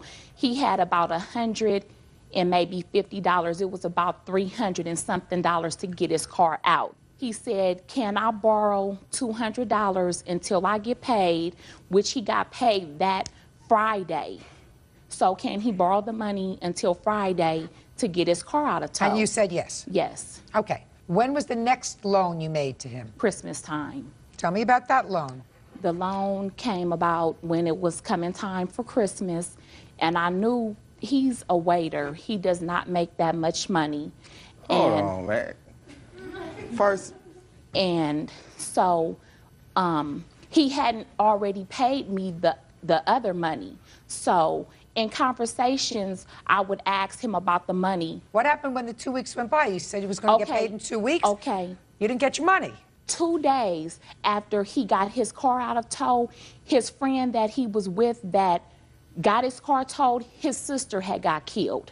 And he basically watched this girl grow up. So he wasn't going to work. He was really, really depressed. He wasn't going to work because he was with his friend and his family. So at that point, I understood that he wasn't going to work to make any money to pay me back. So what happened Christmas time? So this whole time, me and him are dating. I'm around his kids and everything. So I'm asking him, you know, when is he going to start doing his Christmas shopping? I don't know. I don't have the money right now to go Christmas shopping. So I asked him, well, do you want us to just go on and go, and then when you get paid, you can just pay me when you get paid for whatever we get? Because Christmas time, you have kids. You do not want to wait till the last minute to go get their presents. By the time he was going to go... Miss Britton, so you gave him your credit card and you went out... No, I didn't give him my credit card. So you gave him cash to go... No, I went shopping for the kids. You did? I went shopping for the kids. That's a nice thing. Yeah. You don't get paid back for that. Well, evidently. But evidently, I'm telling you, if somebody borrows $200 in October and then gets very depressed and doesn't go to work for a couple of months, and then goes back to work and has no money not only to pay you back, but you decide that the children should have Christmas presents because it's coming to be Christmas and it's a nice thing for the children to have Christmas presents. If you go buy them Christmas presents and sign the card, "Love, Daddy," that's your problem. I didn't That's your sign problem. any card. Fine. You just gave it to him and he gave it to the children? He came and picked it up, and he gave me some money that day, actually on the clothes that I had bought. Good. So let's deal with the $200. Let me hear, Mr. Simmons, about this $200 that she gave you to get your car out of tow. Please stop smiling. What happened was my car did get towed. I tried to do the right thing by not driving under the influence of alcohol. I mean, you know, and I didn't know my friend didn't have a valid license. He had a license. I don't give a rat's behind about the circumstances, I know. sir. You took $200 from her to get your car out of tow. So I want you to tell me how that came about. Well, basically, it came about as, to make a long story short, No. as long as I'm spending time with her, I can have what I want. When you got your car towed, first of all, your Yes, ma'am. smiling irritated me so badly, I just I threw apologize. my joint out. I apologize. I apologize. Mr. Simmons, listen Yes, to ma'am. me very carefully, sir. Your car got towed. You weren't with the plaintiff. Right. At some point, she had to find out that your car, stand up, that your car got towed and that you didn't have money to get it out. Right. So how did she find out? She called me that morning, and she's like, "What's wrong with you? Why you sound like that, this and this and that?" And I told her what happened. So you told her that your car got impounded. Yes, ma'am. And what else did you tell her? That, you know, I don't know how I'm going to get it out, whatever, you know, we'll do and whatnot. And she What offered... do and what not? What does that mean, what do and what not? I got to figure out a way to get my car out. Oh. Because I have to go to the police department and talk to the chief or whoever handles that and let them know, you know, like a little hearing and tell them, you know, I wasn't trying to drive under influence or all that stuff. And then, you know, she was like, well, you know, if you need it, you can, you know, you can have it. and there was no problem. You know, actually, she took me to the police department 2 times in one day to try to get the lift for my car. Isn't she a nice person? What have you done for her? Well, you know, I helped her mom move before. No, not her mother. What did you do for her? I washed her car. That's very nice. If she needs anything, you know. No, what did you do? Not what if she needed. I want to know. Whatever she needed me for. Tell me. Give me, other than washing her car, sir. I don't have finances, so I really haven't did nothing financially for her. What other things did you do that were nice for her? Did you ever give blood for her? No, my blood's not, no. No. Did you ever take her someplace when her car was in repair? Well, she's always had a car. Okay. The answer would be no. No. Did you ever drive her to work? No, but I've driven her places. Tell me about that. Like out to eat or to the mall or things like that. You mean when you were going together as a couple? Yeah, exactly. As opposed to her running alongside your car, you actually drove in the car together. Real cases, real people. Judge Judy. Yvonne Britton says former friend Latrell Simmons owes for 2 unpaid loans. Latrell says it only became a loan after he stopped seeing her. Now tell me about the harassment that you're complaining of, sir. First, I almost lost my job for her calling my job all the time. I have a write-up from my job. You know, my boss telling me if she keeps calling, you know, we're going to have to let you go. And well, what about maybe your boss said he would let you go because you hadn't shown up for work so much? No, actually, that was all taken care of and everything. He It had really no was. problem. Listen, I mean, I called my boss crying on the phone about my She wants her money. problem. You should have given her money. She would have stopped calling you. Yeah, but Yeah, at but the same nothing. time, what about when she pulls out a bat on my car? What about it? One morning I come home and, you know, I have a female friend with me and everything, and she's at my house because her and my aunt are good friends, and I let her, you know, well, I didn't let her, but she was in my bed sleep. So me and my friend, we come to the house, and I see her in the bed, so I said, well, we can't go in there because my friend's in the room sleeping. So she's in the other room, I'm in the restroom. She busts in the restroom, cussing me out, this, and that. Before I know it, I comes out the restroom, she's leaving, and she comes to the other driveway of my house and pulls out a bat like she's going to hit my car with a bat. Let me ask you this question. This friend that you were with was a lady friend? Yes. She the mother of any of your children? No. If she hadn't been sleeping in your bed, sir, would you have spent the night with this lady friend in your room? Probably. Probably so. Probably. Probably Mr. so. Simmons, you have to act responsibly. If she gave you money, and what you're suggesting is she had more of a romantic interest in you than you had in her, is that what you're suggesting, sir? Right. All right. Then what you do if you are a responsible, nice human being, you do not encourage that by accepting any gifts which says, I like you too, and therefore I'm going to let you spoil me a little bit. What you do is say, I don't want to take any money from you. We're friends. That's all we are. And I will take care of all these things by myself, even if I have to walk to work. At the same time, Your Honor, I'm not the first gentleman she sued for loans and gifts she's have gave me, and so, you know. I've never seen her before, sir. So it's the first time she sued somebody here. Oh. You just pay her $200, and then I will be happy. She may not be totally happy because she didn't get her Christmas presents back, but that's her problem. Okay. But you pay her the $200. That's what you needed to get your car out of tow, and that's what she loaned you. Judgment for the plaintiff in the amount of $200. Your counterclaim for harassment is dismissed. Thank you. Parties are Smile. excused. You may step out.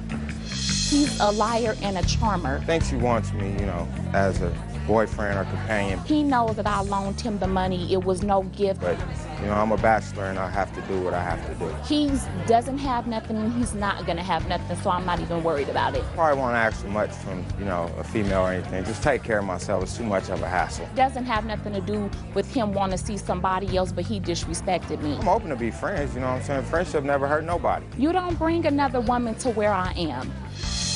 And now the next case. All parties in the matter of Gay versus Yaya. Step forward, please. 26-year-old welder Dwayne Gay is suing his ex-fiancée, 26-year-old caretaker Misty Yaya, for slashing his leather couches.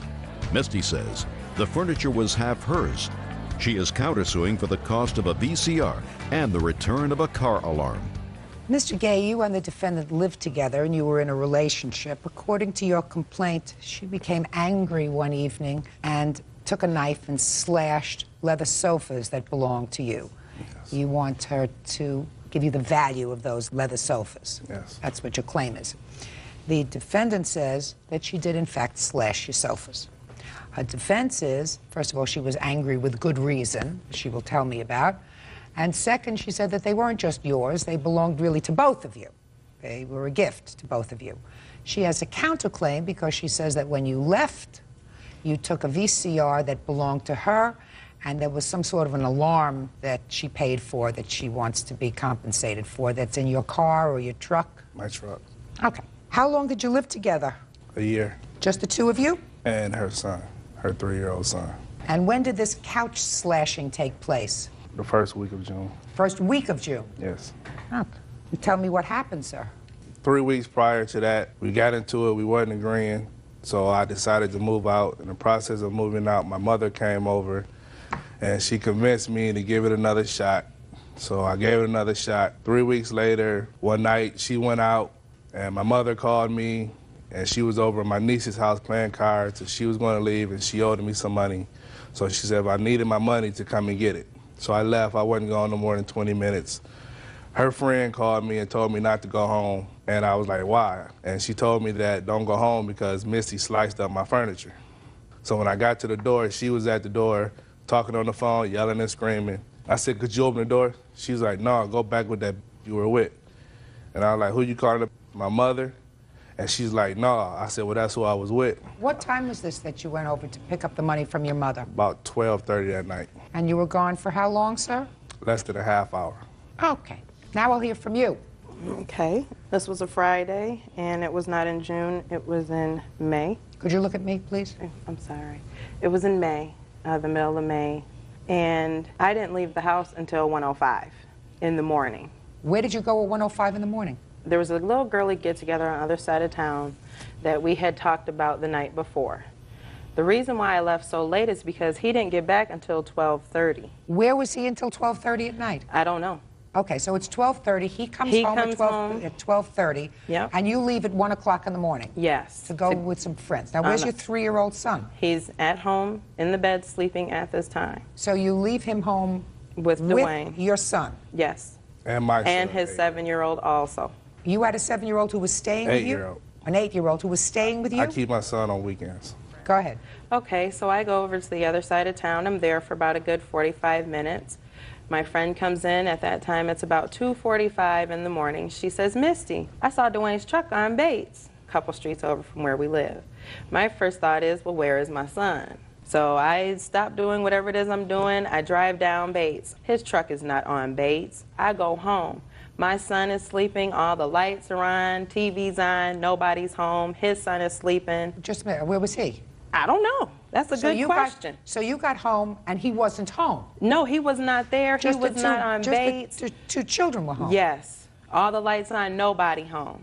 By this time, it's 2:45, 3 o'clock in the morning. So I go in my house, me and 2 other people. So I tell one of them, stay here, I'm going to find Dwayne. I go back on Bates. I proceed to knock on doors, look in windows, this and that. Lights are off. Everybody's sleeping. He ain't been there for a minute. So I go home, and in my fit of rage, I cut up the furniture. Now, by this time, it's 4:30.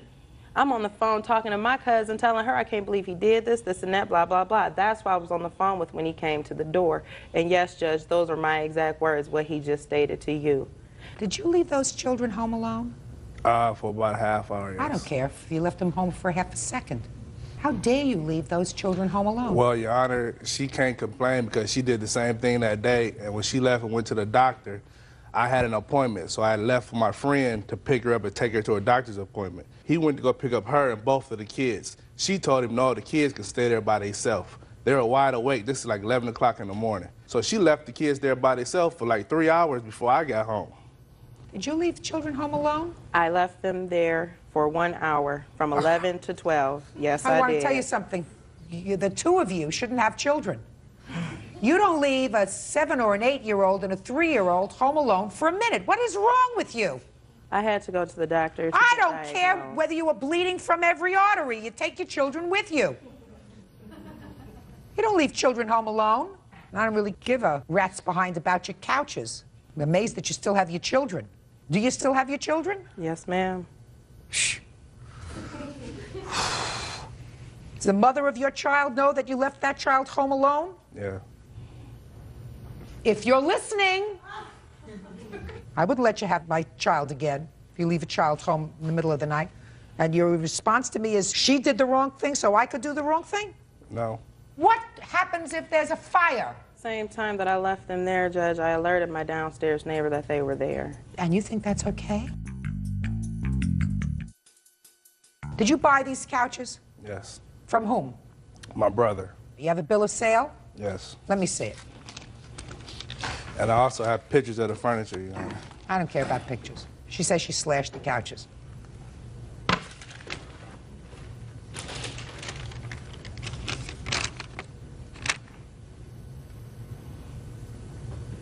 Did you ever see this bill of sale before? That his brother sold him a black leather living room set for $1,200? I've never seen that before. Yeah, baloney.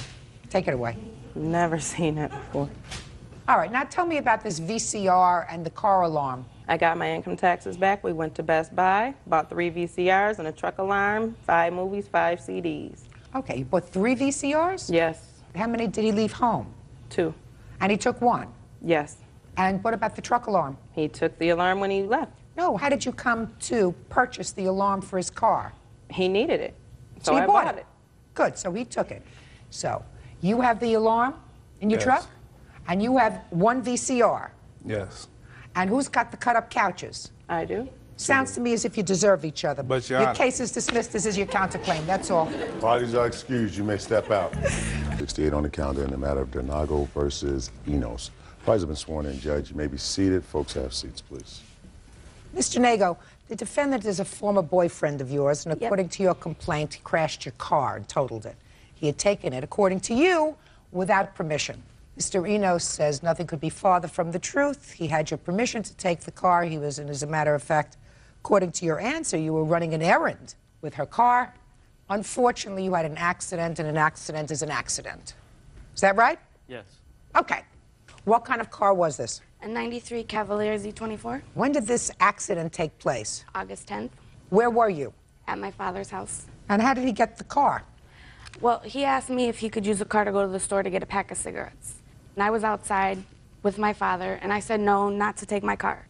And he went in the house, he took my keys, he asked my sister to go to the store with him, but Jacob went to the store with him instead, and like 15 minutes later, the cops had came to the house. What time of day or evening was this? It had to be 11, because the cops came to the house like 15 minutes after. It was just you and your father outside? There was like his cousins and a couple people that he knew. So. Was this a party? No, it was not. Just a get-together? I was there, and one of his friends had dropped him off at my house. What time had one of his friends dropped him off at your house? I'd say like 15 minutes before he took my car, because I didn't see him all day. What was the friend's name who dropped him off? Dan. Where had you been earlier that evening with Dan? I was just out doing errands and things like that, hanging out. With Dan? Yes. And you got to her house at about what time? I got to her house pretty early, I'd say like 8, 9 o'clock. She says it was later than that. And what time did you take the car? Around 12:30, ma'am. And where was Dan, the person who had dropped you off? He was there. We were all there. It was more like we were having a small party. All right, now you tell me, you got the keys to her car. Mm-hmm. And you say that she gave you the keys. Mm-hmm. Tell me about that. I asked her for him, and she gave them to me, ma'am. How did that happen precisely? She's outside, Mm-hmm. and you said, I said, can I use the car keys to go get cigarettes? yes, Mm-hmm. and? And she said, yeah, she gave them to me. Okay. So she went back inside, or did Mm-hmm. you go get the car keys? No, she got them for me. I'm looking at your answer, Uh-huh. Mr. Enos. And let me read to you from your answer. You said, we ran out of cigarettes, and they asked if I would go and pick some up. Yes, ma'am. Well, it can't be both, Mr. Enos. It has to be either you ran out of cigarettes and asked to borrow the car, or they said to you, would you go and do an errand for us and pick up cigarettes? No, ma'am. That's how it happened, like I just said. I didn't write the report personally, so it might have been mistyped. Show this to him and ask him if it's his signature, please. It is my signature. Yes, Well, you read, don't you? Yes. You don't sign anything before you read it, right? Right. Well, and I assume you read it. It's not a fantasy, it's what you wrote. So what you're telling me is that the things that you wrote in your answer are untrue. No. Is that right? No. They have to be either true or untrue. You mean you want me to try to pick out what's true and what's not true? No, ma'am. Okay. So you get into the car with your friend and you're going to buy cigarettes for yourself, which means that you were not acting as an agent for anybody else. You were doing this yourself. And then what happened, sir? Well, we were driving towards the Pride that was down the street from our house, but I was apparently going a little fast, and when I tried to slow down, the streets were slippery, so the back end of the car started to shake, and it went out of control after that. Yes. And we crashed. Yes. I started to walk back to our house after that, after I made sure everybody was all right and everything. What do you mean everybody was all right? Well, me and Jacob. Okay. And I was walking back to our house to tell her what happened, and the police picked me up on my way there. Why did the police pick you up? For crashing the car. They wanted to know what happened. Well, then they put you in jail. That usually doesn't happen if you're going to look for help. What were you in jail for, sir? I had some drugs on me. I was caught with possession. You did? What kind of drugs did you have? I had marijuana and ecstasy. And ecstasy? Yeah. Were you carrying it? What do you want? I have the police report if you would like it. Oh, no, I'll look at the police report in a minute. Having a really interesting time here. Now, you were caught with marijuana and ecstasy. Had you used any of that before you got behind the wheel of the car? Oh, yeah, not the ecstasy, but I was pretty intoxicated. Like I said, we were all partying at her father's house. Oh. Well, then, Mr. Enos, this is what I'd like you to explain to me, sir. We now come to the point where you wanted cigarettes. You asked if you could use the car, and let me assume for the moment that she said, okay, you can take the car keys. You wanted the cigarettes. You were under the influence of drugs. You were traveling too fast, which caused the car to go out of control in wet weather. You totaled the car. So my question to you, sir, is why should you not pay for the car? Well, ma'am, thing is, there was never an agreement, like she said, on her. There doesn't have to be an agreement. Right. Forget agreement. Forget agreement. We're not talking agreement here. You took the car. You were under the influence of drugs. You traveled too fast. You totaled the car, but somebody else should pay for it. No, I'm not saying that. Well, then, why should you not pay for the car? Because I wasn't in the right state of mind, and if she would have said no, like she really said in the report, and really enforced it, then that would have never happened. Is this your mother? Yes. May I? Are you sure you want to defend that position, No, madam? I don't want to defend his last statement. Your Honor, I'm not saying that my son is not responsible and shouldn't be held responsible. He should be. Great. Okay, my problem is they all had something to do with this. You know, she let him take the car. He let him drink in his house. Nobody called me till the next evening. They bailed him out of jail without informing me. Her mother actually called me and told me that my son had gotten arrested and he was at her house. That Saturday evening, I went and picked my son up. I asked my son if he had a problem with drugs. He said yes. I brought him into a meeting for narcotics and enrolled him the very next day. Shortly after he went into the rehab center, within a few months, they had broken up, which was fine with me. I was pleased. They'd been together for 5 months. Within that 5 months, he had gotten himself in numerous amounts of trouble. I'm not saying that's her fault, but they were a bad combination. Real cases, real people. Judge Judy. Danielle Dernego claims ex-boyfriend Thomas Enos drove her car without permission and totaled it. Thomas says after a night of partying, he wasn't in the right state of mind. Go ahead. Since then, my son has done fine. I'm not saying that he shouldn't be held accountable. He should be. Good. But everybody should be. No. He got behind the wheel of a car while under the influence of a substance that impaired his judgment because he wanted to go to the store for himself, which is not what he said in his answer, but that's what happened. He was going too fast. He destroyed property that wasn't his, and he has to be responsible. The fact that they may not have been a good combination and they were drinking beer at their house, and what does that have to do with ecstasy? What does that have to do with being in possession of ecstasy? I mean, that he had to buy someplace else. Exactly. He had to buy the marijuana someplace else. It has nothing to do with it. Now, he may have had some beer and some marijuana, and I don't know whether he was waiting for later to take the ecstasy. Who knows? Right. Whatever. He has to pay for this car. I agree. Now, the car did not have collision, is that right? Nope. And the other thing, Your Honor, I don't know if this really makes a difference. I don't know that the car was worth $3,500. May They not bought be. it at She's an going to have to auction. prove that to me. When did you buy the car? I bought it on 3/22/01. Do you have the bill of sale? Yes, I do. Can I see it, please?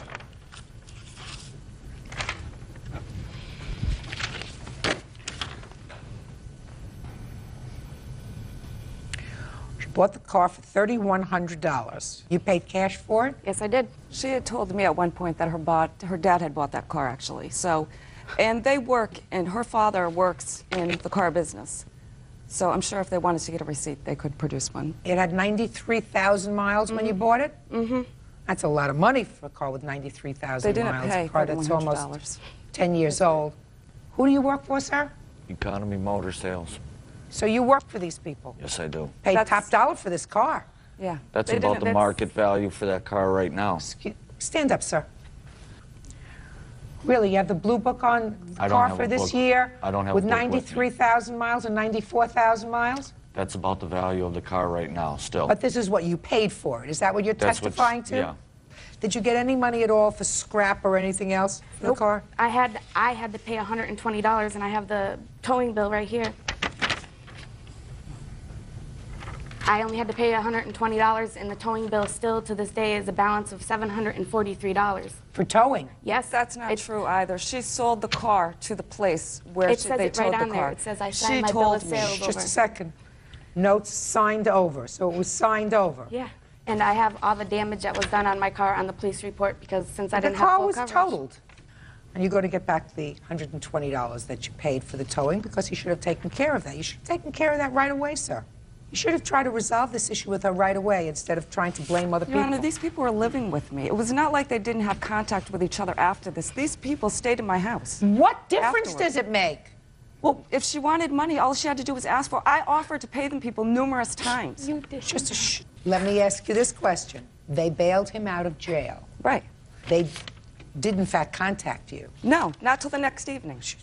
They did, in fact, contact you. Yes, they did. Did you pay anything to bail him out of jail? I didn't know Ju- about it till the next evening, so Just no, a I did second. not. So you did not. How much did you pay to get him out of jail? I have the check for $625 that I cashed the morning that I bailed him out. Plus, I threw in another $200, and his friend Angeli threw in the rest. My son threw in $100 and my niece. No, put he money did in. not. Just a second. Your niece did not throw Whatever. anything. Listen to me.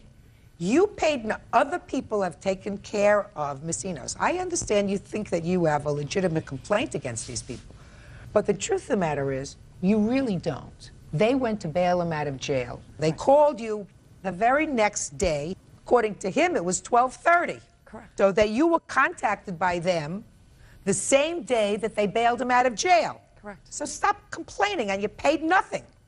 So I'm giving you $3,000 for the value of the car plus $120 that you paid to have it towed. $3,120. Judgment for the plaintiff. That's all. Parties are excused. You may step out. I think it's ridiculous that you can allow children underage to drink at your house and party at your house and do it with them and not be held accountable for it. She needs to clean her habit up. She needs to stop her drugs. And now the next case. All parties in the matter of Wixon versus Harrison. Step forward, please. 24-year-old data entry clerk Janet Wixon is suing 19-year-old Nick Harrison for vandalizing her car. Nick denies the charge and claims he was asleep at the time. Miss Wixon, it is your claim that the defendant busted out the windows on your car. The defendant says that he was home with a friend, right? Yes. Okay. Tell me when this happened, where it happened, where you were, how you know him. Okay, I don't know him at all. I've never seen him before today. I was at my friend Dawn's house. It was on Thanksgiving, the evening of Thanksgiving. We were watching movies. At around 10 o'clock, I was tired, so I wanted to go home. So my boyfriend drove me home. I live right around the corner from her, and he went back there. He drove you home in your car? Yes. So you don't know anything that happened after that? No, just Who from what does? they tell me. Them two. Step up, please. Both of us.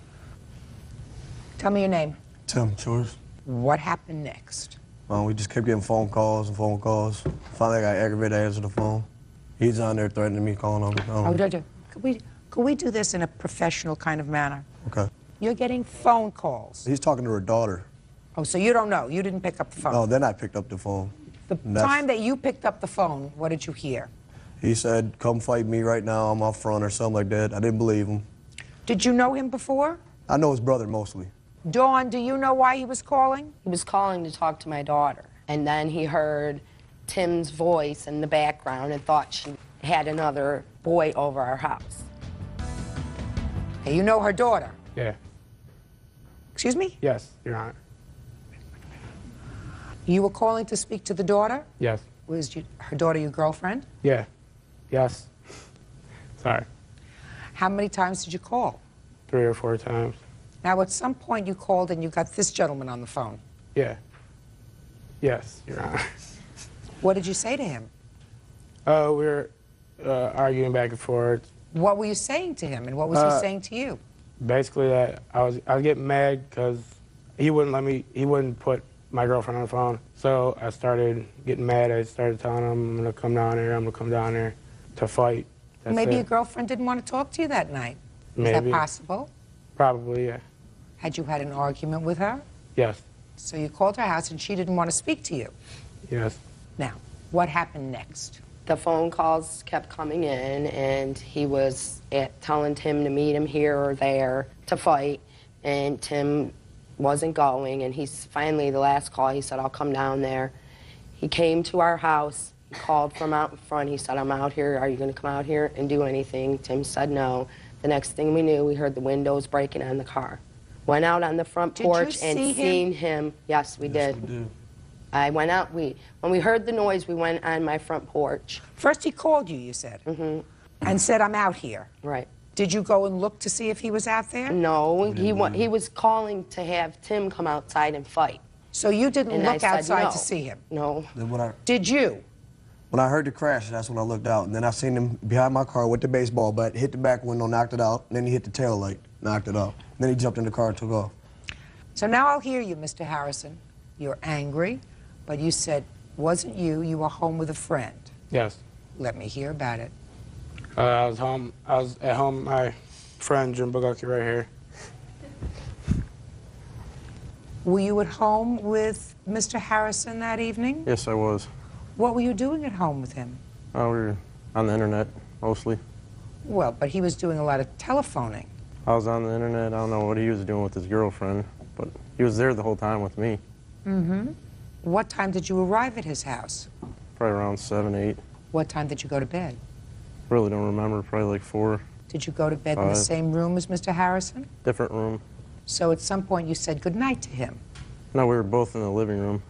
And I was sleeping on the couch. And where was he sleeping? I don't know, he was on the internet, back and forth. But at some point you went to sleep. No, I was up till he went to bed. Really? Yes. I don't believe you. Sit down. How's that? Because I believe you probably took a ride over with him. Yeah.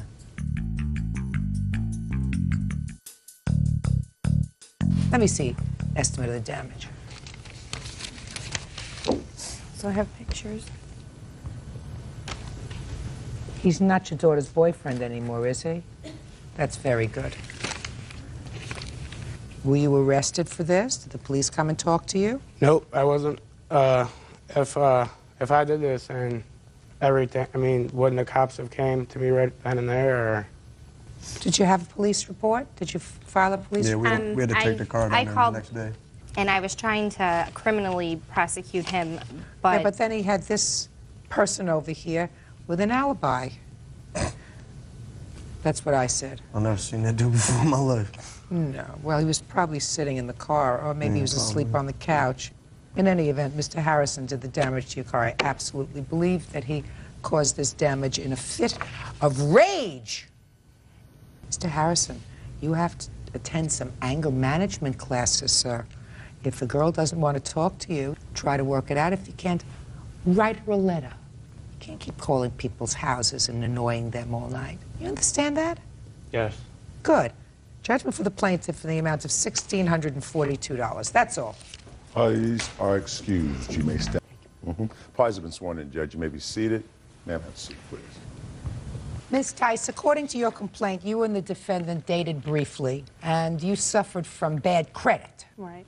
You also wanted some sort of a vehicle to get around in, and the defendant agreed to purchase a car in his name, but it was your car. Yes, it was. The agreement was that you were to make all the payments, you were to pay for the insurance, and then there came a point when the defendant took back the car. Yes. And you want everything that you put into the car, in addition Yes. to the monthly payments, you want the insurance, and also some improvements that you made on the car. Yes. The defendant says that he was forced by circumstances to take your name off of the insurance, and therefore he had to repossess the car. And aside from the fact that you were really just sort of leasing the car from him. Is that right? Yes, ma'am. When was this car purchased? On August 22nd of 2000. And did you have to put any money down? Yes, I did. I had to put $800 down. Now, Mr. Randall, so far is that correct? That's correct, sir, Your Honor. And we jointly put down the deposit. Where did the joint money come from? Prior to us purchasing the vehicle, I had prior owned a Honda Accord. I had asked her if she knew anybody was interested in buying the car. Then she came back to me and said her father was interested in buying the Honda from me. It was actually $1,000. I said, I at least got to have $800 for the vehicle. She said, well, would you take $500 down and I'll pay you the rest? I never received the balance of the car. Your problem, Mr. Randall, however, is that you don't have a counterclaim, because even according to what you tell me, there was no agreement that this $800 that she put down on the new truck, some of it would be your money and some of it would be her money. I understand. Good. So she put down the $800 as a down payment for the car. And what were the monthly payments on the car? They were every 2 weeks I paid $155. And you made how many payments? 4 of them. And how much for insurance? I gave him $100 for insurance. When did you put the stereo in? I put the stereo in 2 weeks after I had the truck. I had purchased the stereo from a friend of mine, $80 for the stereo, and I had to pay him $40 to put it in. Now, Mr. Randall. Yes, ma'am. You took the truck back from her. Tell me why. Well, after the accident. What accident? She opened the door and my truck accidentally hit hers. When was this accident? I have police report on it. Just say, when was the accident, Mr. Randall? I think it was in... what was the date? September 5th. Tell me what happened. One of her apparent alleged boyfriends that she initially sold my Honda to, not her father, but to this gentleman. He was trying to find out where she had taken the car that she allegedly sold him.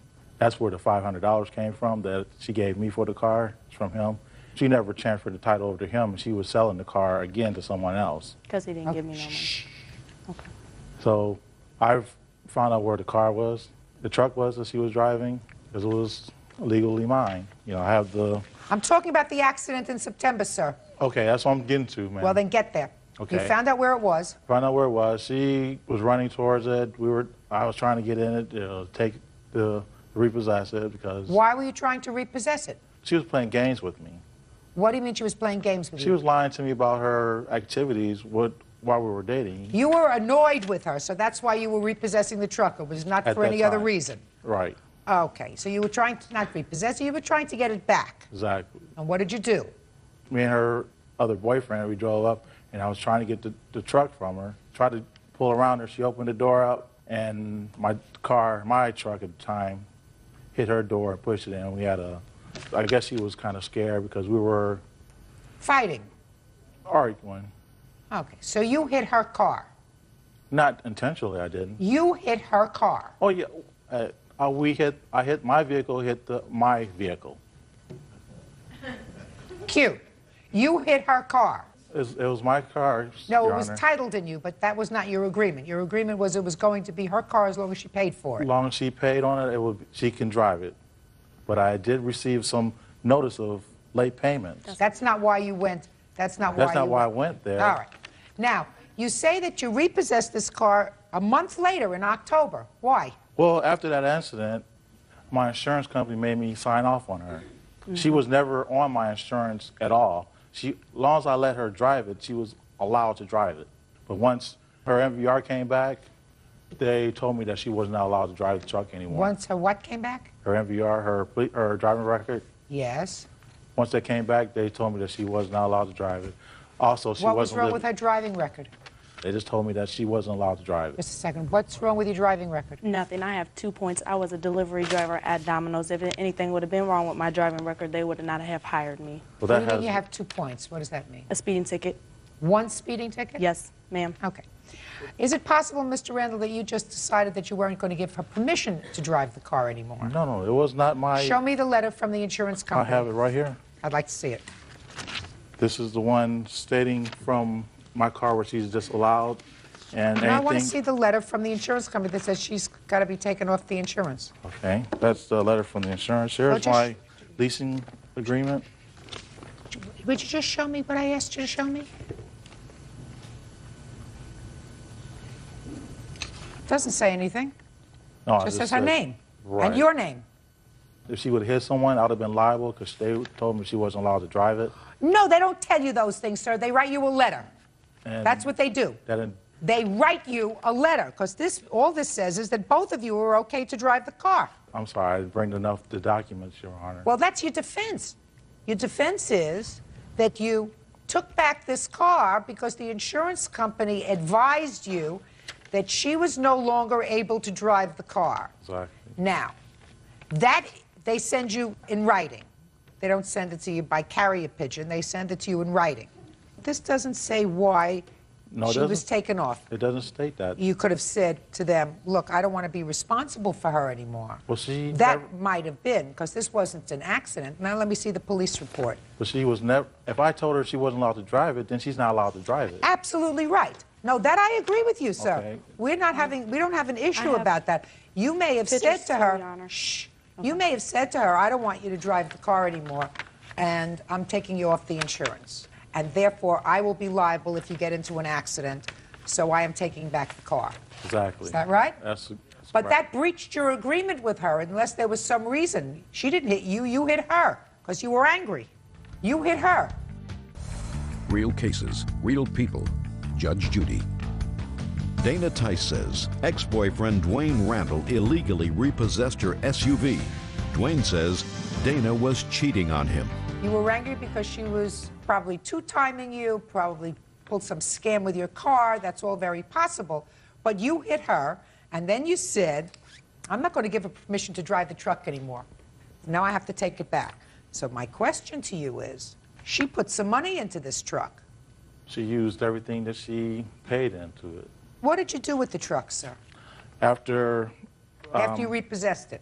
they voluntarily repossessed, I turned it back over to the leasing place. Did you get any money for it? No, ma'am. What I did is I had to replace the radio that she claims that was in it, that she took the faceplate off of it. Right. But there was a radio in it when she took it. She replaced a radio that was belonged to in the vehicle anyway. So you had to put in a different radio. Yes, I have the receipt for that. And show me proof that you turned it back into the finance company. Your Honor. You have it? No, I have the proof of the original application, though, that we filled out. This is showing that he had got the truck. I was on here, and the truck was my vehicle. I was the one driving it. Yeah, I understand that. She was. I understand that you were to drive the truck. Her name is not on this lease, Your Honor. No, I understand that. The only thing that is she's allowed Her to credit drive it. didn't pass, so she had to use your credit. But that doesn't mean, sir, that you really had the right to breach your agreement because you were angry over a social situation. That also doesn't mean, Ms. Tice, that you get back all the money that you put into the truck. Because you... I What? barely had the truck because he wrecked it and it was in the shop, and then he took it from me. He showed up so many times Should unexpectedly. have been more careful about what you did. Should have waited until your credit got better. What was wrong with your credit? How did your credit I get had so got a messed car up? repossessed. Now you have 2 cars repossessed. Actually, 3. Was it 3 cars you had repossessed? No, it was 2. Maybe it could have been 3? That was the third one. So now it was 3. So you had 2 cars repossessed before. Right. Yes. Okay. The only thing you have to give her back, Mr. Randall, listen to me, is you have to give her back her down payment on this car, which was $800. She paid you $100 for insurance. Well, she's got to pay some insurance, and she made 2 months' worth of payments. You had the car for 2 months. You had the I truck didn't. for 2 months. You used it for 2 months. No, I didn't, Your Honor. It was Well, in the shop. He wrecked it. and I paid ahead of time before he took it. He took it on October 17th, and I had made a payment for the 30th. So he would not have a reason to take the truck from me. Shouldn't have done it. What I'm telling you is you had a brief relationship with him. You're giving him your money. It's in his name. Right. Something happens with that relationship. You get involved with somebody else. We wasn't together like that anyway. Well, if you weren't together like that anyway, Miss Tice, then you don't do stupid things. Right. By giving somebody money and saying, I'm going to rely on your goodwill, that we're still going to be friends 3 years from now when this truck is paid off, and then you'll put it back in my name. I mean, that was really your agreement. Right. Right? Your Honor. What? I did have the paperwork for the radio that I had to replace, which I tried to get a faceplate for that she claims that was missing. That I paid for the radio and he but took I it. took the radio. The place took the radio out. There was no serial numbers on it. It was all scratched off. Mr. Randall, let me tell you why you're getting off easy, sir. Because she did a foolish thing allowing this truck to be in your name. I don't know what other shenanigans she was involved with the other car that she sold to father, to friend, to boyfriend, that she never gave it to him. She was going to sell it to somebody else. She sounds like she's a wheeler dealer herself. However, you caused the problem, sir. You had the accident. And it was an accident that would not have happened but for the fact that you were angry. You were in your truck with a boyfriend of hers, looking for her, looking for trouble, and you found it. And as a result of that, your truck may have gotten damaged. The truck that she was driving clearly was damaged because you had a hot head. So I don't care if you had to replace a radio or a faceplate. It's meaningless to me. You're getting off easy. But you have to give her back her down payment, which was $800. Judgment for the plaintiff, that's all.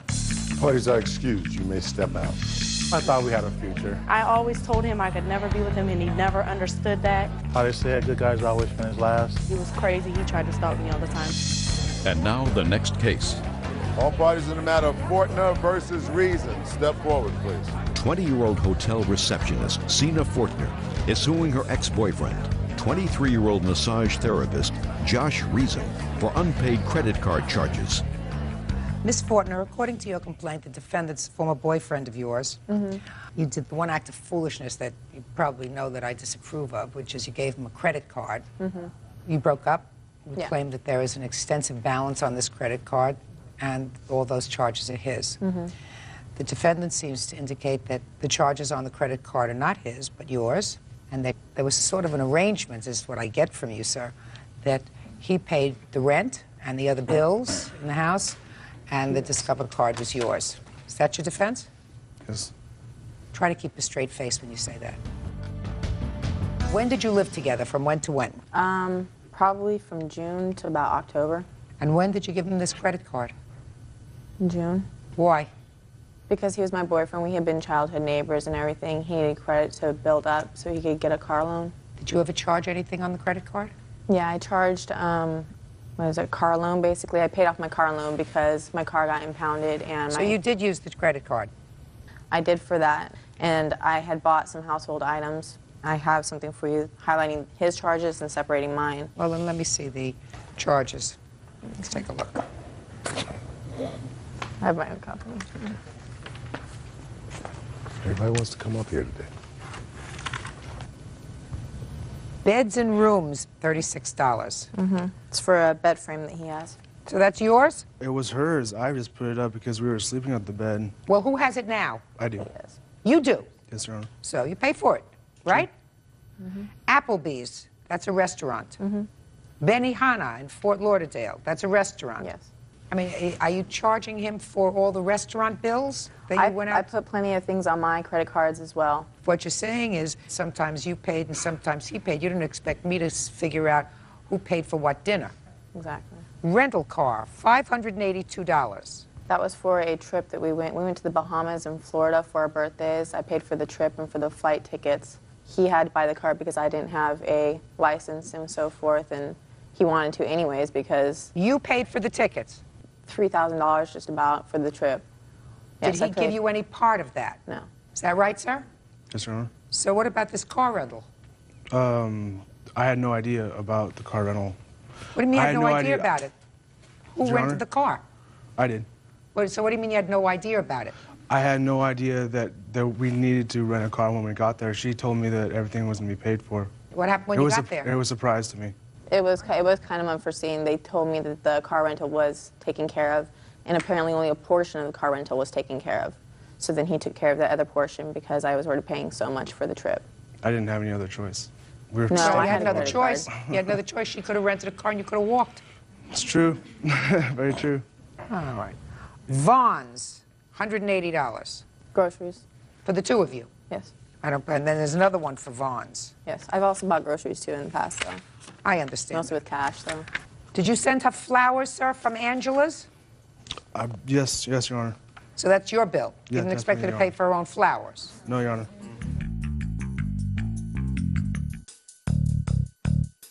Good Guys. What's Good Guys? That's some speaker wire he bought for his little surround sound deal. Fred's Tire Man. Parts and Parts somewhat. for her car. For my car?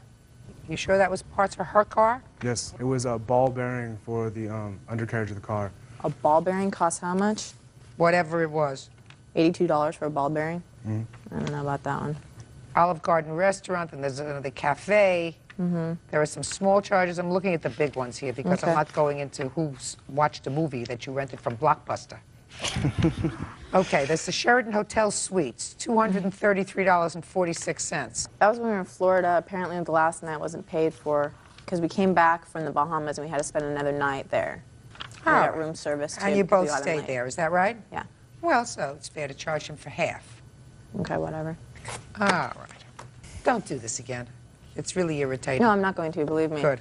Very good. Mr. Reason, you said you paid all the other bills in the house. Is that true? Yes, Your Honor. Like the rent? Yes, Your Honor. It's Is not that true. correct? No, it's not. Well, tell me about that. No, we both paid rent, we both paid for groceries, we both paid, it was, I mean, he Talk paid about for just the rent.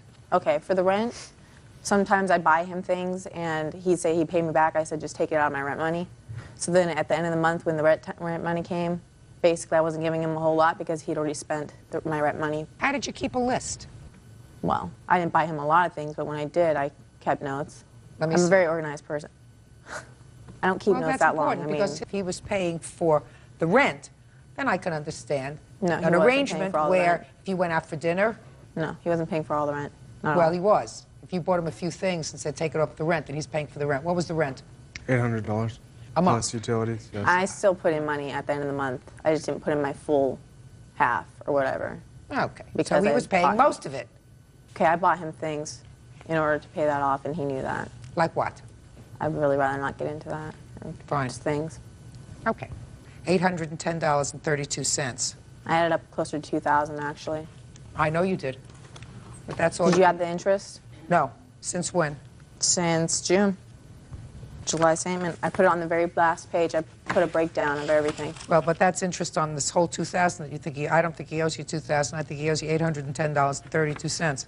It's about $860.32 with interest. Judgment for the plaintiff in that amount. That's all. Parties are excused. You may step out.